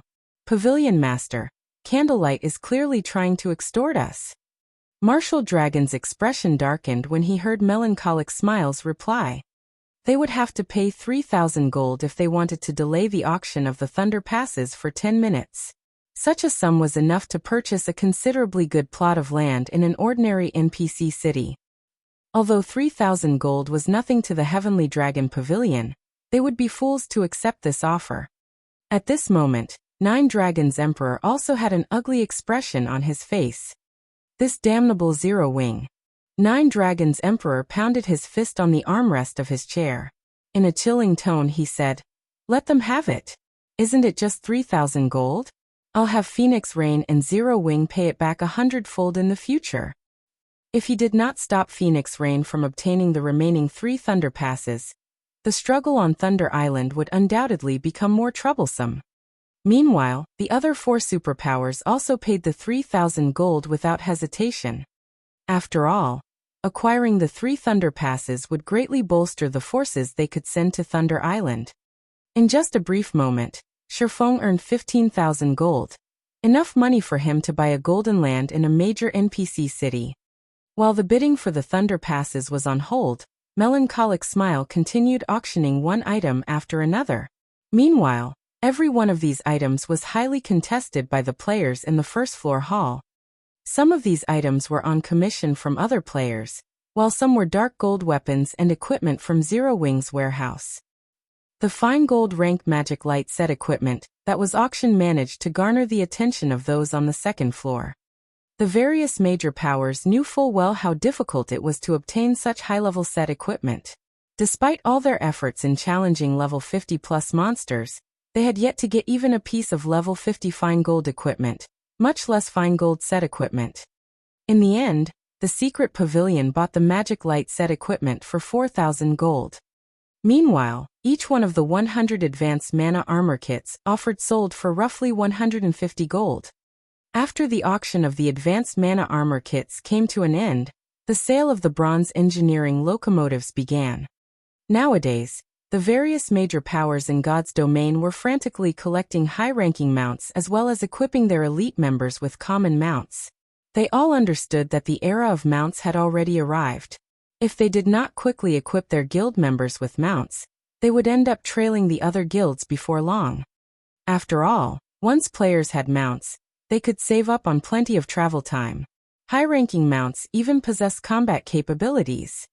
Now that the Candlelight trading firm was selling bronze mounts, the various major powers naturally wouldn't let this opportunity get away. I believe everyone has seen the bronze engineering locomotives attributes already. The starting price will be 150 gold, and each increment must not be lower than 10 gold. Begin. The moment Melancholic Smile announced the start of the auction, whether it was the various large guilds or adventurer teams, they all began placing bids fervently. 160 gold. 170 gold. 180 gold. In the blink of an eye, the price of the bronze engineering locomotive reached 350 gold. Just as everyone believed that the price of the mount would stop at 400 gold, a new bid came from one of the second-floor rooms. 600 gold. Yuan Tiexin declared. It's just a bronze mount, yet the guy in that room is actually offering 600 gold? He might as well use the money to buy a top-tier dark gold weapon. Everyone was astonished by Yuan Tiexin's bid. While they understood that bronze mounts were extremely rare, they were definitely unwilling to spend 600 gold to obtain one. Uncle Yuan, we could have gotten the mount for just 500 gold. Why did you offer 600? Purple Jade asked curiously. After the price reached 400 gold, the representatives of first-rate guilds no longer showed much interest. It would have even been possible to obtain the engineering locomotive for just 460 or 470 gold, yet Yuan Tiexin had offered 600 gold.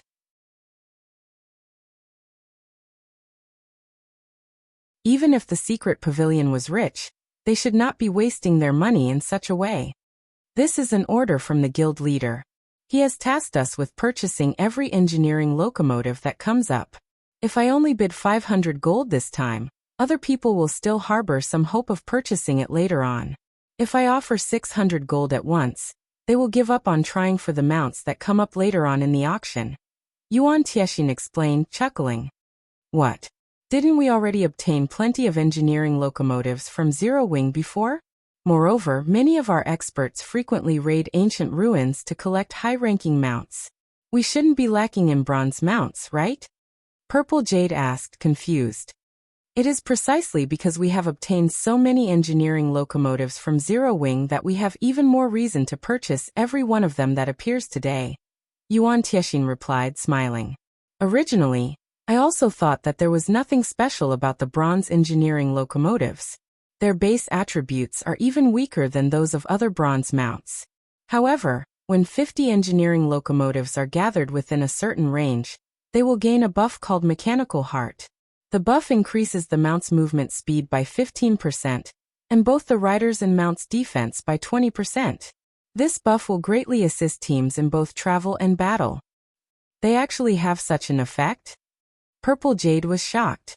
She immediately understood why the guild leader wanted to purchase all of the bronze engineering locomotives.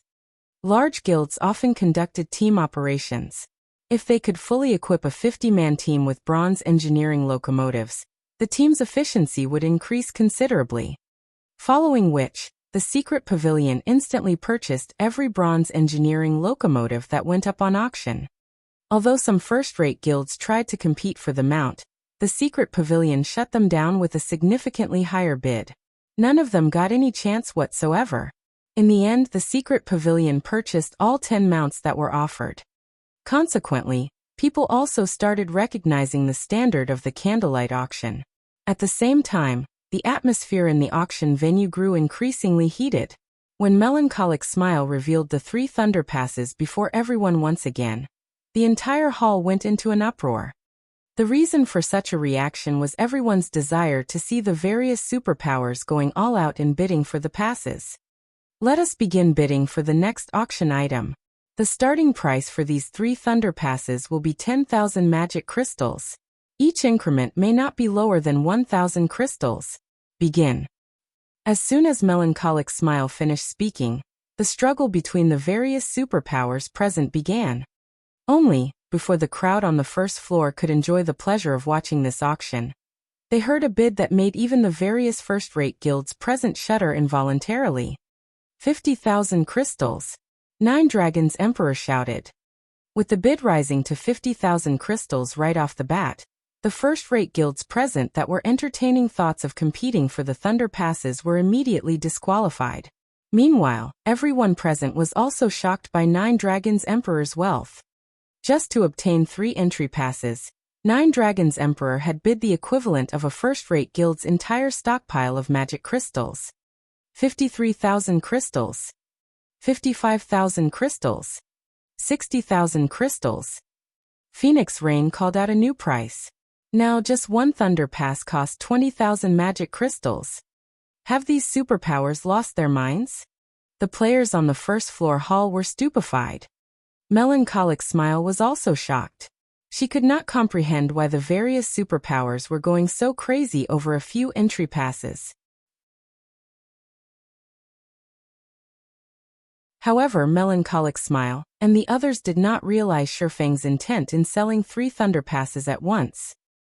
The difference in the number of Thunder Island slots each superpower currently possessed was not particularly large. At this point, the number of slots each superpower wielded also wouldn't undergo any massive changes. The addition of these 30 slots might very well become the straw that broke the camel's back. Hence, the various superpowers naturally wouldn't give up on competing for them, so close to the contest for Thunder Island's authority.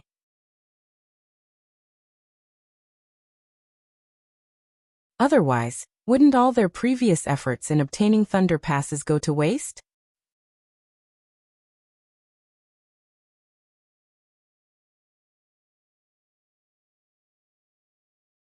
Chapter 1272, Growth of the Guild. Just as everyone was feeling shocked at the wealth of the various superpowers, a new bid appeared once again. 70,000 crystals. Are magic crystals rocks? The players in the first floor hall felt their minds going numb when they heard this price. The bids were actually rising in increments of 10,000 magic crystals. In the past, they only knew that the superpowers of the virtual gaming world were existences that should not be provoked, as the disparity was simply too big. Now, however, it would seem that the gap between both sides was far larger than they imagined it to be. 80,000 crystals. Sirius shouted without hesitation. Too much profit was at stake on Thunder Island. At this crucial moment, the Battle Wolves naturally could not afford to fall behind. Hence, the guild had mailed 300,000 magic crystals to Sirius in order to obtain the last 3 Thunder Passes. In reality, though, obtaining the additional 30 slots was only secondary to the Battle Wolves Guild. The crucial point was that these 30 slots must not fall into the hands of another power. Shortly after Sirius placed his bid, the representative from Miracle raised the price by another 10,000 crystals. In less than a minute, the price for the 3 Thunder Passes had already reached an astronomical sum of 250,000 magic crystals. They sure are desperate. Shifeng was greatly surprised when he heard this figure. Although he had long since known that the Thunder Passes would fetch a high price, he had never imagined that they would be this valuable. Just 3 Thunder Passes would already allow him to settle his debt with Phoenix Rain. Big Sis Rain, what should we do? We don't have that many magic crystals left anymore, Blue Phoenix said anxiously. The person who placed the 250,000 crystal bid was 9 Dragons Emperor. If 9 Dragons Emperor obtained the 3 passes, he would definitely suppress their side during the contest on Thunder Island. Phoenix Rain also frowned at this scene. She never thought that the situation would develop in this manner. If it were the other powers that obtained the passes, she wouldn't have minded it that much. However, if 9 Dragons Emperor got the passes, she would lose her chance to become the Great Pavilion Master. After a moment of silence, Phoenix Rain's lips curled up into a bright smile. However, her smile also carried a hint of bitterness. She immediately contacted Shifeng once again. Team leader Yifeng, I wish to borrow 300,000 magic crystals from Zero Wing, Phoenix Rain said, smiling. Of course, I won't be borrowing it for nothing. I will use 2 golden shops in 2 of the Apocalypse Empire's top 3 NPC cities as collateral. If I cannot return 400,000 magic crystals in 7 days, those 2 golden shops will become the Candlelight Trading Firm's possession. Big Sis Rain. Blue Phoenix jumped up in fright when she heard Phoenix Rain's words. Those 2 golden shops are the foundations of the Phoenix Pavilion. Although the Apocalypse Empire was very large with a high player population, it had only 8 NPC cities that had a player population of over 5 million. Meanwhile, the 2 golden shops Phoenix Rain mentioned were located in 2 of the 7 other major NPC cities, aside from the imperial capital. Currently, the value of these 2 golden shops was not one bit inferior to the Candlelight Trading Firm in White River City. How could they possibly use such important assets as collateral? I understand what I'm doing, Phoenix Rain said determinedly. Hearing this response, Blue Phoenix fell speechless. With the Phoenix Pavilion's current state, how could they possibly collect 400,000 magic crystals in just 7 days? As expected of the Demon Queen, the actions she takes are truly flawless. Shifeng was inwardly surprised by Phoenix Rain's offer. Although using the 2 golden shops as collateral might seem greatly disadvantageous to Phoenix Rain, in reality, that wasn't entirely the case. After all, whether Phoenix Rain managed to repay her debt or not, she would not make a loss. If she succeeded in redeeming her debt, she could simply retrieve her shops. Even if she failed, the shops would become the Candlelight Trading Firm's possessions, not Zero Wing's.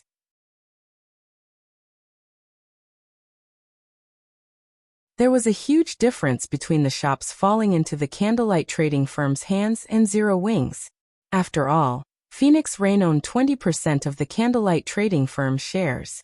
If the Candlelight Trading Firm grew stronger through the addition of those 2 shops, the profits Phoenix Rain received from her shares would increase as well. Moreover, if converted to coins, 300,000 magic crystals would be equivalent to 75,000 gold, a sum that already exceeded the startup costs of those 2 shops.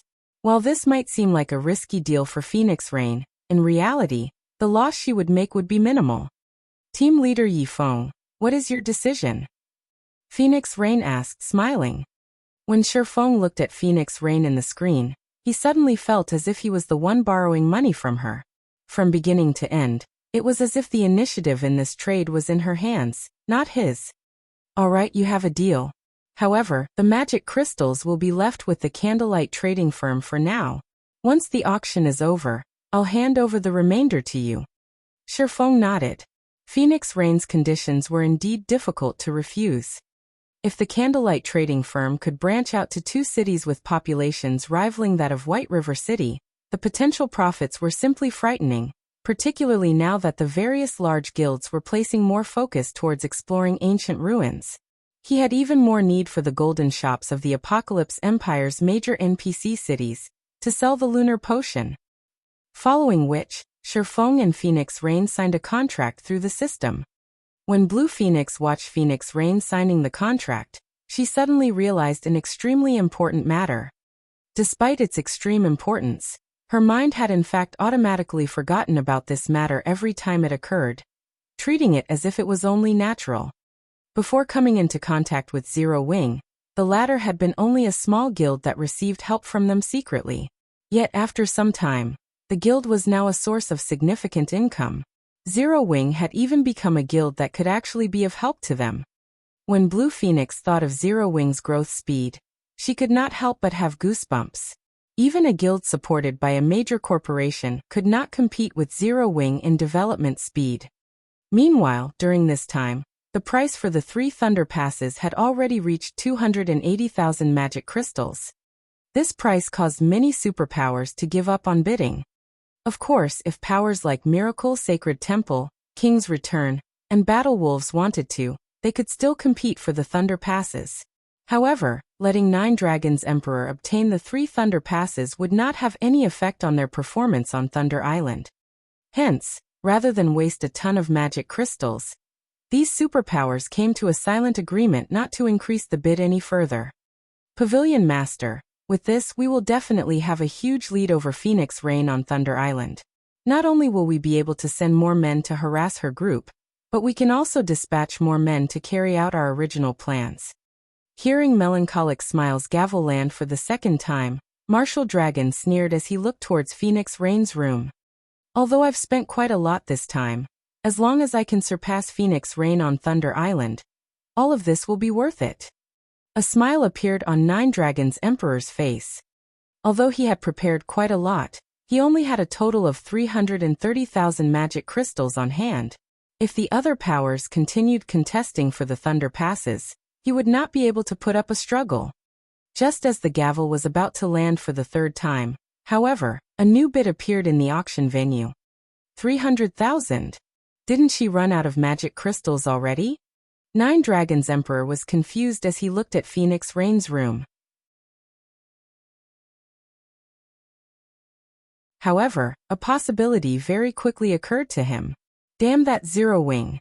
They actually lent magic crystals to her. 310,000. However, 9 Dragons Emperor was also helpless to do anything about this situation. He had no choice but to continue bidding.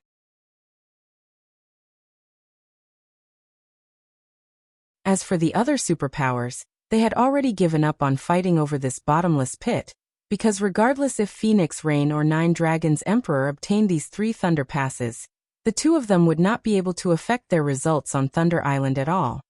320,000. 330,000.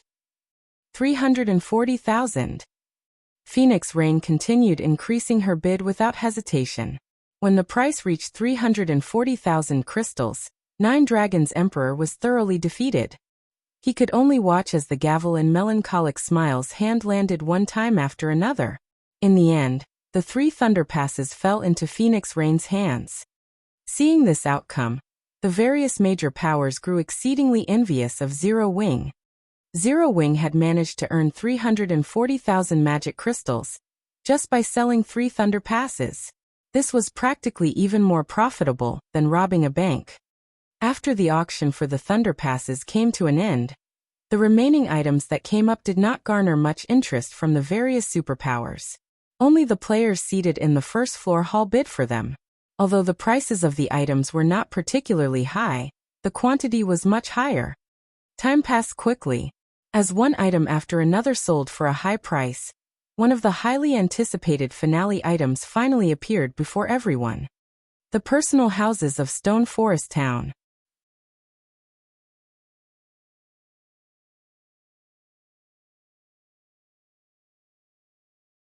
Chapter 1273, Enviable Zero Wing.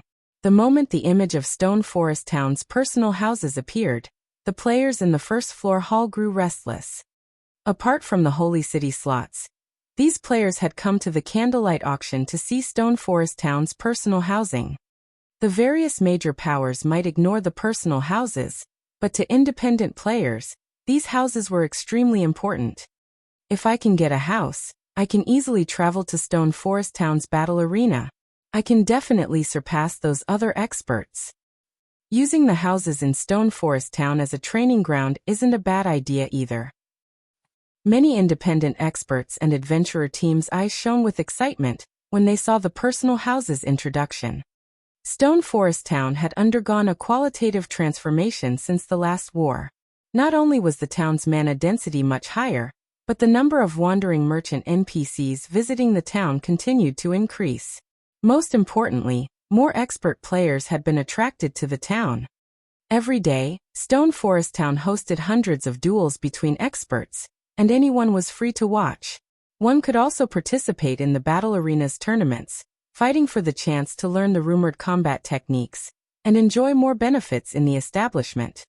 However, traveling to and from Stone Forest Town was somewhat inconvenient, as the town didn't have any teleportation arrays for public use. If they could purchase a personal house, traveling to and from Stone Forest Town would be a lot easier.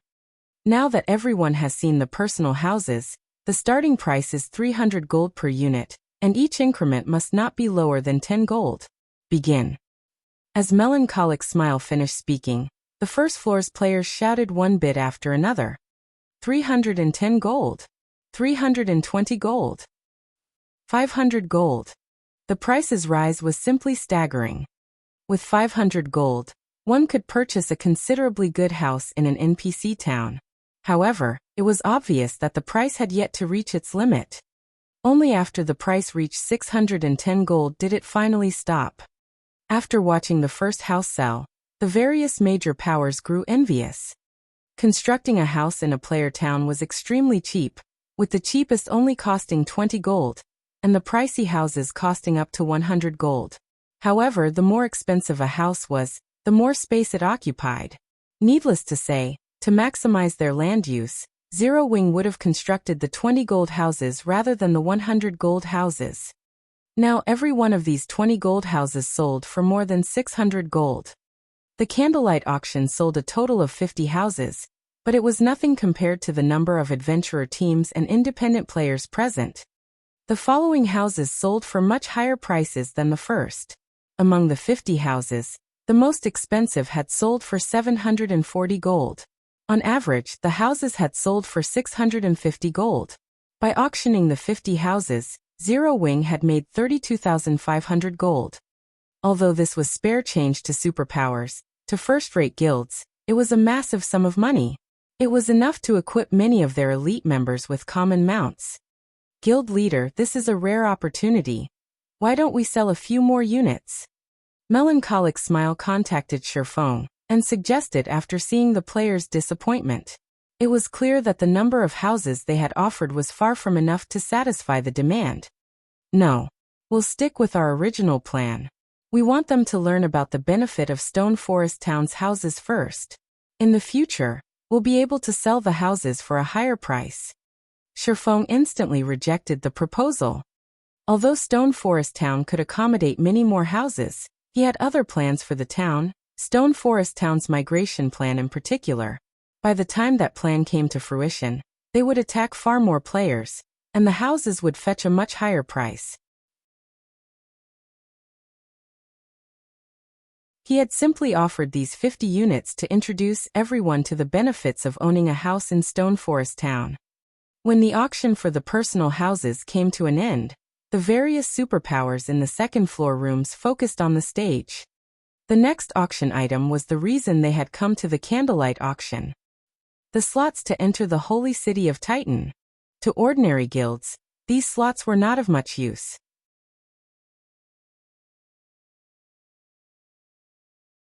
However, it was a different story for superpowers like themselves. The slots could help some of their famous lifestyle players become true masters. A master lifestyle player had the power to transform their trading firms. Their trading firms would earn ample profits. Naturally, this would increase their guild's development as well. So this is the holy city of Titan? A white-bearded, old man muttered, his eyes glowing as he read Titan City's introduction. Sirius, you must get me a slot to the holy city as per our agreement. The screen above the stage did not explain the holy city slots. Rather, it displayed information about the holy city itself. One such detail was the Titan Lifestyle Association. The information revealed that the establishment's workshops, which players could rent, had a mana density far greater than the basic meditation rooms. Moreover, the floating island contained research rooms, and players could use these rooms to study various materials. There were also plenty of Master Rank production videos. There were even Grandmaster Rank production videos available. However, players were required to enter the advanced research room to gain access. Only entering these research rooms was very costly. The basic research room alone cost 200 gold per day, the intermediate versions costing 500 gold per day, and the advanced versions costing 1,200 gold per day. The various superpowers gasped when they saw these prices. Moreover, both the intermediate and advanced versions required a certain amount of reputation in Titan City to rent. Master Fire, rest assured, the Battle Wolves always stick to our word. We will definitely obtain a slot for you, Sirius responded respectfully. At the same time, the other powers fighting spirit roared to life as they swore to obtain slots for themselves. Now that everyone has seen the Holy City slots, the starting price is 500 gold, and each increment must be no lower than 100 gold. If you don't have enough money, you may offer cities lands as collateral. However, we will only evaluate the lands at market price. Begin. After Melancholic Smile announced the next round's rules, the venue's atmosphere reached its boiling point. 500 gold. 600 gold. 800 gold. In the blink of an eye, the price had reached 3,000 gold, shocking every player present. The first-rate guilds soon gave up on the Holy City slots. They could already purchase a relatively good plot of land in an ordinary NPC city with that kind of money. The only players remaining in the competition were the second-floor superpowers. The Holy City slots were similar to the Thunder Passes. To those who needed them, they were worth a ton of money. To those who didn't, however, they were utterly worthless. Every superpower had a batch of lifestyle players who were so close to their master ranks. Unfortunately, these lifestyle players weren't familiar enough with God's domain's materials and production techniques, unable to cross that final hurdle. As long as they obtained the Holy City slots, these superpowers were confident in nurturing a master lifestyle player and improving their respective trading firms. They would easily rake in far more than this investment. 5,000 gold. Sirius instantly increased the price by 2,000 gold. That lunatic. It seems he's hellbent on getting this slot. The other superpowers shook their heads and gave when they heard this price. While they could afford it, it had exceeded their initial expectations. Although they were rich, their money did not grow on trees. Moreover, the various superpowers were preparing for the contest on Thunder Island. They did not have that much money to waste. Hence, they decided to let Sirius have the first slot. In any case, there were 10 slots up for grabs. Even if split equally among their 7 superpowers, they could each obtain at least one slot. They didn't have to rush. They could watch the battle wolves whittle away their funds and wait until they dropped out of the competition. Following which, the bidding for the second slot began. 5,000 gold. Sirius shouted once more.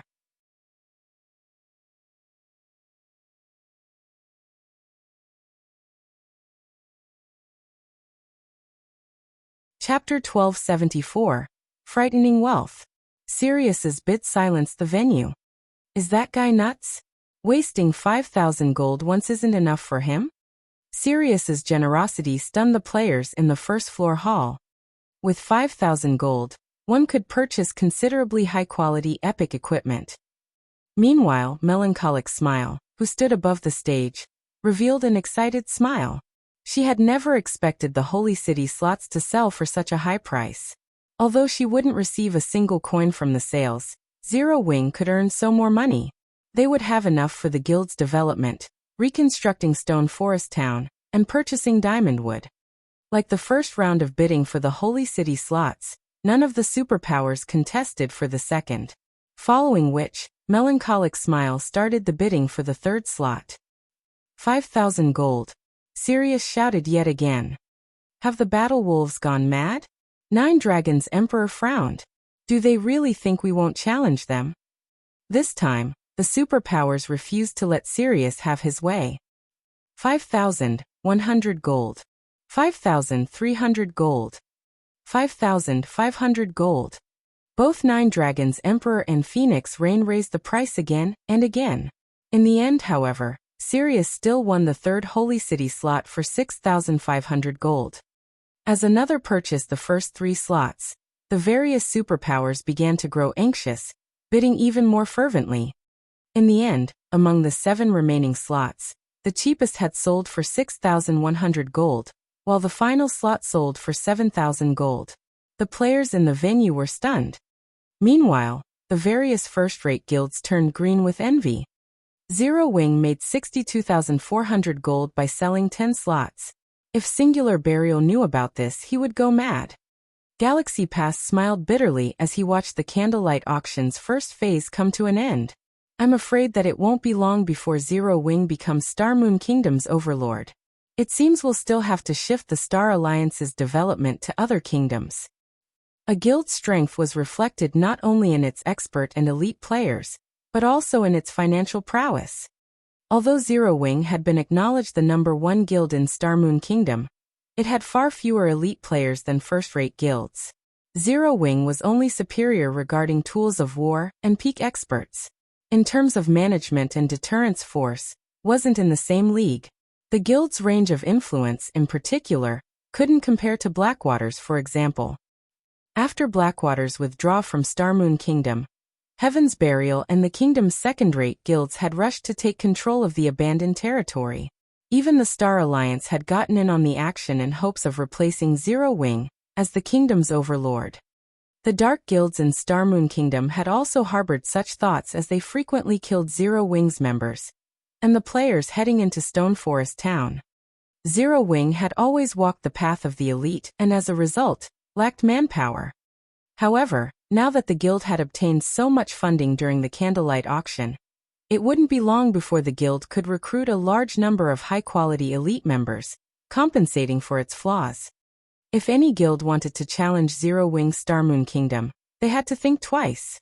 After all, with so much money, Zero Wing would not fear a battle of attrition. Once the auction's first phase ended, the second phase quickly began. Fortunately, no one had anything more to say about Zero Wing's processing fees, obediently retrieving their prepared treasures and putting them up for trade. Due to the 10 magic crystal or 3 gold processing fees, only items worth at least 10 gold were accepted for trade. This guaranteed the item's quality and made it easy for players to find what they wanted. Even the various major powers on the second floor found quite a few items they needed.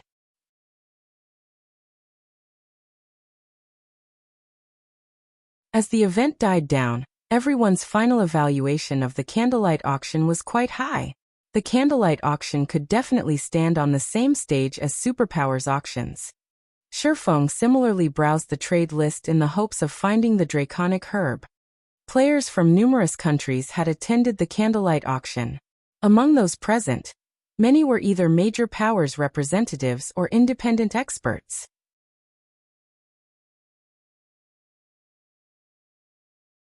The likelihood of finding the draconic herb here was much higher than searching for the herb elsewhere. After all, to obtain the draconic herb, one needed both sufficient luck and sufficient strength. Players of this caliber weren't necessarily willing to sell the draconic herb they obtained. Instead, they usually traded such super rare herbs for items that could benefit their development. What? Is this for real? Shifeng suddenly discovered a very familiar item as he read through the list. The Heroes chapter. Although this item was a tattered piece of parchment, not particularly useful to ordinary players, it was a treasure highly sought after by the various large guilds. Moreover, the Heroes chapter did not consist of a single page. Rumors had it that if one completed the Heroes chapter, it would be more valuable than a legendary item. In reality, a single page was already worth more than an epic item. In the past, one page easily sold for 15,000 gold. The Heroes chapter had only one purpose: to summon a hero to defend a town or city. The summoned hero functioned like guardian NPCs in an NPC city. In the past, Shifeng had obtained a page and summoned a hero to defend Shadow's main city. Shifeng had never imagined that the Heroes chapter would show up in the Candlelight auction. The owner sure knows how to drive a hard bargain. Shifeng was astonished when he saw the player's price. The other party requested a top-tier, level 45 dark gold greatsword and top-tier, level 40 dark gold plate gauntlets and boots. Aside from epic and growth-type weapons, level 45 dark gold weapons were the best available. As the various large guilds players had yet to reach level 45, it was very difficult to obtain level 45 weapons, not to mention top-tier level 45 dark gold weapons. Such a weapon could easily fetch over 1,000 gold on the market. As for the level 40 dark gold equipment, each piece could easily fetch over 400 gold. Shifeng even began to wonder if the seller knew the Heroes chapter's true value. The Heroes chapter's introductory text was very simple. It only stated that one could recruit a hero that was tier 3 and 10 levels higher than the summoner to defend a town or city. From the introduction, one could surmise that the Heroes chapter was on par with a Tier 3 summoning scroll. Only this summoning scroll did not have a duration. However, it could only help protect towns or cities, not help players grind or raid dungeons. Hence, the chapter's value should be limited. At this stage of the game, it'd be surprising if it could sell for 600 gold. If it were an actual Tier 3 summoning scroll, though it could go for a little more as it could help fight powerful bosses. What the introductory text had not mentioned was the fact that the Tier 3 hero could grow. The introductory text only revealed the hero's base attributes. Moreover, unlike personal guards, it was much easier to level heroes. Even the weakest among them could grow to level 180, Tier 4, while the more powerful heroes could grow to level 200, Tier 5. Forget it. I'll just have Melancholic Smile trade for it. Shifeng then contacted Melancholic Smile. Shortly after, Shifeng found the Draconic Herb. Similarly, the other party had asked for the high price of a piece of level 45 top-tier dark gold equipment. Fortunately, this wasn't an issue for Shifeng. There was plenty of level 45 dark gold equipment in Zero Wings Guild warehouse. Time passed quickly. Soon the auction's second phase ended as well. Although each player had not put up many items for trade, a lot of players had attended. Shifeng earned over 2,000 gold and 150,000 magic crystals during the second phase. Only, as Phoenix Rain had borrowed quite a bit, he hadn't earned as much as he would have liked. After the auction ended, news of Candlelight Auction's wealth spread to the various major powers. Damn it! How could this have happened? Singular Burial in the distant Starmoon City felt himself age by several years when he read the report. He hadn't thought that the Candlelight Auction would be such a huge success. Starmoon City's auction was a joke in comparison. Moreover, now that Zero Wing had earned a fortune, Heaven's Burial's development was at risk. Following which, Singular Burial contacted Flame Blood and asked, "Blood, how are things going on your side?"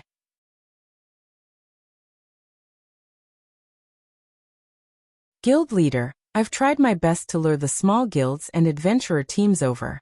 Although some of them have started to wise up and grow suspicious, things on Abandoned Wave's side are developing smoothly. I don't believe it will be long before Heaven's Burial owns Starmoon Kingdom. Flame Blood said excitedly. Notify Abandoned Wave that Zero Wing has secured a lot of funding. If we don't hurry, the guild will be even more difficult to deal with in the future, Singular Burial commanded sternly. Also, think of a way to help Abandoned Wave hasten his progress. I don't care if you're exposed in the process. Understood. Hearing Singular Burial saying so, Flame Blood could not help his surprise. Just how far has Zero Wing developed to make the guild leader so nervous? Meanwhile, Shifeng had stealthily reached White River City's City Hall. "Sir, how may I be of service to you today?" the female receptionist asked as she approached Shifeng. "I'd like to construct a city," Shifeng responded.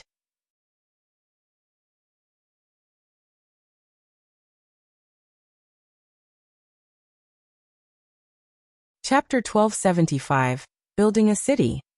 In a VIP reception room on the City Hall's second floor, a middle-aged man in exquisite clothing slowly opened the door and entered the room. A high-ranking identification skill would tell someone that this butler-like man was actually a level 180, Tier 3 NPC named Jarvis. "Lord Protector, I hear that you'd like to build a city. May I see your city-building order?" Jarvis asked. Here. Shifeng took out a tattered parchment. "This is indeed a city-building order that the royal family gave out over a century ago. May I know where you wish to construct your city to give you an accurate estimate, my lord? However, I have to remind you that the high-level locations require higher construction fees," Jarvis explained. He then presented a magic scroll and allowed Shifeng to choose the location for his city. "Understood. I wish to construct it in Witch's Hill." Shifeng pointed to Witch's Hill on the scroll. The Witch's Hill could definitely lure plenty of players as a level 50 to 70 large map. It was also close to the Mournful Ruins. The Mournful Ruins was a Hell Mode regional dungeon, and like the Stoneclaw Mountains, it produced an abundance of magic crystals. Witch's Hill itself had the entrance to another world. Witch's Hill had still been popular among players even a decade after the game launched. All right. May I know exactly where you want to build your city? Jarvis asked. He tapped on the magic scroll, and a miniature 3D model of Witch's Hill appeared before him. The exact location? Sherfong carefully examined the model before him. He had only asked about the cost to construct a city during his last visit. Even if he had decided to construct his city then, his map choices had been limited due to his status. The system would have randomly decided the city's exact location.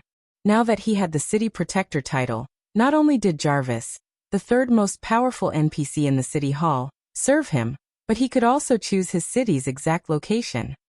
This privilege also had its own downsides. The construction fees would fluctuate depending on the terrain of the location he chose. If the system decided the location, however, ease of construction was generally prioritized over surrounding scenery. I'll pick this location. Sherfong pointed to the top of a mountain that was near a large waterfall. Sightseeing players would enjoy the wonderful scenery, and the terrain made the city difficult to attack.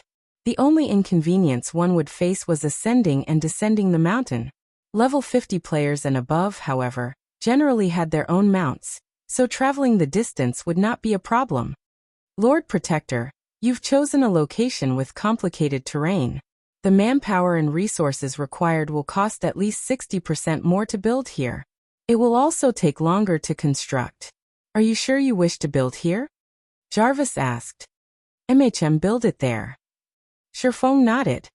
He would save a lot of money by building the city on a flat plain, but it would be a lot harder to defend as enemies could attack from all sides. He couldn't afford to be stingy. All right. I'll calculate the total cost. Please wait a moment. After Jarvis confirmed that there were no issues, he calculated the construction costs. A short moment later, he handed Sherfong a list and said, Initial estimates put the price at 152,000 gold. We will charge additional fees if the city is attacked. You'll also need to pay an additional 30,000 gold registration fee. As a second-generation city, a monthly 30,000 gold management fee will also be required. Do you wish to dispatch additional guards? You can ensure the city's security after it's constructed. You may hire guards to defend your city for up to 21 days. Every group of 100 Tier 1 guards will cost 100 gold per 3 days, while each group of 10 Tier 2 guards will cost 100 gold per 3 days. Sure enough, building a city is quite expensive. Sherfong was astonished as he read the quote. He had only received a general price during his previous visit. Now that he was constructing his city, including the guards, the final price was over 190,000 gold. This excluded the fees that he would incur when monsters attacked the city.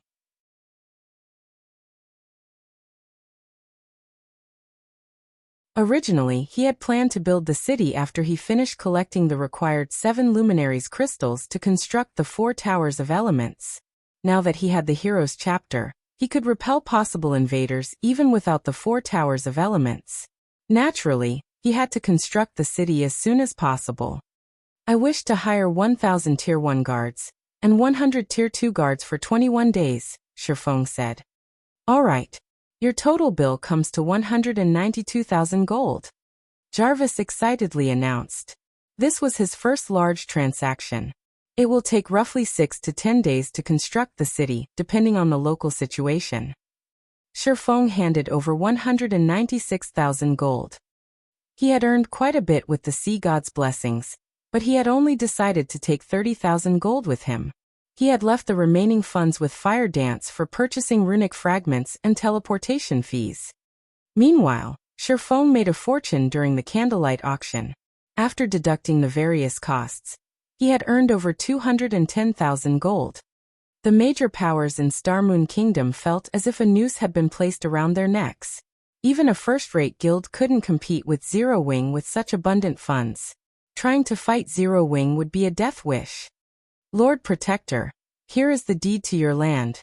From now on, you are one of Starmoon Kingdom's lords and will enjoy the status of Count, Jarvis said respectfully. System. Congratulations. You are the first player to become a lord in Starmoon Kingdom. Rewarding 30,000 guild popularity, 1 city teleportation magic array design, and Starmoon Kingdom's count title. The position of Starmoon Kingdom's count was completely different from a city's count. The difference was like the difference between heaven and earth, as one could possess land of their own, while the other could not. With this, I'm broke again. Shifeng sighed as he looked at the deed in his hands. He only had a little over 40,000 gold on hand now. He would barely have enough to purchase diamond wood and reconstruct Stone Forest Town, after deducting the funds for his promotion quest. He had nothing left for the guild's development right now. However, Shifeng didn't mind. At the moment, it was far more important to obtain a city than to focus on Zero Wing's development. Earning enough money wouldn't be a concern if Zero Wing had a city. The city could provide far more profits than Stone Forest Town. The rewards are astounding. There's actually a city teleportation magic array design. Shifeng was shocked as he looked at the design in his bag. The city teleportation magic array was far more advanced than the teleportation magic array he possessed. It could accommodate more people at a time with a significantly lower operating cost. Its only flaw was that it only allowed one to teleport between guild towns and cities. It wasn't possible to teleport to NPC cities. Even so, the city teleportation magic array design was a treasure worth tens of thousands of gold. Normally, one could only obtain the design from super large-scale Hell Mode team dungeons. However, the drop rate was only 2%. Moreover, the design only dropped from the dungeon's final boss. Getting the design now saved him a lot of trouble. He could link the city directly to Stone Forest Town once it was constructed. This would drastically increase the value of both the town and city. Now that I've dealt with everything, it's about time to challenge my promotion quest, Shifeng thought as he gazed at the soul orb in his bag. It was practically a ticking time bomb. He needed to deal with it as soon as possible.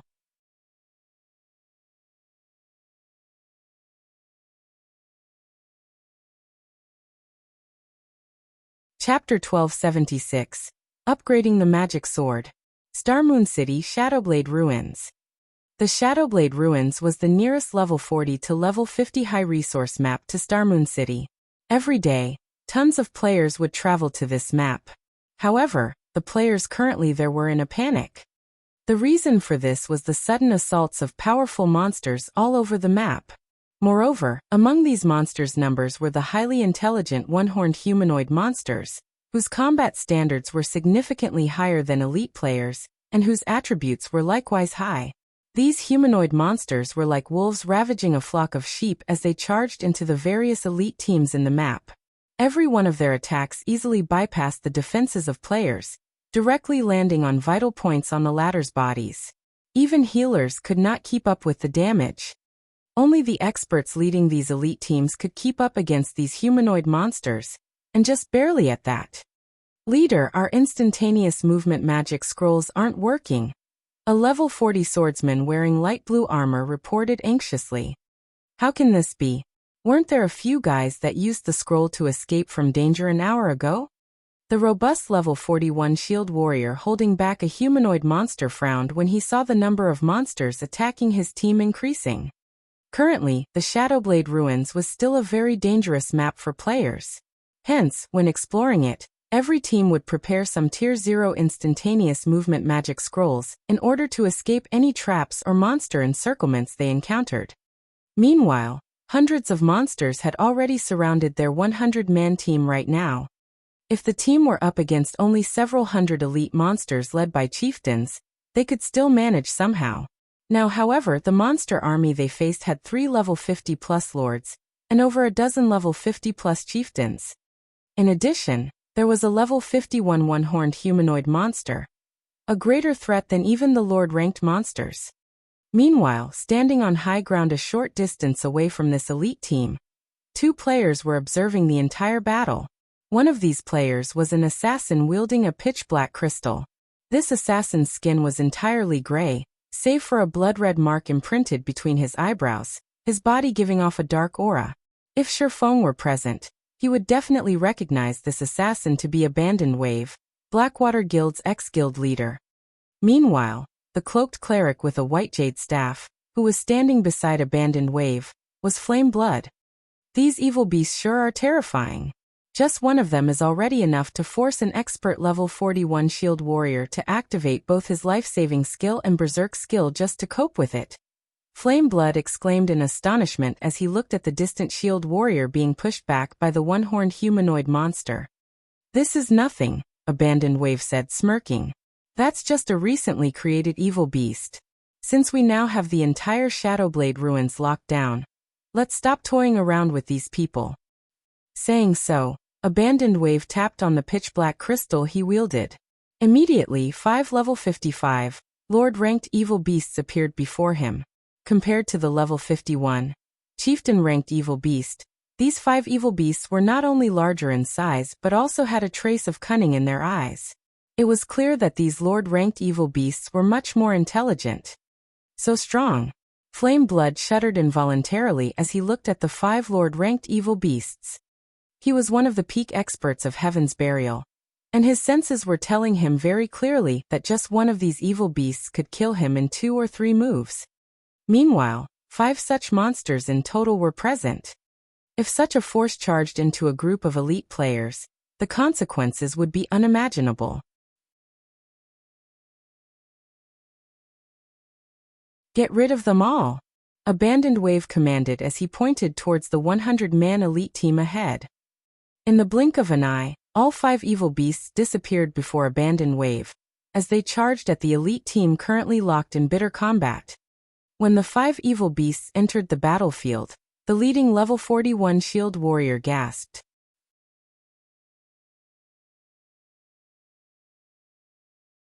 We're doomed.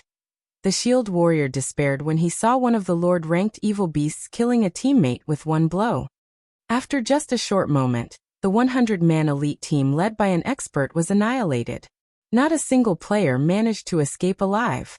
Abandoned Wave walked over to the battlefield and began a ritual. Suddenly, the corpses of these elite players started transforming into monsters one after another. The expert shield warrior's corpse became a thinly built special elite-ranked evil beast. Aside from this expert shield warrior, 2 other players' corpses turned into one-horned evil beasts. Only they were elite-ranked evil beasts. Haha. Guild elite teams really are great. I managed to obtain 3 evil beasts from annihilating a team. Zero Wing, just you wait. It won't be long before I make you all taste despair. Abandoned Wave laughed in satisfaction as he looked at the 3 newly created evil beasts. Alright, let's head to the next location. The battle there should be ending soon as well. The difference between killing an adventurer team and a guild elite team was simply massive. Previously, he had managed to create only 1 evil beast, despite killing 3 adventurer teams. Now, however, 1 guild elite team had given him 3 new evil beasts. Among them, one was even an evil beast with high potential. After a few more days at this rate, not to mention flattening Stone Forest Town, even raiding an NPC town would be a piece of cake for him.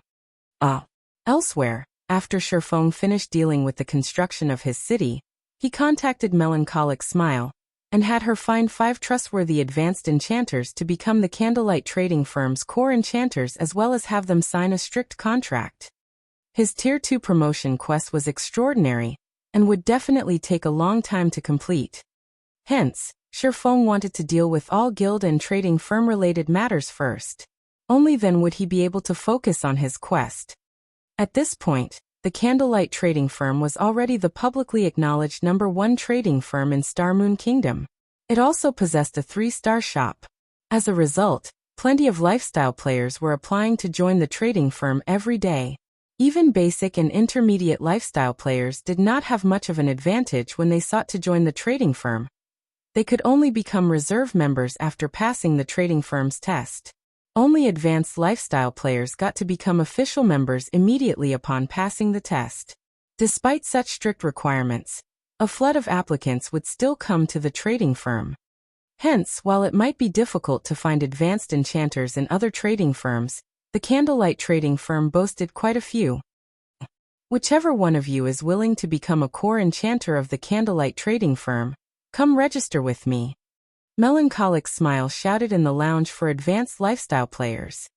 Immediately, the various advanced lifestyle players inside the lounge perked up their ears in interest. However, when they heard that the offer was only for enchanters, many of the lifestyle players present turned to look at the enchanters among them with envy. "Huh, it's actually enchanters this time. I wonder when it will be us forgers' turn?" An advanced forger said, sighing dejectedly. Silent Wonder, who was also resting in the lounge, grew confused when she saw the downcast expressions the crowd in the room was wearing. What was there to feel envious about? Becoming a core member of the trading firm meant signing a strict contract and losing much of their freedom. On the other hand, non-core members only needed to make a certain amount of items each day. Once they hit their daily quotas, they could do whatever they wanted.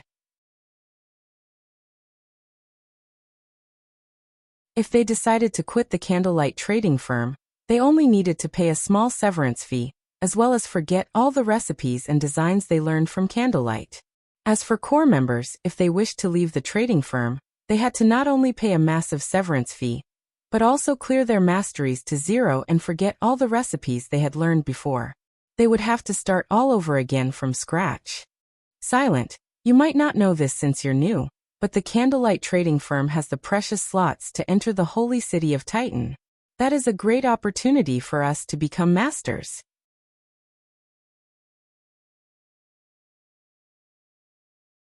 However, only core members and advanced members may contest for those slots, with the majority of the slots allocated to core members. Hence, everyone here hopes to become a core member of Candlelight.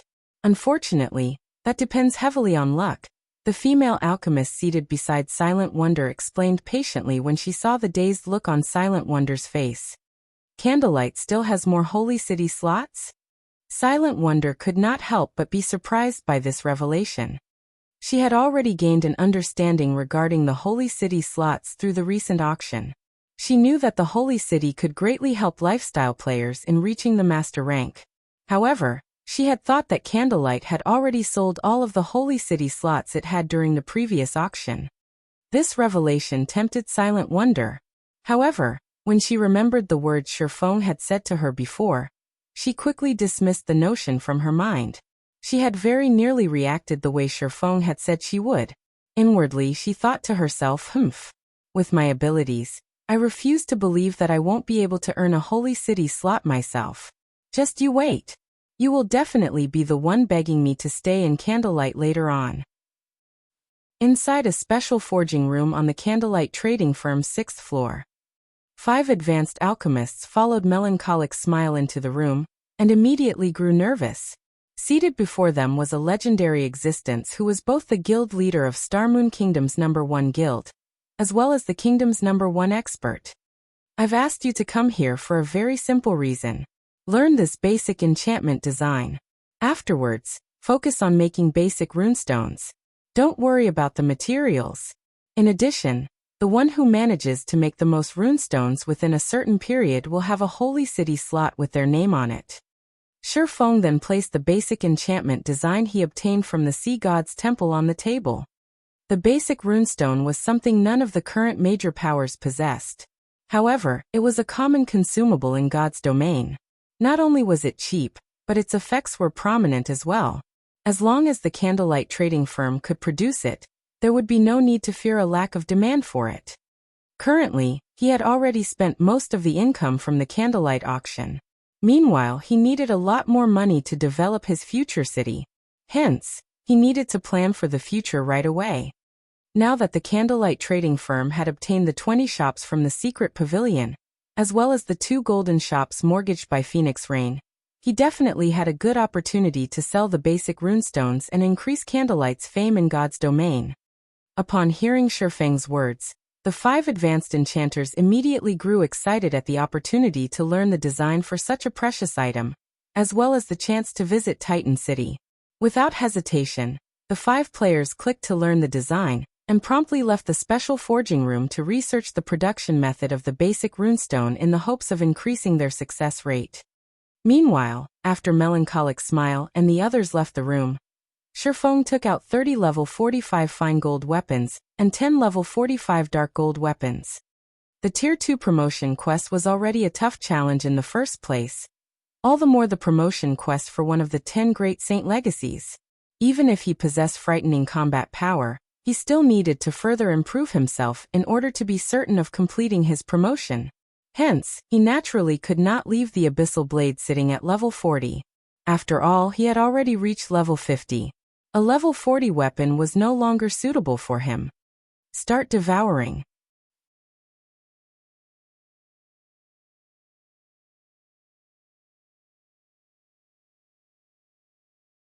Chapter 1277. Swords to Dust.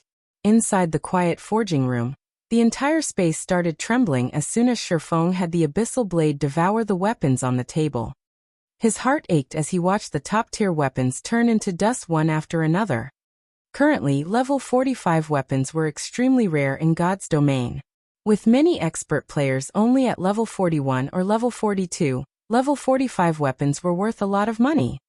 A level 45 fine gold weapon could easily sell for over 400 gold at the moment, just slightly cheaper than a level 40 dark gold weapon. As for level 45 dark gold weapons, even one with average attributes could sell for more than 1,000 gold. However, even at such a price, nobody was willing to sell these weapons. Yet, now, Shifeng had sacrificed 30 fine gold weapons and 10 dark gold weapons. Their total value easily exceeded 20,000 gold. Even the upper echelons of super guilds would not dare to carry out such an extravagant upgrade. They would definitely choose to do so only after mainstream players had passed level 45. However, Shifeng could not care less right now. His Tier 2 promotion was of utmost importance. Just challenging the promotion quest once would already cost him 188 mana stones and 10,000 gold. With the funds Zero Wing currently had, he could not afford to fail. When the Abyssal Blade was done devouring the essence of the weapons, Shifeng felt an unprecedented pressure descend on him, preventing him from moving at all. Meanwhile, the space around the newly transformed Abyssal Blade also began to crack as if the surrounding space couldn't support the Abyssal Blade's existence. Roar! A dragon's roar resounded throughout the room. Immediately, the space inside the room disappeared into the void as darkness enveloped Shifeng's surroundings. Shortly after, streams of pitch-black smoke started flowing out from the dark void and into the Abyssal Blade. Then, as if the black dragon carved onto the hilt of the sword had gained life, the carving actually climbed up the blade, leaving blood-red runes in its wake. Once the entire blade of the sword was covered in runes, the miniature black dragon returned to its original position at the hilt and stopped moving. Although the surrounding space had also calmed down, the Abyssal Blade, which was hovering before Shifeng, had an extraordinarily evil presence. The entire sword emitted a faint, black fog. The runes shone with a bloody radiance as well, lending the weapon an extra hint of eeriness. The Abyssal Blade really is getting increasingly dangerous. If I'm not absolutely confident, I definitely must not upgrade it to level 50.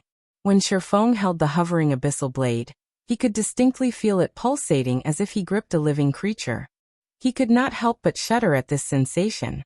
Level 50 was a major turning point.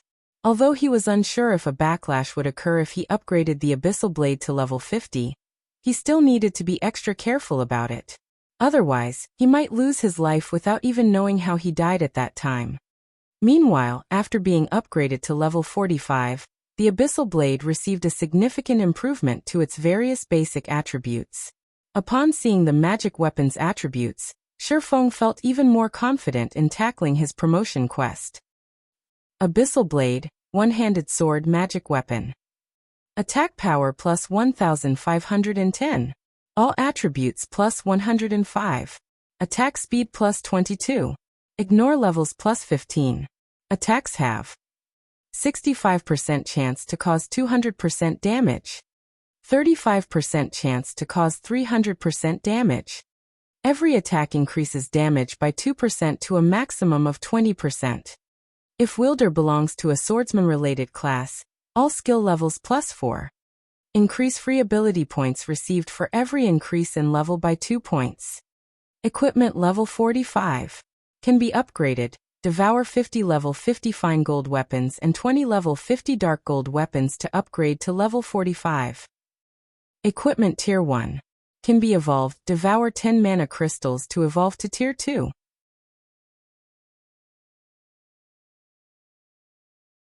Additional active skill 1, Phantom Kill Tier 1. Instantly creates a doppelganger under the wielder's control. Doppelganger has 80% of the wielder's attributes and all skills. The wielder can swap positions with the doppelganger at any time. Duration 1 minute 10 seconds. Cooldown 5 minutes. Additional active skill 2, Abyssal Bind Tier 1.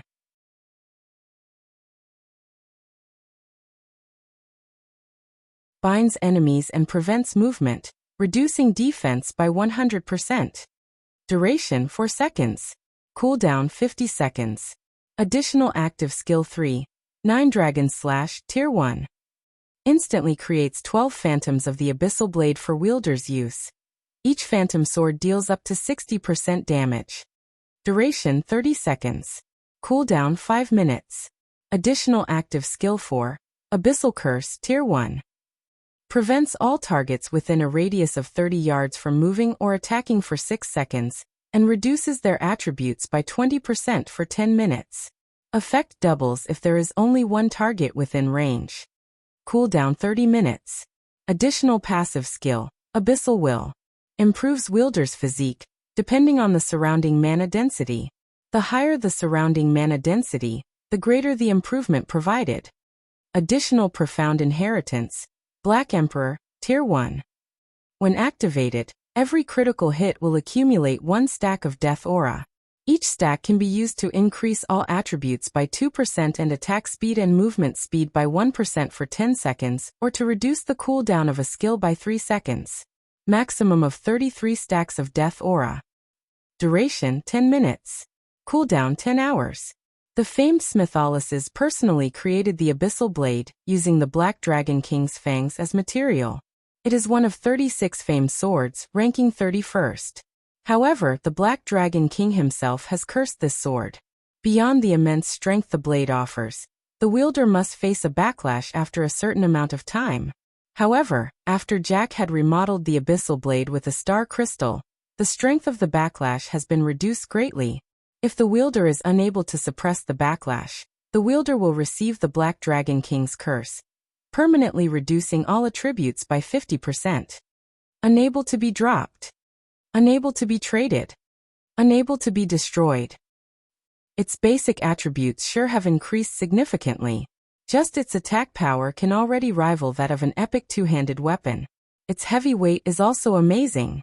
Shifeng was inwardly astonished as he casually swung the Abyssal Blade a few times. Compared to a lightweight one-handed sword like Killing Ray, Shifeng personally preferred one-handed swords that were heavy. In his previous battles, due to his constantly rising level, he had gradually relied more on Killing Ray, which dealt more damage.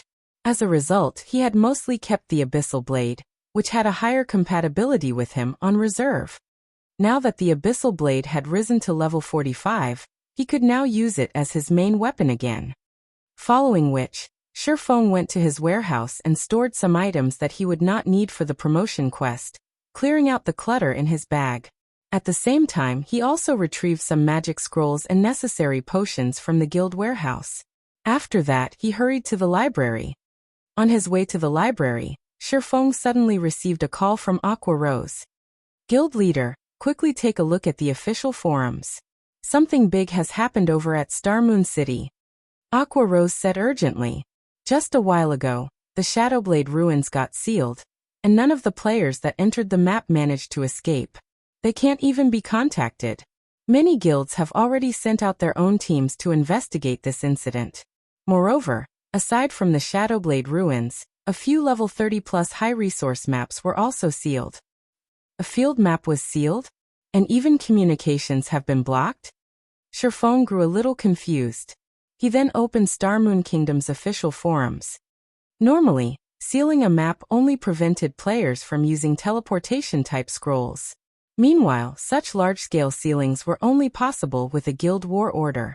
However, if the seal was capable of blocking even communication methods, it was definitely something extraordinary. Based on Shifeng's knowledge, there were only 3 ways to carry out this kind of seal.